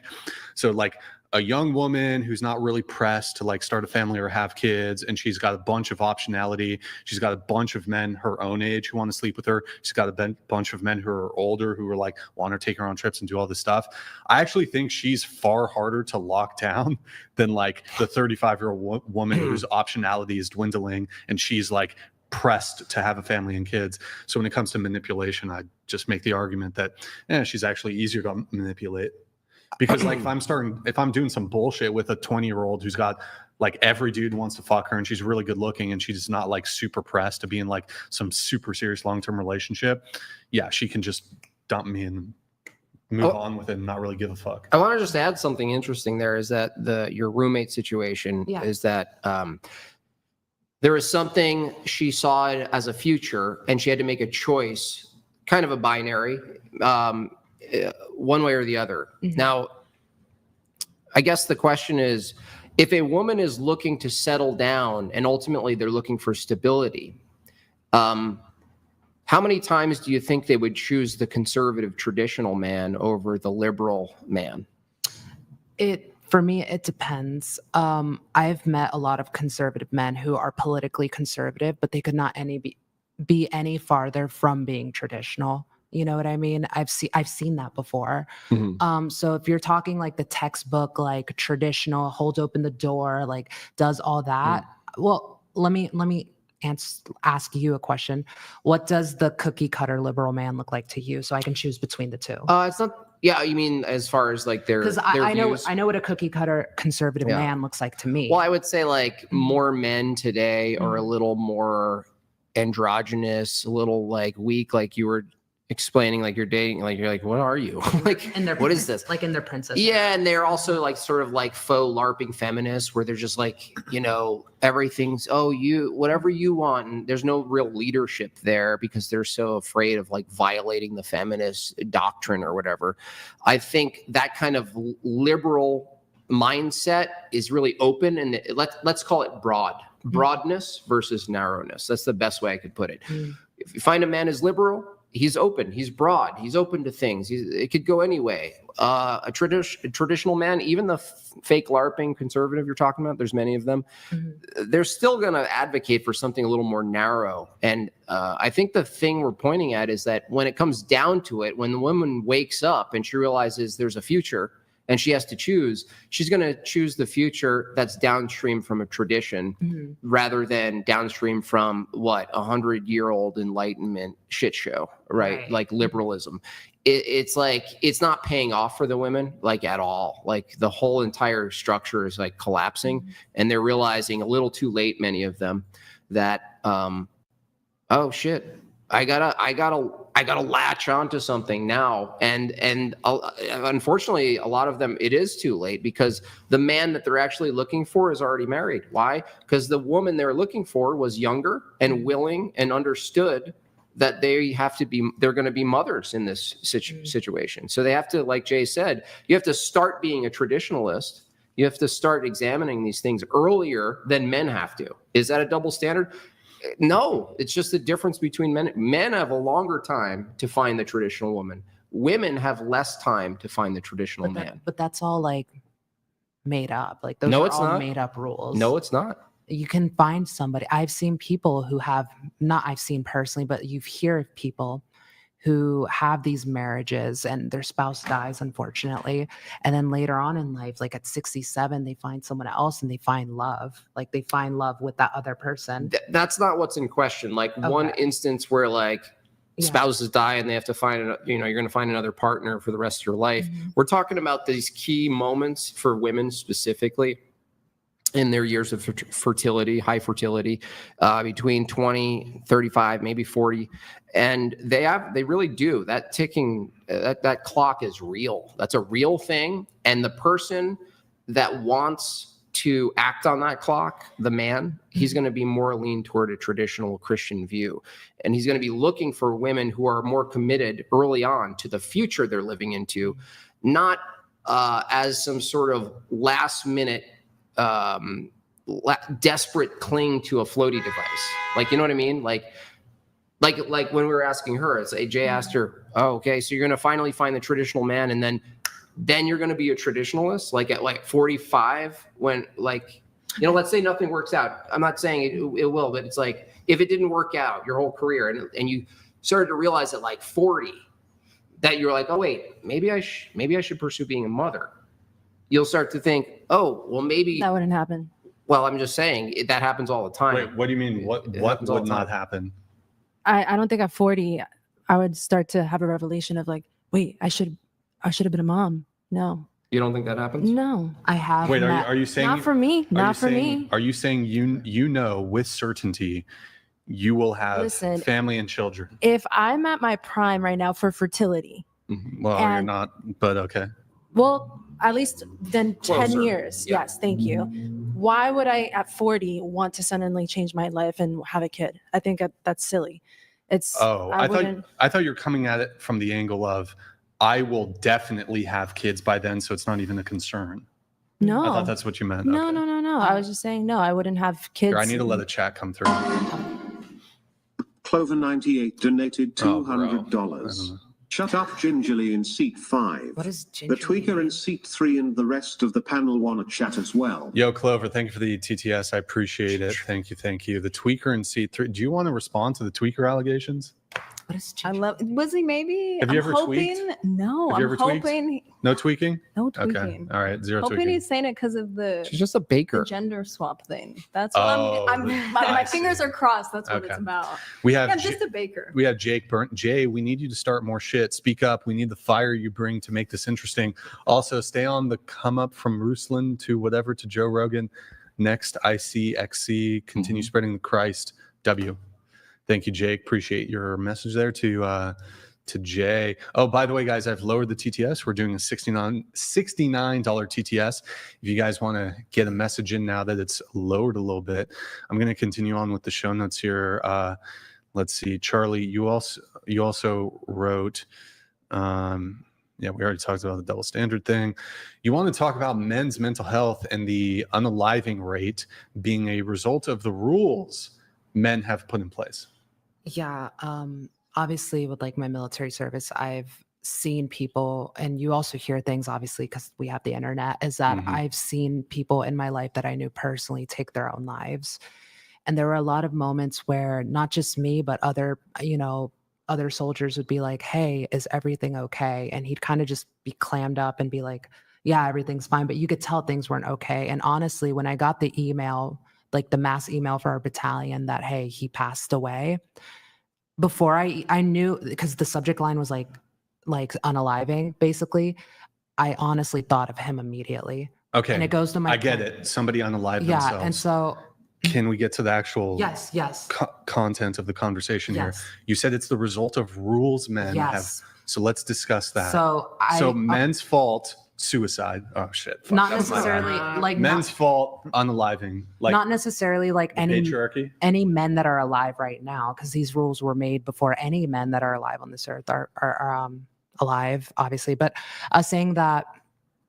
You said being a result of the rules men like, have put in place. A lot of traditional men think like be a man, like, suffer in silence, like, don't like stonewall, like don't communicate your feelings, like, don't cry, things like that. And well, I have a question for you though. Yeah. So if the the incidence rate of unaliving has gone up, do you think masculinity has also like gone up too? Or have we seen men become more feminine in the past like 50, 60 years? We've seen a lot more men that are okay with being feminine. Right, but so like but that's not rates correlation of equals femininity, causation. rates of femininity in men increasing, but unaliving rate okay increasing. Can you show me well, you're saying like, oh, it's this, which by the way, the traditional or toxic masculinity that you're referring to has been on the decline. So that which you're pointing to is the cause of the increase in men's unaliving rate. It seems like that cause has been on the decrease. No, I definitely see the need for masculinity. Like, I'm not saying like, oh, masculinity is toxic in and of itself. I'm saying there are certain aspects of masculinity in which there is toxicity, like stonewalling, not communicating your feelings, not seeking therapy. These are all masculine things. I've worked only in masculine roles, and I see this time and time again. And it's an expectation that men are given from a very young age. And then sometimes like in June, you see like Men's Mental Health Month or something like that. And it's like, that seems to be like the only month where men seem to. Can I ask you a question? If someone unalives themselves and they're a man, do you agree that they're responding or reacting to an emotion? Like, what do you mean? Are they reacting to like an emotion? I mean, I'm sure that before somebody unalives themselves, there's a series of emotions that they go through. Emotions like, I think the world would be better off without me. Nobody would miss me. Like things like that. Like, I'm sure there's a series of thoughts and emotions. Speak to, you said being a result of the rules men have put in place. Yes. Saying the rules are that you're not allowed to talk about your feelings or cry. And how many times? She's drawing out some sort of narrative that men being pent up and not crying with their therapist on the couch results in some sort of like a rubber band effect where it's like builds up and then like where it builds up and it continues until to the point where they reach a breaking point. I mean, but how is it the fact that like Brian said, if masculinity at its peak was before all of this stuff and there was less self-deletions, why is there more now with the increase of being emotional and more feminine? Because back then the statistics weren't as accurate as they are right now today in these times. So you're saying the ability just to track it's getting better and more accurate, yes. But even from the point of time where we started tracking it, it's trending upwards.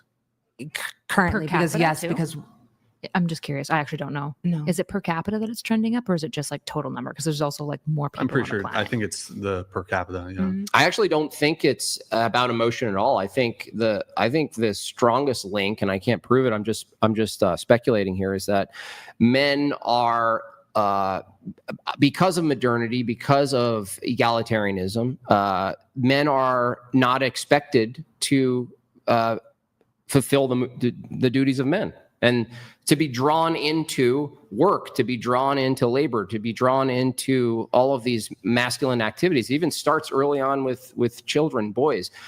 The public school system is literally crafted to shut down masculine expression. And so, like, what Brian's pointing to is pretty true. It's like men are being feminized, if anything. And if you're going to try to draw a correlation between men and self-deletion, the trend would show a stronger correlate with emasculating men rather than some sort of toxic masculinity. But then another study would need to be conducted saying that because men are being feminized, suicide rates are going up. You can't just say that one is because of the No, I would. Yeah, I agree. I wouldn't draw that strict, but I think it's more likely men are depressed because they're not being used fully in society, that they're not being drawn into their duties and into positions where they're used. Like, men respond really well to, you dude, go do this.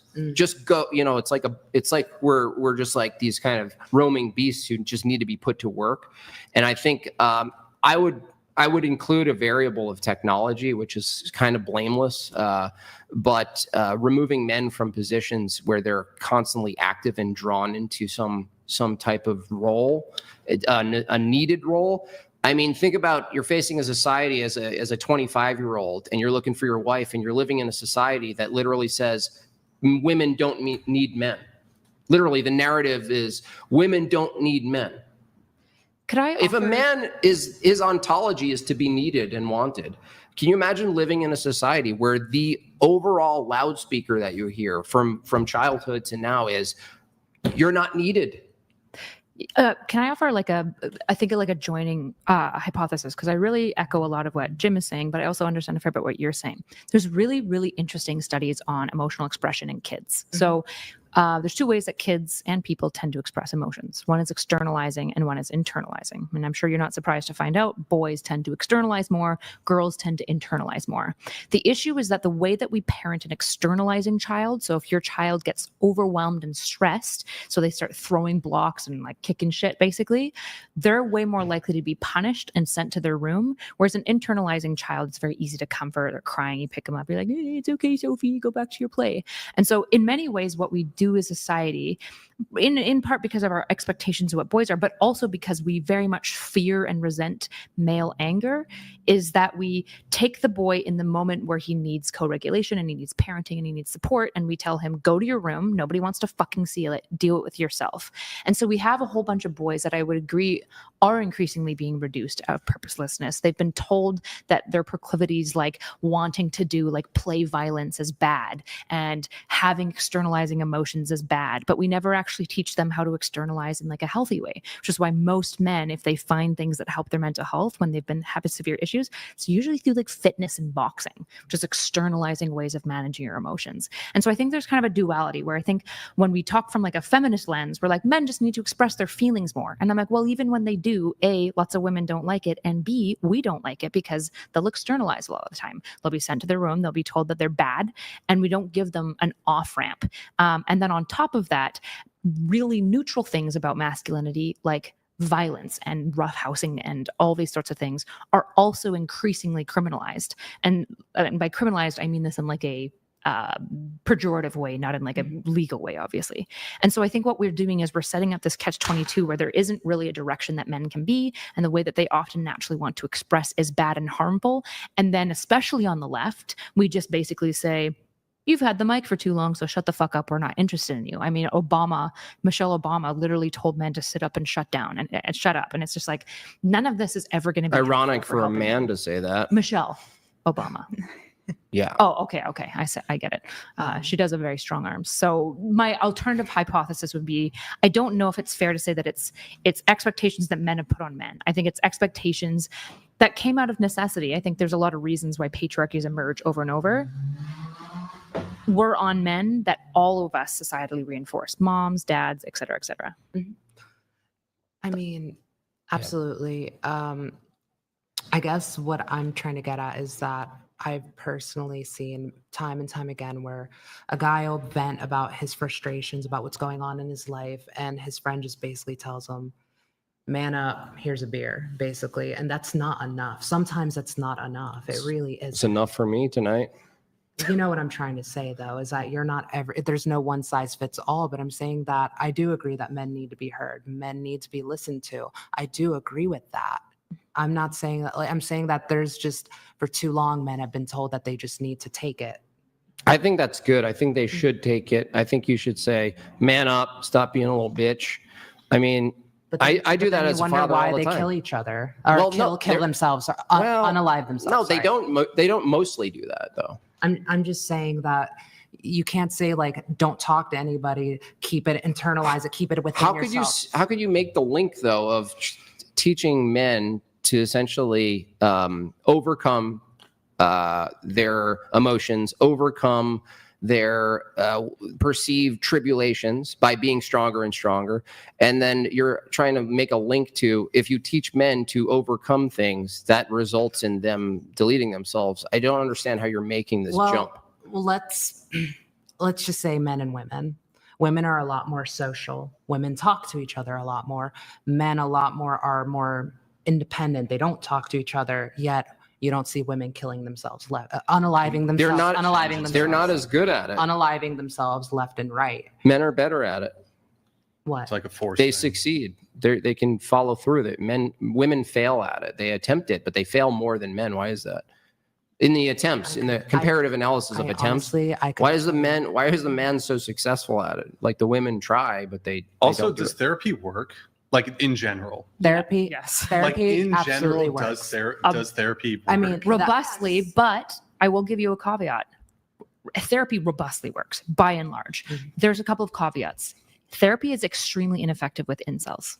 Extremely. Incels actually seek therapy more than the general population, but the efficacy rate for them is about 10%. I'm not even talking about incels. I'm just speaking in general. Like, I'm I don't telling think, you, at data level, there's certain things unquestionably like it works. grief counseling, or like if you're specifically trying to address maybe something specific, I guess I could see the application of therapy. But a man just going to see another man or a woman and just, here's my problems.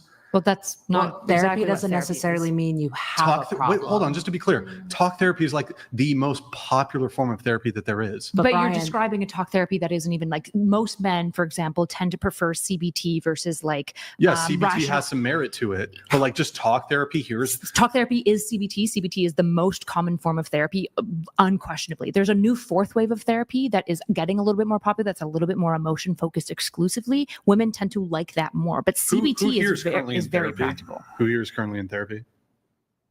Amazing. Okay. Who here's ever professionally offered therapy? It depends on the therapist, I would say. And how many therapists have you had? Like 3. How many therapists have you had? 2. If it's not too much to share, what issues are you guys specifically working through in therapy? So the thing about therapy is, a lot of people think there's a stigma, like, oh, he or she is in therapy, and there's that stigma that comes with it. But therapy doesn't, just because you do therapy doesn't necessarily mean that there's something So you're wrong just giving with you. somebody like $200 an hour. It's not $200. Yeah, but he asked you. Can you answer my question though? What specifically are you working on in therapy? Sometimes I talk about things in my life that made me upset, for example. Why can't you talk to a pillow? Here, and Because what's your? I'd rather are you talk. Because I know people are. Yeah. Are you specifically working through something in particular? Yeah, childhood trauma. Okay, I think that's fair. Mm-hmm. I think that's fair. I guess the question is though, sometimes you go this therapy stuff. Has it helped you talking about it? Honestly, it has to be the right therapist. I currently have one that I stopped seeing because I agree with you. It's just like talking to a wall. And she was like, yeah. And first off, I'm very sorry to hear that you went through traumatic things when you were a child. I think a lot of people go through that. have you found that, and this is my experience sometimes with talking about anything that is troubling, I find that talking about it just makes me more upset. It doesn't help at all.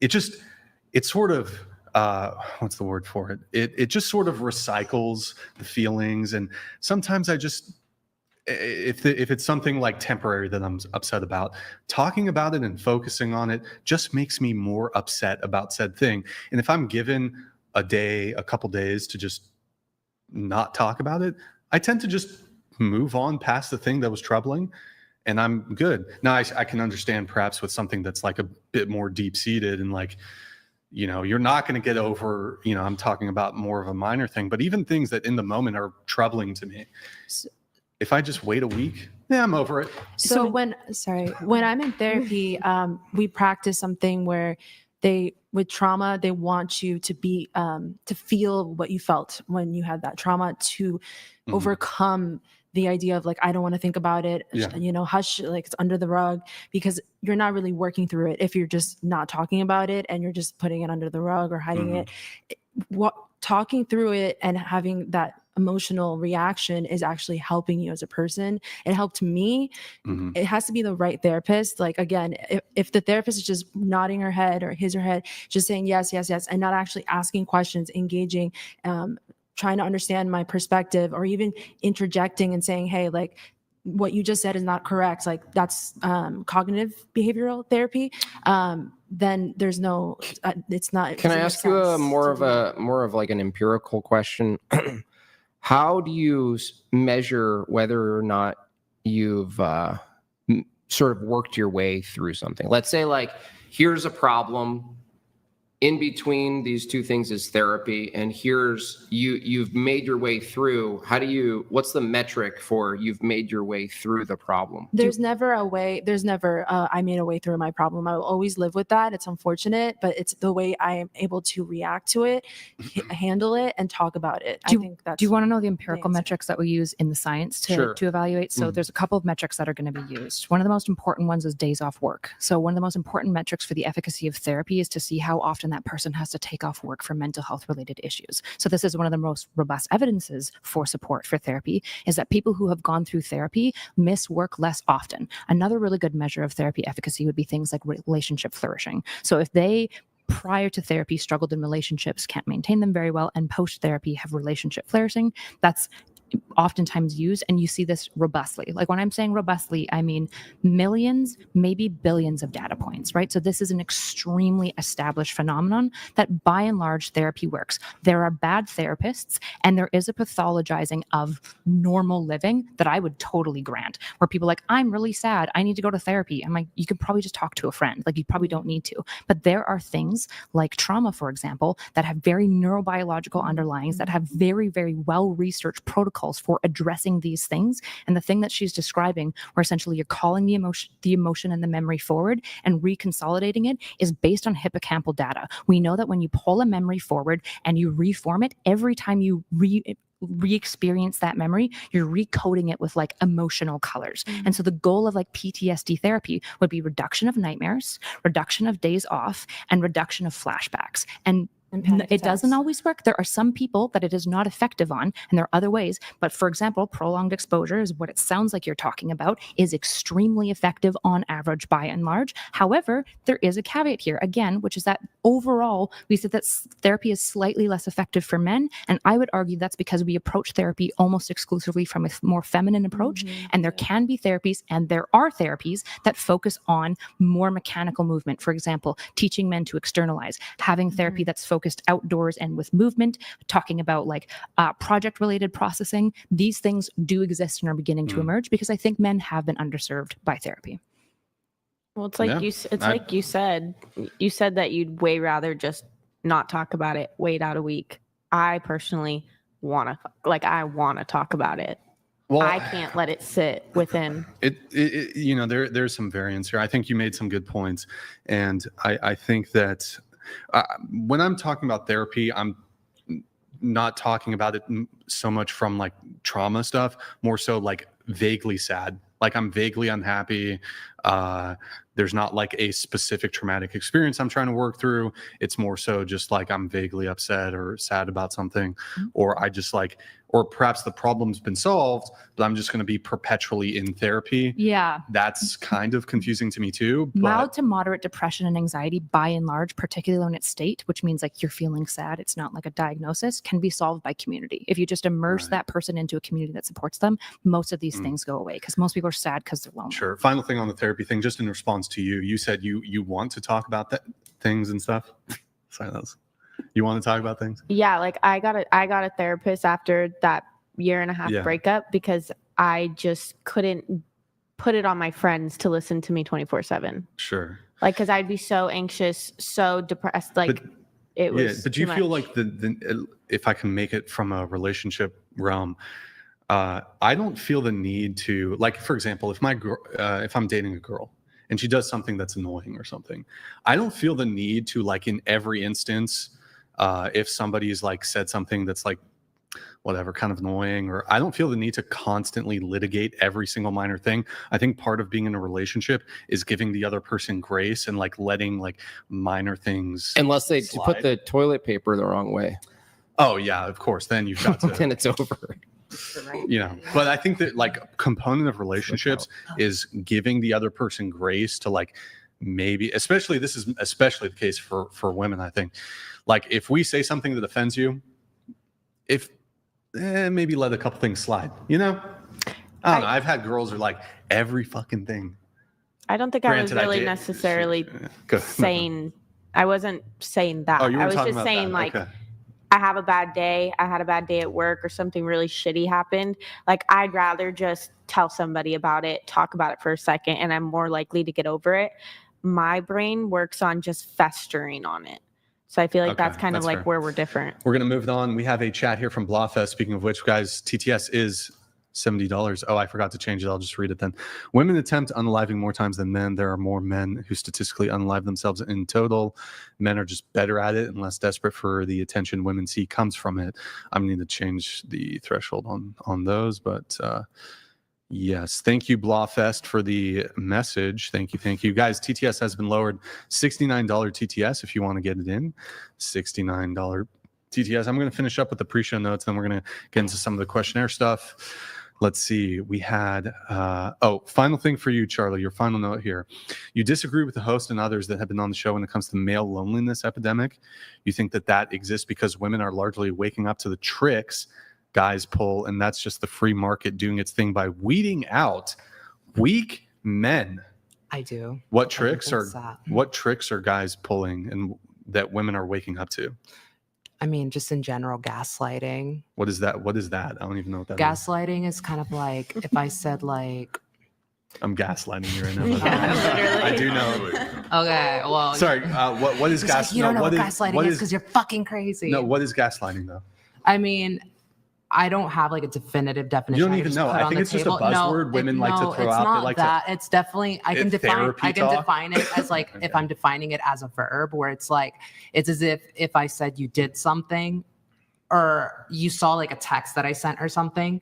And then you're saying like, I saw you send this text. And I'm like, no, you didn't. Even though you saw it, I'm now making you question whether you actually saw it or not. That's just like something like that. It's from a movie. This guy like tries to make his wife go crazy by like moving everything like slightly to the left. It's the gaslighting comes from, it's not a psychological like psychotherapy word. People weaponize it like that, but it's not from psychology. I realize it's a phenomenon. I guess what I'm trying to say is that there is an influx of a lot of men who want, as I said earlier in the podcast, someone who wants like a traditional woman, but they aren't willing to be actually traditional men.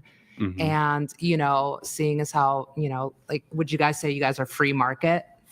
Like you guys say free market's the best, like capitalism's not perfect, but it's the best system I've never got. Spoken on my economic. I'm just saying that a lot of conservative leaning men will say that I support free market. Yeah, I don't think you should like dump toxic sludge into rivers and stuff in the government. Yeah, no, but then what I was getting at is that like, well, a lot of women say that these guys are really low quality, so let me hold on and like wait longer to see a guy that does come along who is a better quality man.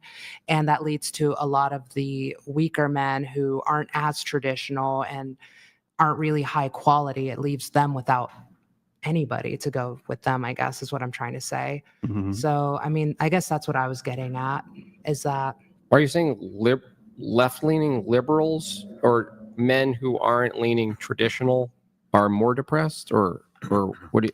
no, I haven't said that. I was just wondering, like, who's the lonely people here? What's the demographic of the lonely men A here? lot of men that say there is a male loneliness epidemic tends to be harsh right wing, not like just like conservative. I'm not thinking Oh, like you're saying the normal opposite. not like normal like Okay. traditional conservatives. I'm talking people who go off the deep end, and they say that there's in fairness, if you actually look at incel research, it's extremely politically diverse. It's also like racially politically diverse. Yeah, it's like I think it's a right wing talking point because the left, the left is so angry at men. Like the left and left speak, like I'm a left wing person. I advocate for men's stuff all the time. And as a result of that, I'm a pariah in a lot of left spaces, right? The left really doesn't want to be honest with itself about like plights and issues that men have. But like, yeah, even incel data, you have like, there's like communists all the way to like fascists within the incel ideology, by and large, from what this is like Costello's research, at least. I had no idea. Yeah, people expect it to be right wing, but it actually isn't. How do you It's just the people who determine talk about it someone's are. involuntarily celibate versus? This is like a like, how do you even know? Can women be involved? Like, how do you even determine someone? Is it a self ID thing, or? Yeah, I think the men who self ID is that are essentially they're trying to get pussy and they can't. They cannot do it, but they'll also like they would never like approach a grandma and like get pussy, which they probably could if they. Grandma. Oh, and to answer your question, Brian, yeah, there are like women. It was in response to the grandma pussy comment. There Go ahead. are like women who fall under involuntary celibates, but in I think buzzword it's spaces, suffragettes. they're called femcells. Is kind of like what they call it. It's impossible. A woman can't be involuntarily celibate. Well, she could be really, really, really ugly, Yeah. right? And then it's like most men won't want to fuck her. But most incels, for example, would never fuck a grandma. But there's a lot of grandmas that probably would be down for some young dick and would be pretty open to how ugly a dude would look. But most guys would be like, ew, right? So it's like, yeah, but also the incel phenomena, the femcells do steal a lot of valor from incels, which have a very different problem by and large. Get it, Jay? Yeah, I mean, hold on, let me let this chat come through. Or actually, wait, I'll The adjust. incels are gonna be so mad. Now, where are you getting this information? You mentioned the science earlier. What science? Which information? The like which incel part? science. He's asking about the incel. William Costello is probably one of the most like foremost researchers on incel stuff. He's the first researcher who's actually tried to approach incel groups honestly. Most research on incels is like, do they hate women? Yes, they do. And it's like, oh, shocker. He's the first one who's like befriended, worked with incel groups and studied them, like where they are in their like forums and stuff like that. Like Jane Goodall.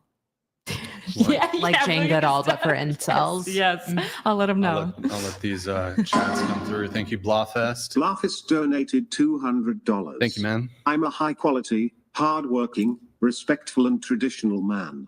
I love my wife and my girlfriend so much I don't think I have it in my heart to cheat on them. All right. Thank you, Blawfest, for the big $200 TTS. Really appreciate it, man. We have your friend Intel Wild coming in to talk some shit, Kyla. So incoming. Oh, my best buddy. Thank you, Blawfest. Appreciate it, man. If you guys want $69 TTS, Intel Wild donated $69. Sweet Jesus, not so bright. Please cover up that stomach. We can see Damn, the what the jelly fuck? rolls Chill out. bursting out. You know that this dude's fat. You know that this guy is some like fat motherfucker. Oh shit! Yeah, Intel Wild. I'm definitely heavier than I like I said, I'm at the end of a bulk. So I am definitely heavier. That's been out. Yeah. Mine is a little bit out. I just don't care. Wow. Like yeah. Nice. Fair enough. Okay. I guess see me in 2 months, see if the bulk pays the cutting pays so off. to you though, you think that there's like femcells exist? Women can be involuntarily celibate. I think so. I mean, not necessarily in a buzzword sense, yes. Like a woman who's like a misandrist, hates men. I could say that, yeah, that's a femcell. Like someone who just hates men with like, you know, I could see that. Yeah, but I mean, I haven't really put much thought into it because I don't think about femcells. Just curious though, do you think like guys who are mega players who have smashed like 200, 300 women, do you think they're like the pinnacle of feminism, or do you think they probably have like some misogynistic tendencies, or they also maybe have like some views on women that are not particularly like well received by feminists? I could see it. Yeah. I Like could see that. mega players probably don't have like super high opinions I agree. of women I can see that. Yeah. versus like the average guy. They're probably, I would say like mega players probably lean more misogynistic than like your average guy who has like an average body count. So this idea that like we're linking like one's ability to get laid with misogyny is kind of interesting, but I genuinely don't see how like, I suppose a particular woman could be involuntarily celibate. Like she's just like 800 pounds and like, even like she's just bad looking. Mm-hmm. But like if you look at like these incel men, like probably a lot of them are below average looking, I would say. But I think below, like if you look at like if you look at a quote unquote like a male incel, his female equivalent looks wise, she can fuck 3 dudes in a day. Isn't the only metric Probably. for this whole terminology just sex, like just the act of sex? Like Well, that's the femcells- ultimate.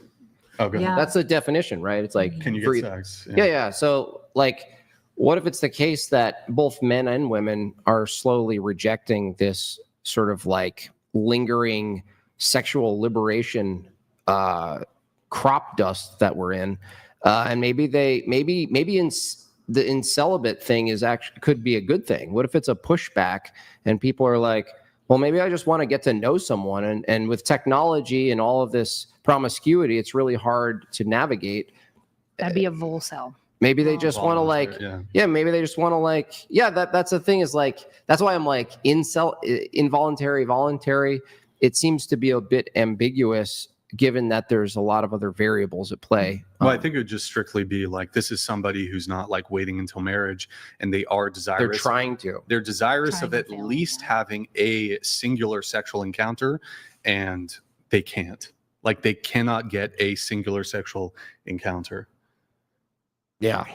Like that's what I'm wondering. Maybe they should rearrange their priority to for marriage or something instead. Yeah. Maybe it'll change things. We have Intel Wild here. Oh boy, here it is. Intel Wild. There it is. Thank you, Intel. Intel Wild donated $69. 5 feet 10 inches, 170. Nice try, crazy lady. WJ. Jimbob. Is that what's he talking? Is that me? No, him. 179. He's not a fat. That's him. That's him. He's not a fatty. He's trim. That's a good. Congrats, Intel Wild. Good job. I'm proud of you. Really quick question for the panel, starting with you, Kelly. Equality or chivalry? If you had to pick one. Quality. Equality. Okay.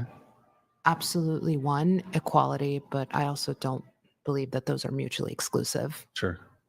Equality. Chivalry. Equality. Chivalry. Chivalry? Sorry. There you go. No, that's fine. Okay. That's interesting. Okay. Oh, wait. How about this? Democracy or crazy abortion? Same thing. So would you rather have a democracy or access to abortion? Starting with Kelly. Wouldn't access to democracy give you access to abortion? Yeah, but in this world, you can only have one. So. In this, yeah. So let's assume it's like a Republican conservative democracy. It's Narnia. Democracy. So you pick democracy? Okay. Democracy. I'm confused. Sorry. Oh, it's just if you had to choose one, so would you rather have democracy in a country but no abortion rights whatsoever, or could be like totalitarian, authoritarian, monarchy, whatever it is. No democracy, you can't vote anymore, but your right to abortion is preserved. Oh, democracy. Okay. Democracy. Okay. All right. That was not bad. All right. We got a chat here from Jake Burnitz. Jake Burnitz donated $69. It's past Jay's bedtime and he's lost so many brain cells he's falling asleep.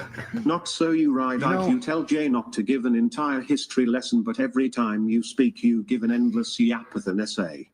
So we'll get into. I want to try to bring in a topic so we can get Jay in pumped up. I got a topic coming up here for Jay. Ask him Really just to quick, I define want a to word. do. He'll go. I want to He'll go read forever. one of your notes, and then we'll come back to some of your notes a little bit later. Yeah. You said.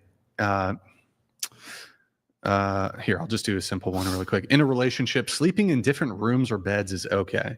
Yes. Okay. Okay. I'm on board. I'm actually on board with this. Okay. I'm on board with this. I think a lot of people could probably get behind different rooms because it's not like you can't go to each other's room, but you have your own space and you have, it's just your own independent space separate from each other. Beds, I guess, kind of goes with that too. But yeah, I think that's okay. Anybody have thoughts on this? Like, okay with having separate beds, separate rooms? I think it's healthy to have space in a relationship, but I like to cuddle, so I guess you can still go over, Yeah, spend the it's night true. in their I- room. that- It's it just could you be have your funner. separate Have space. a little stay the night. Yeah, come sleep over. Yeah. I just want my own Hold on one closet. sec, guys.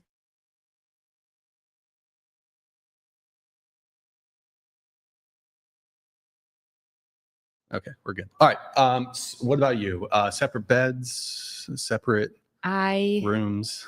I don't want to yuck on your yum.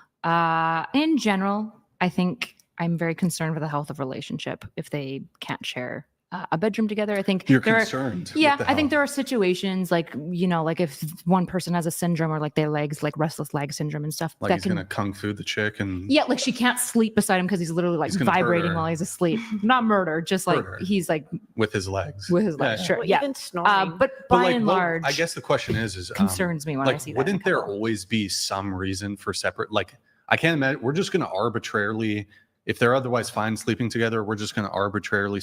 There would always be a reason for the separate beds thing, right? I just think a lot of reasons that I hear are not very compelling to me, What unless about it's like like a sleep? medical. Like, oh man, it's hard for me to sleep in the same room as somebody. Again, it would depend on like what that is. So like if they're just like, I just don't like sleeping near anyone, I'd be like, well, it's kind of weird, but I guess do your thing.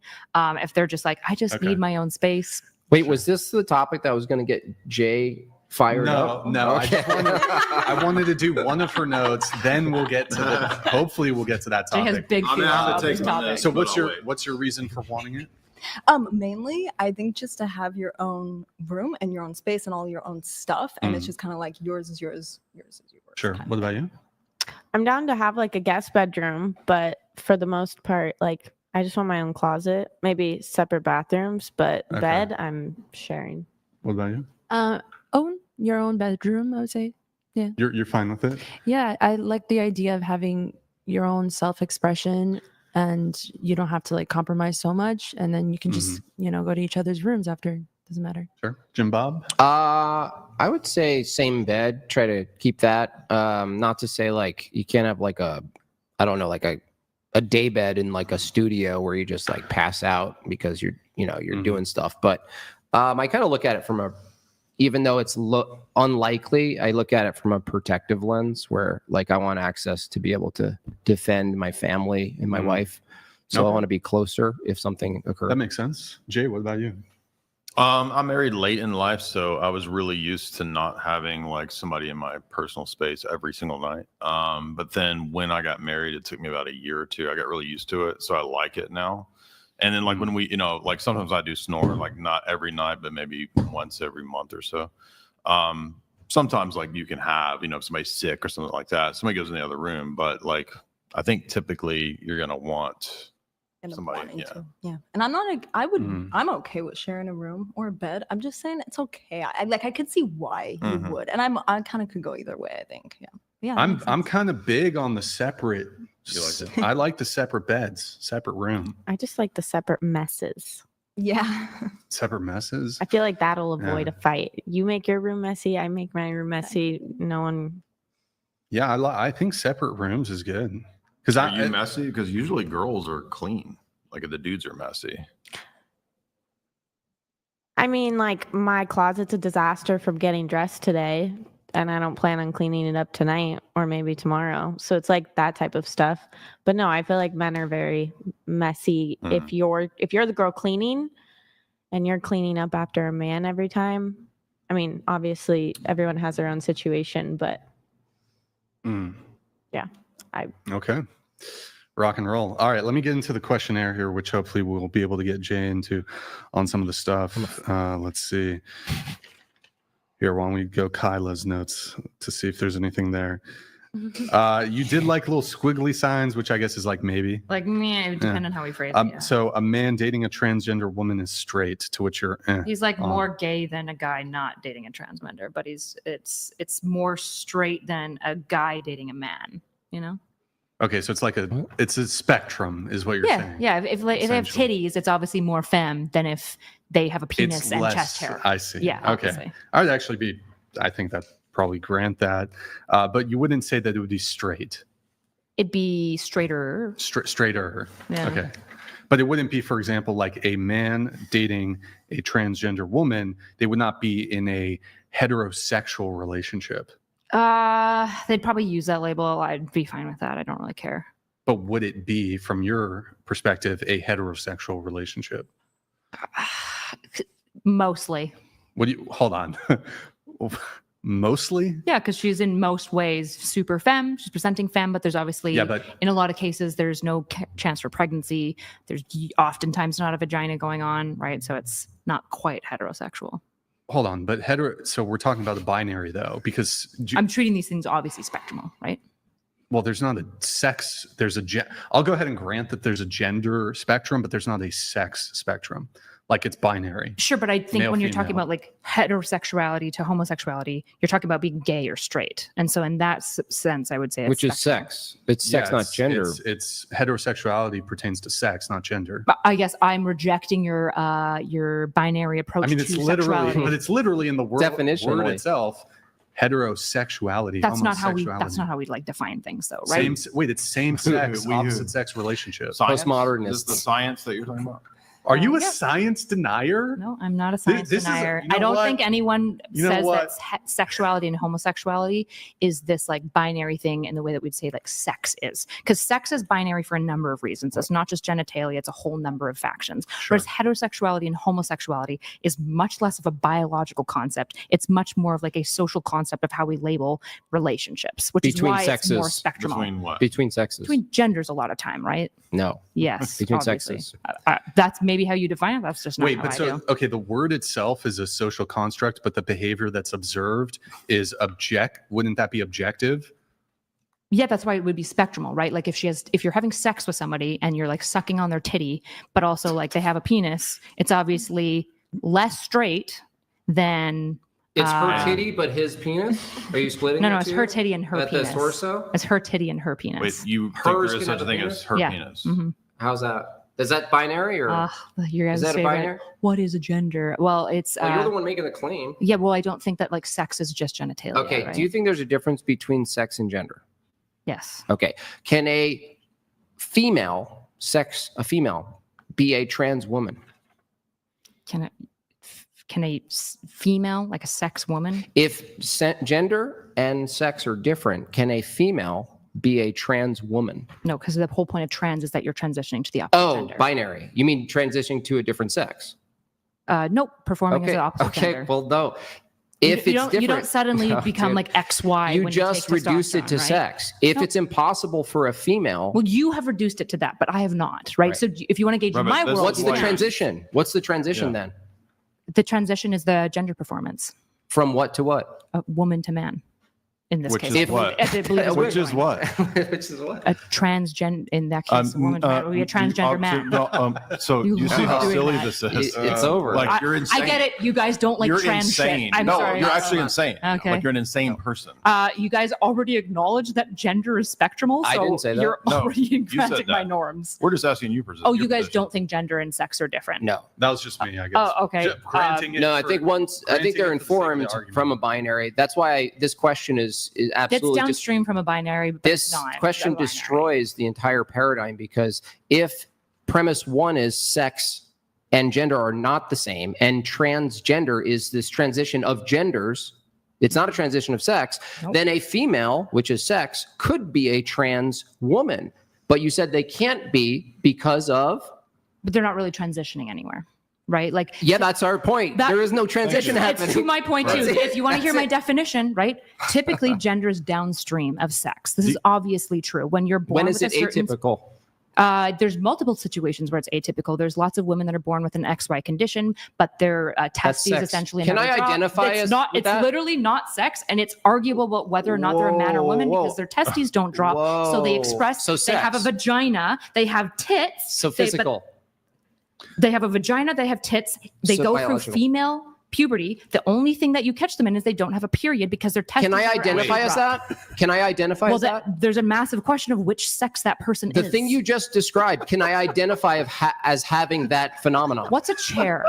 Can Define a chair for me. The chair thing. Wait, already. wait. This is what you're doing. You're doing. You don't low-key- answer you're doing- questions. Do you think I that? answer questions, Jim? No, you don't. With all questions. the time. With questions. No, With questions. I answer your questions You're the a entire sophist. You're a conversation. sophist. The issue You is that close when your eyes you find and you do answers like that this you because don't you're like, You're a acting like- sophist. you just insist You that I just don't answer got questions. completely You're the You obliterated. have still definition not of a answered my sophist. question about objectivism You're versus because you're a absolutism. You've sophist. run You're away a from it sophist. the entire time. You still Because not you're answered my not questions worthy about of answering because you don't know anything Well, about you're the not subject worthy of matter. You're answering not. either, so I get to use the same fail-safe. You claim that you know the No, top- you're not the worthy to topics, talk to and you about don't this. know You one don't know book in anything the about the topic. gender spectrum. You don't No, know one book in the topic. You're not You worthy got to talk exposed to. as the I'm fraud. sorry, That's Jay. why. You're not worthy for me to talk to on this topic. You I don't just know can't. the subject. Does it have to do with sofas? No. So this is the problem with it, and this is why it's such a defeater, is that if there's two different things you're talking about, every time you point to some sort of obscure deformity or some weird atypical biological expression that happens between genes, or the Every time you hold point on, to medical hold on a sec- science, hold on yes. a second.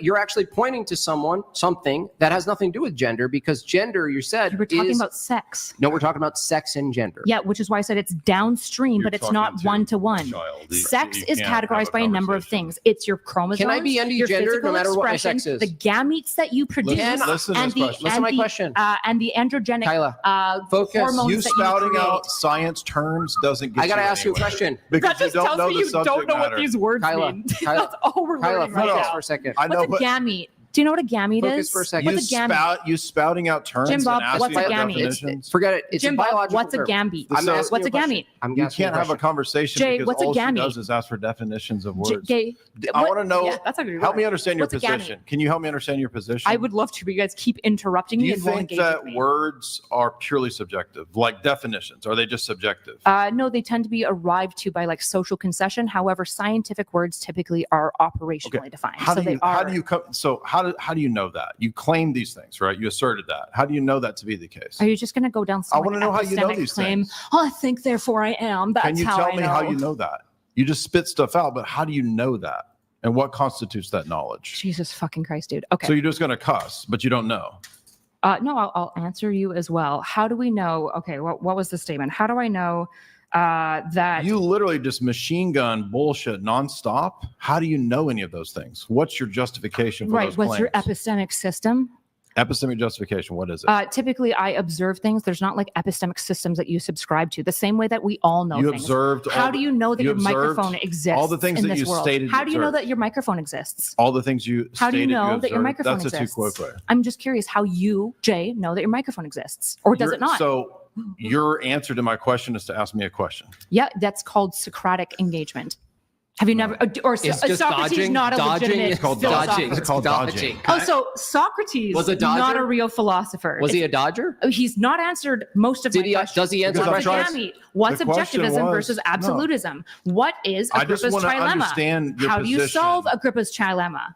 I want to understand your position about. when No, you say- don't. When you say words are defined this way and this way, and They this, tend to be this arrived thing to at a is- social collection, as well Okay. as in How do- science, it's how do you know operationally that? defined. Because that's the norm that we all live in, which you live in. That's and a fallacy. You would, of course, That's a grant me. fallacy. It's, oh so my because God. we all, because we all, Daughter. you said because Daughter. everybody says that or believes that, it's true. That's a fallacy. No, that's not at all what I said. I said that we tend to arrive in terms that are like denotative by operational definition using the and terms- quantitative. These, How does this do you justify not know your what claim? these words mean? I'm engaging at your level. Connotatively, we typically arrive to by like some sort of social You tell me what we agreement. do. And I want to know how This you is know true. that it's Do you true. disagree So that we come to anything the that arrival happens of what that we words do, mean by some level of social agreement? does How it do we get you come to to words then in your justification? mind? How do we come So to when words? you get pinned, you dodge by asking a question. I have because you answered can't your make question No, you haven't. every single time, and then I respond Your with a question answers that are you don't like gibberish. because you No, don't they're want to engage nonsense in Agrippa's answers. trilemma because you know that you get stuck Why in are the you bringing same up position. something about? I'm asking your position. Because what you're asking me doing is an questions. epistemic walk down of self-justifying the why.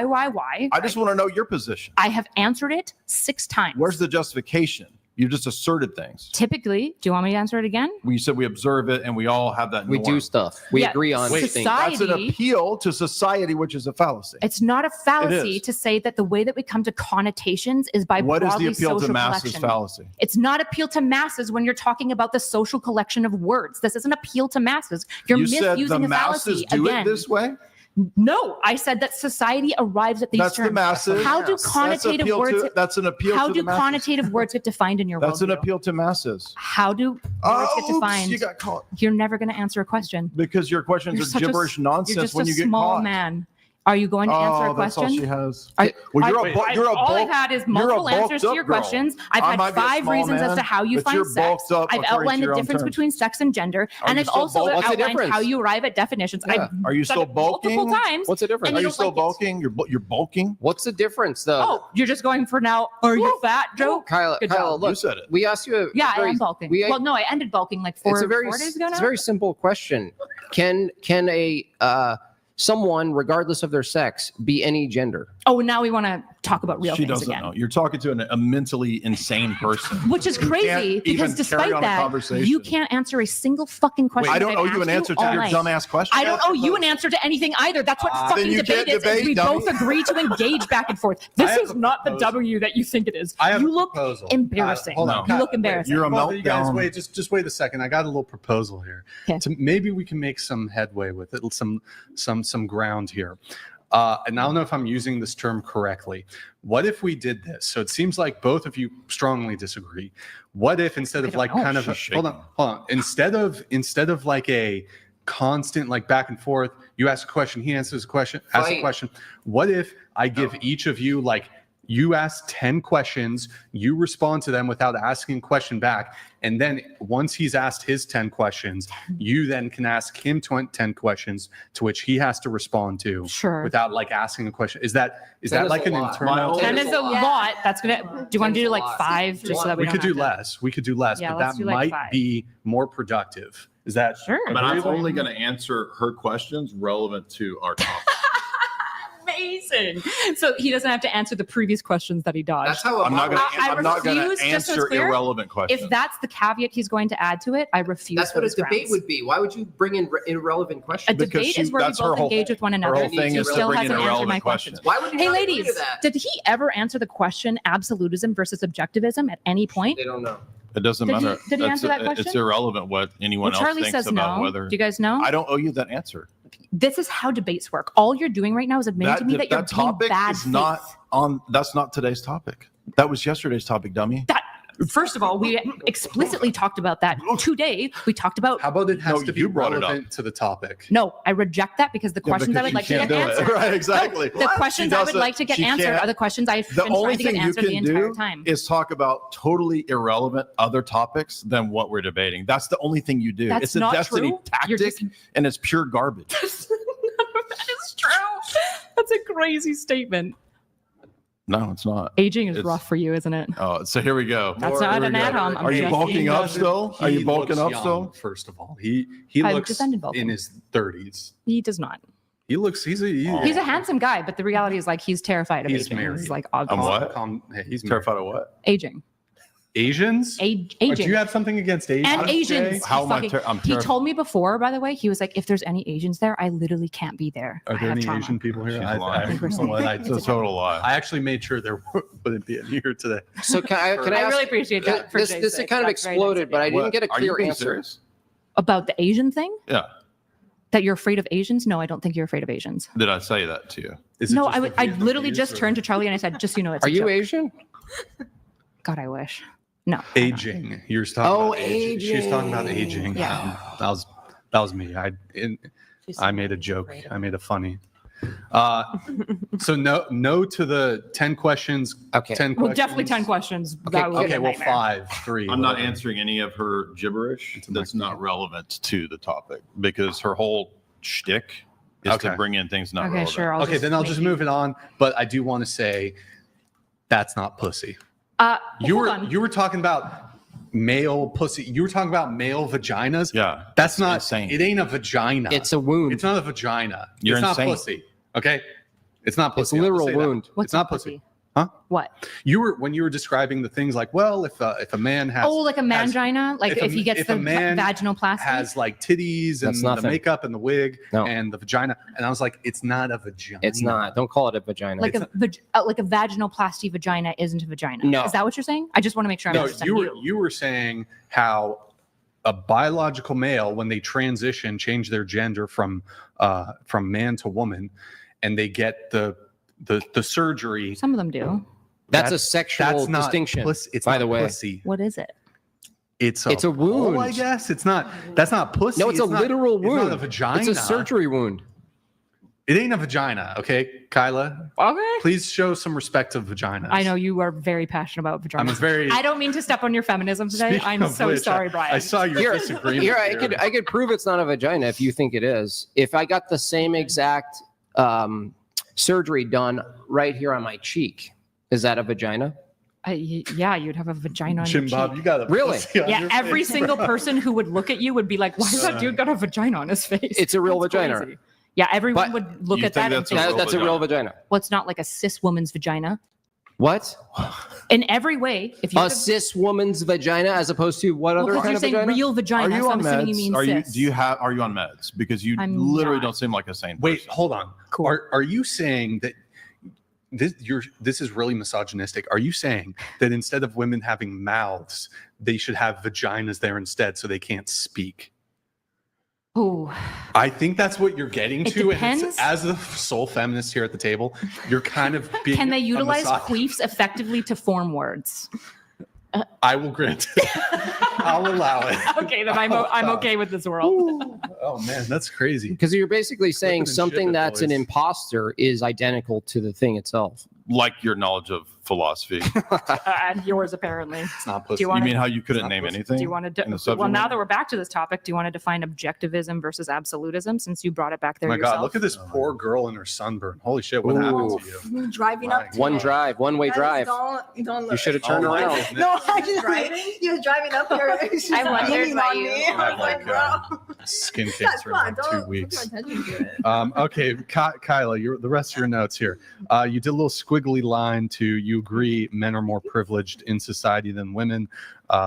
That's like an iffy maybe one for you. I think Why is women are more privileged in a number of areas, and men are more privileged in a number of areas. that? In totality, oh, or is God. it hard to say? In totality, I genuinely I don't know. I haven't done the cost analysis in my head. Okay. Yeah. Do you want to bite on that one, Jay, or not so much? He doesn't want to talk about male privilege. That's so antithetical to everything he cares about. What? How do you know? Oh, sorry. Are you really passionate Hey, put about? some Well, how do you know? I'm just assuming based on your worldview. On what? Your worldview. How do you know what that is? Well, if like you're pro patriarchy and all these sorts of things, I imagine that you wouldn't want to say something that like male privilege, like men have more privilege, because then you're like acknowledging something was that her sounds position? negative, but also you wouldn't want to say that females have more privilege because that would Men also are Can you just Wow. answer the question? Wow. Good God. Men are I more did answer the privileged question. No, you didn't. in Again. society. Her if you position. can't keep up with this Men at more this point, privileged in Jay, society. that Yeah, says a I lot can't more keep about up with you you, than right, it does about right, me, right? Like if right. you think I'm a I can't child and keep I'm all up. these like bad things, and yet you also can't understand what I'm saying, that's your issue. No, it's literal gibberish. Like what you say is I am gibberish. not speaking gibberish. I'm speaking coherently. It's not coherent. You think a vagina is a gash on a face? I get that you don't like what I'm No, saying. it's just total insanity. I- It's like again, I talking get to that you a don't like what person I'm on this, saying. like a bum in the street. It's like the type of like schizo gibberish that they say. Good It's one. equivalent to what you say. Good You're saying one. she's homeless? It's equivalent. You're- Mentally, the equivalence. Of being homeless? What is that? What are you even saying? Yeah, like mental That's illness. just a is person on the associ- street. Like yeah. it's the same level of understanding of subjectivity that words are defined according to you. You can make them into. In other words, there's no truth. It's I has a am relativism is not the There's no standard for truth from you. Anything relativism can be is the crafted. opposite of absolutism. Objectivism is the opposite. Kyla, do we Subjectivism. create truth or I'm an discover it? objectivist. Do we create truth? And a relativist. Look, You can exist in both of these paradigms. No, That's a contradiction. That's total insanity. Like you said, God's a relativist. When you said God's a relativist, remember that? Remember that This joke? is why The Notebook. Nobody I don't cares about think. your notebook. Sorry. When you said God this is a why relativist, I don't Guys, she suspect drew that a she notebook. knows anything about She drew philosophy. she drew because something. she this draws is a super meme. basic. She draws a meme. That's what homeless people do. They scribble if on you guys things. want me to, all right, I'll just wait. I mean, to be fair, I God, did, our cocks are so Jay's hard. correct. I did get some scribbles. I did see you speaking with some. Can I make a homeless people. T-shirt of that?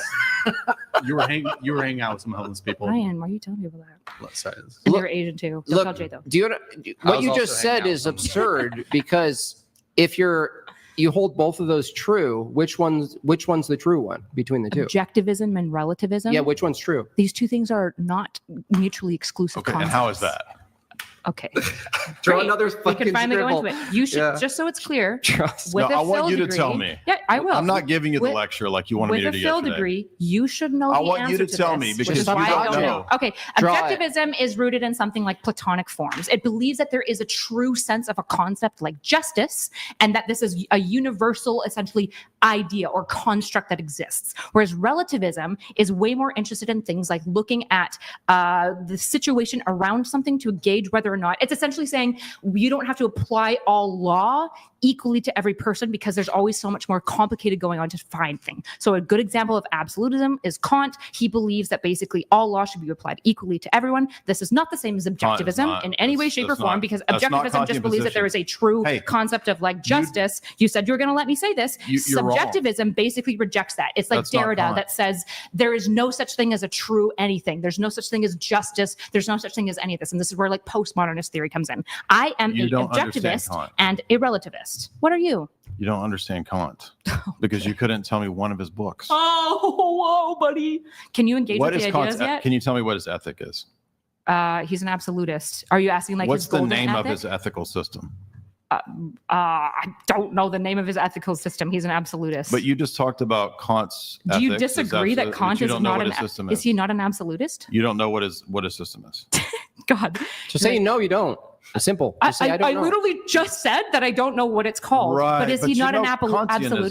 Kantianism. You know Kantianism. It's Yeah, called by and large. deontological ethics. Wait, It's would you- deontological. Oh, right. It's okay? deontology. Do you What's the disagree that he's an what's- absolutist? what's the Do you disagree that phenomena you're never going to noumena answer a in- question? You're just going to run forever. I'm Is he an showing abs- that you is don't Kant know. an You absolutist? reference Is Kant an things absolute- that you don't understand. I will is just what I'm keep showing asking you this question. Is Kant an Because you can't. absolutist?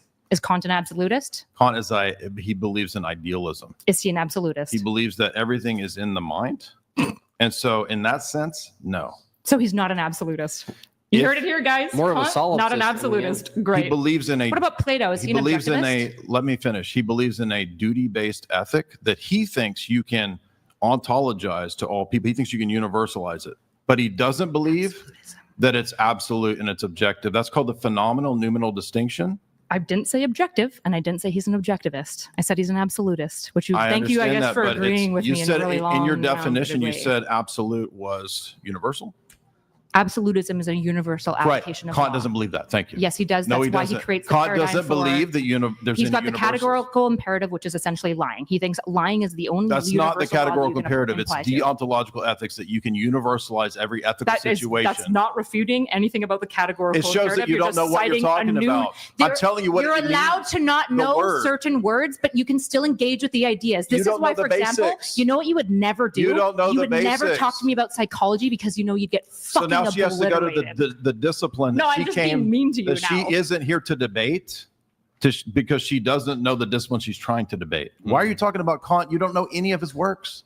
You don't know the basics. Jesus Christ. Name You're one of right. Kant's books. Knowing books is what Name makes you one of his. evil. Name one writing. That would be simple. Just one. I've already told you I don't know the title of any of these things. did you I read don't even know the title of William Costello's articles that I'm citing. I have no idea. I don't memorize titles. Did you of read things. any of Kant's books? I did. I read one of them. You said 3 earlier. Now, which one? I don't remember. Was it 3 or 1? I think I read one. But you said 3 earlier.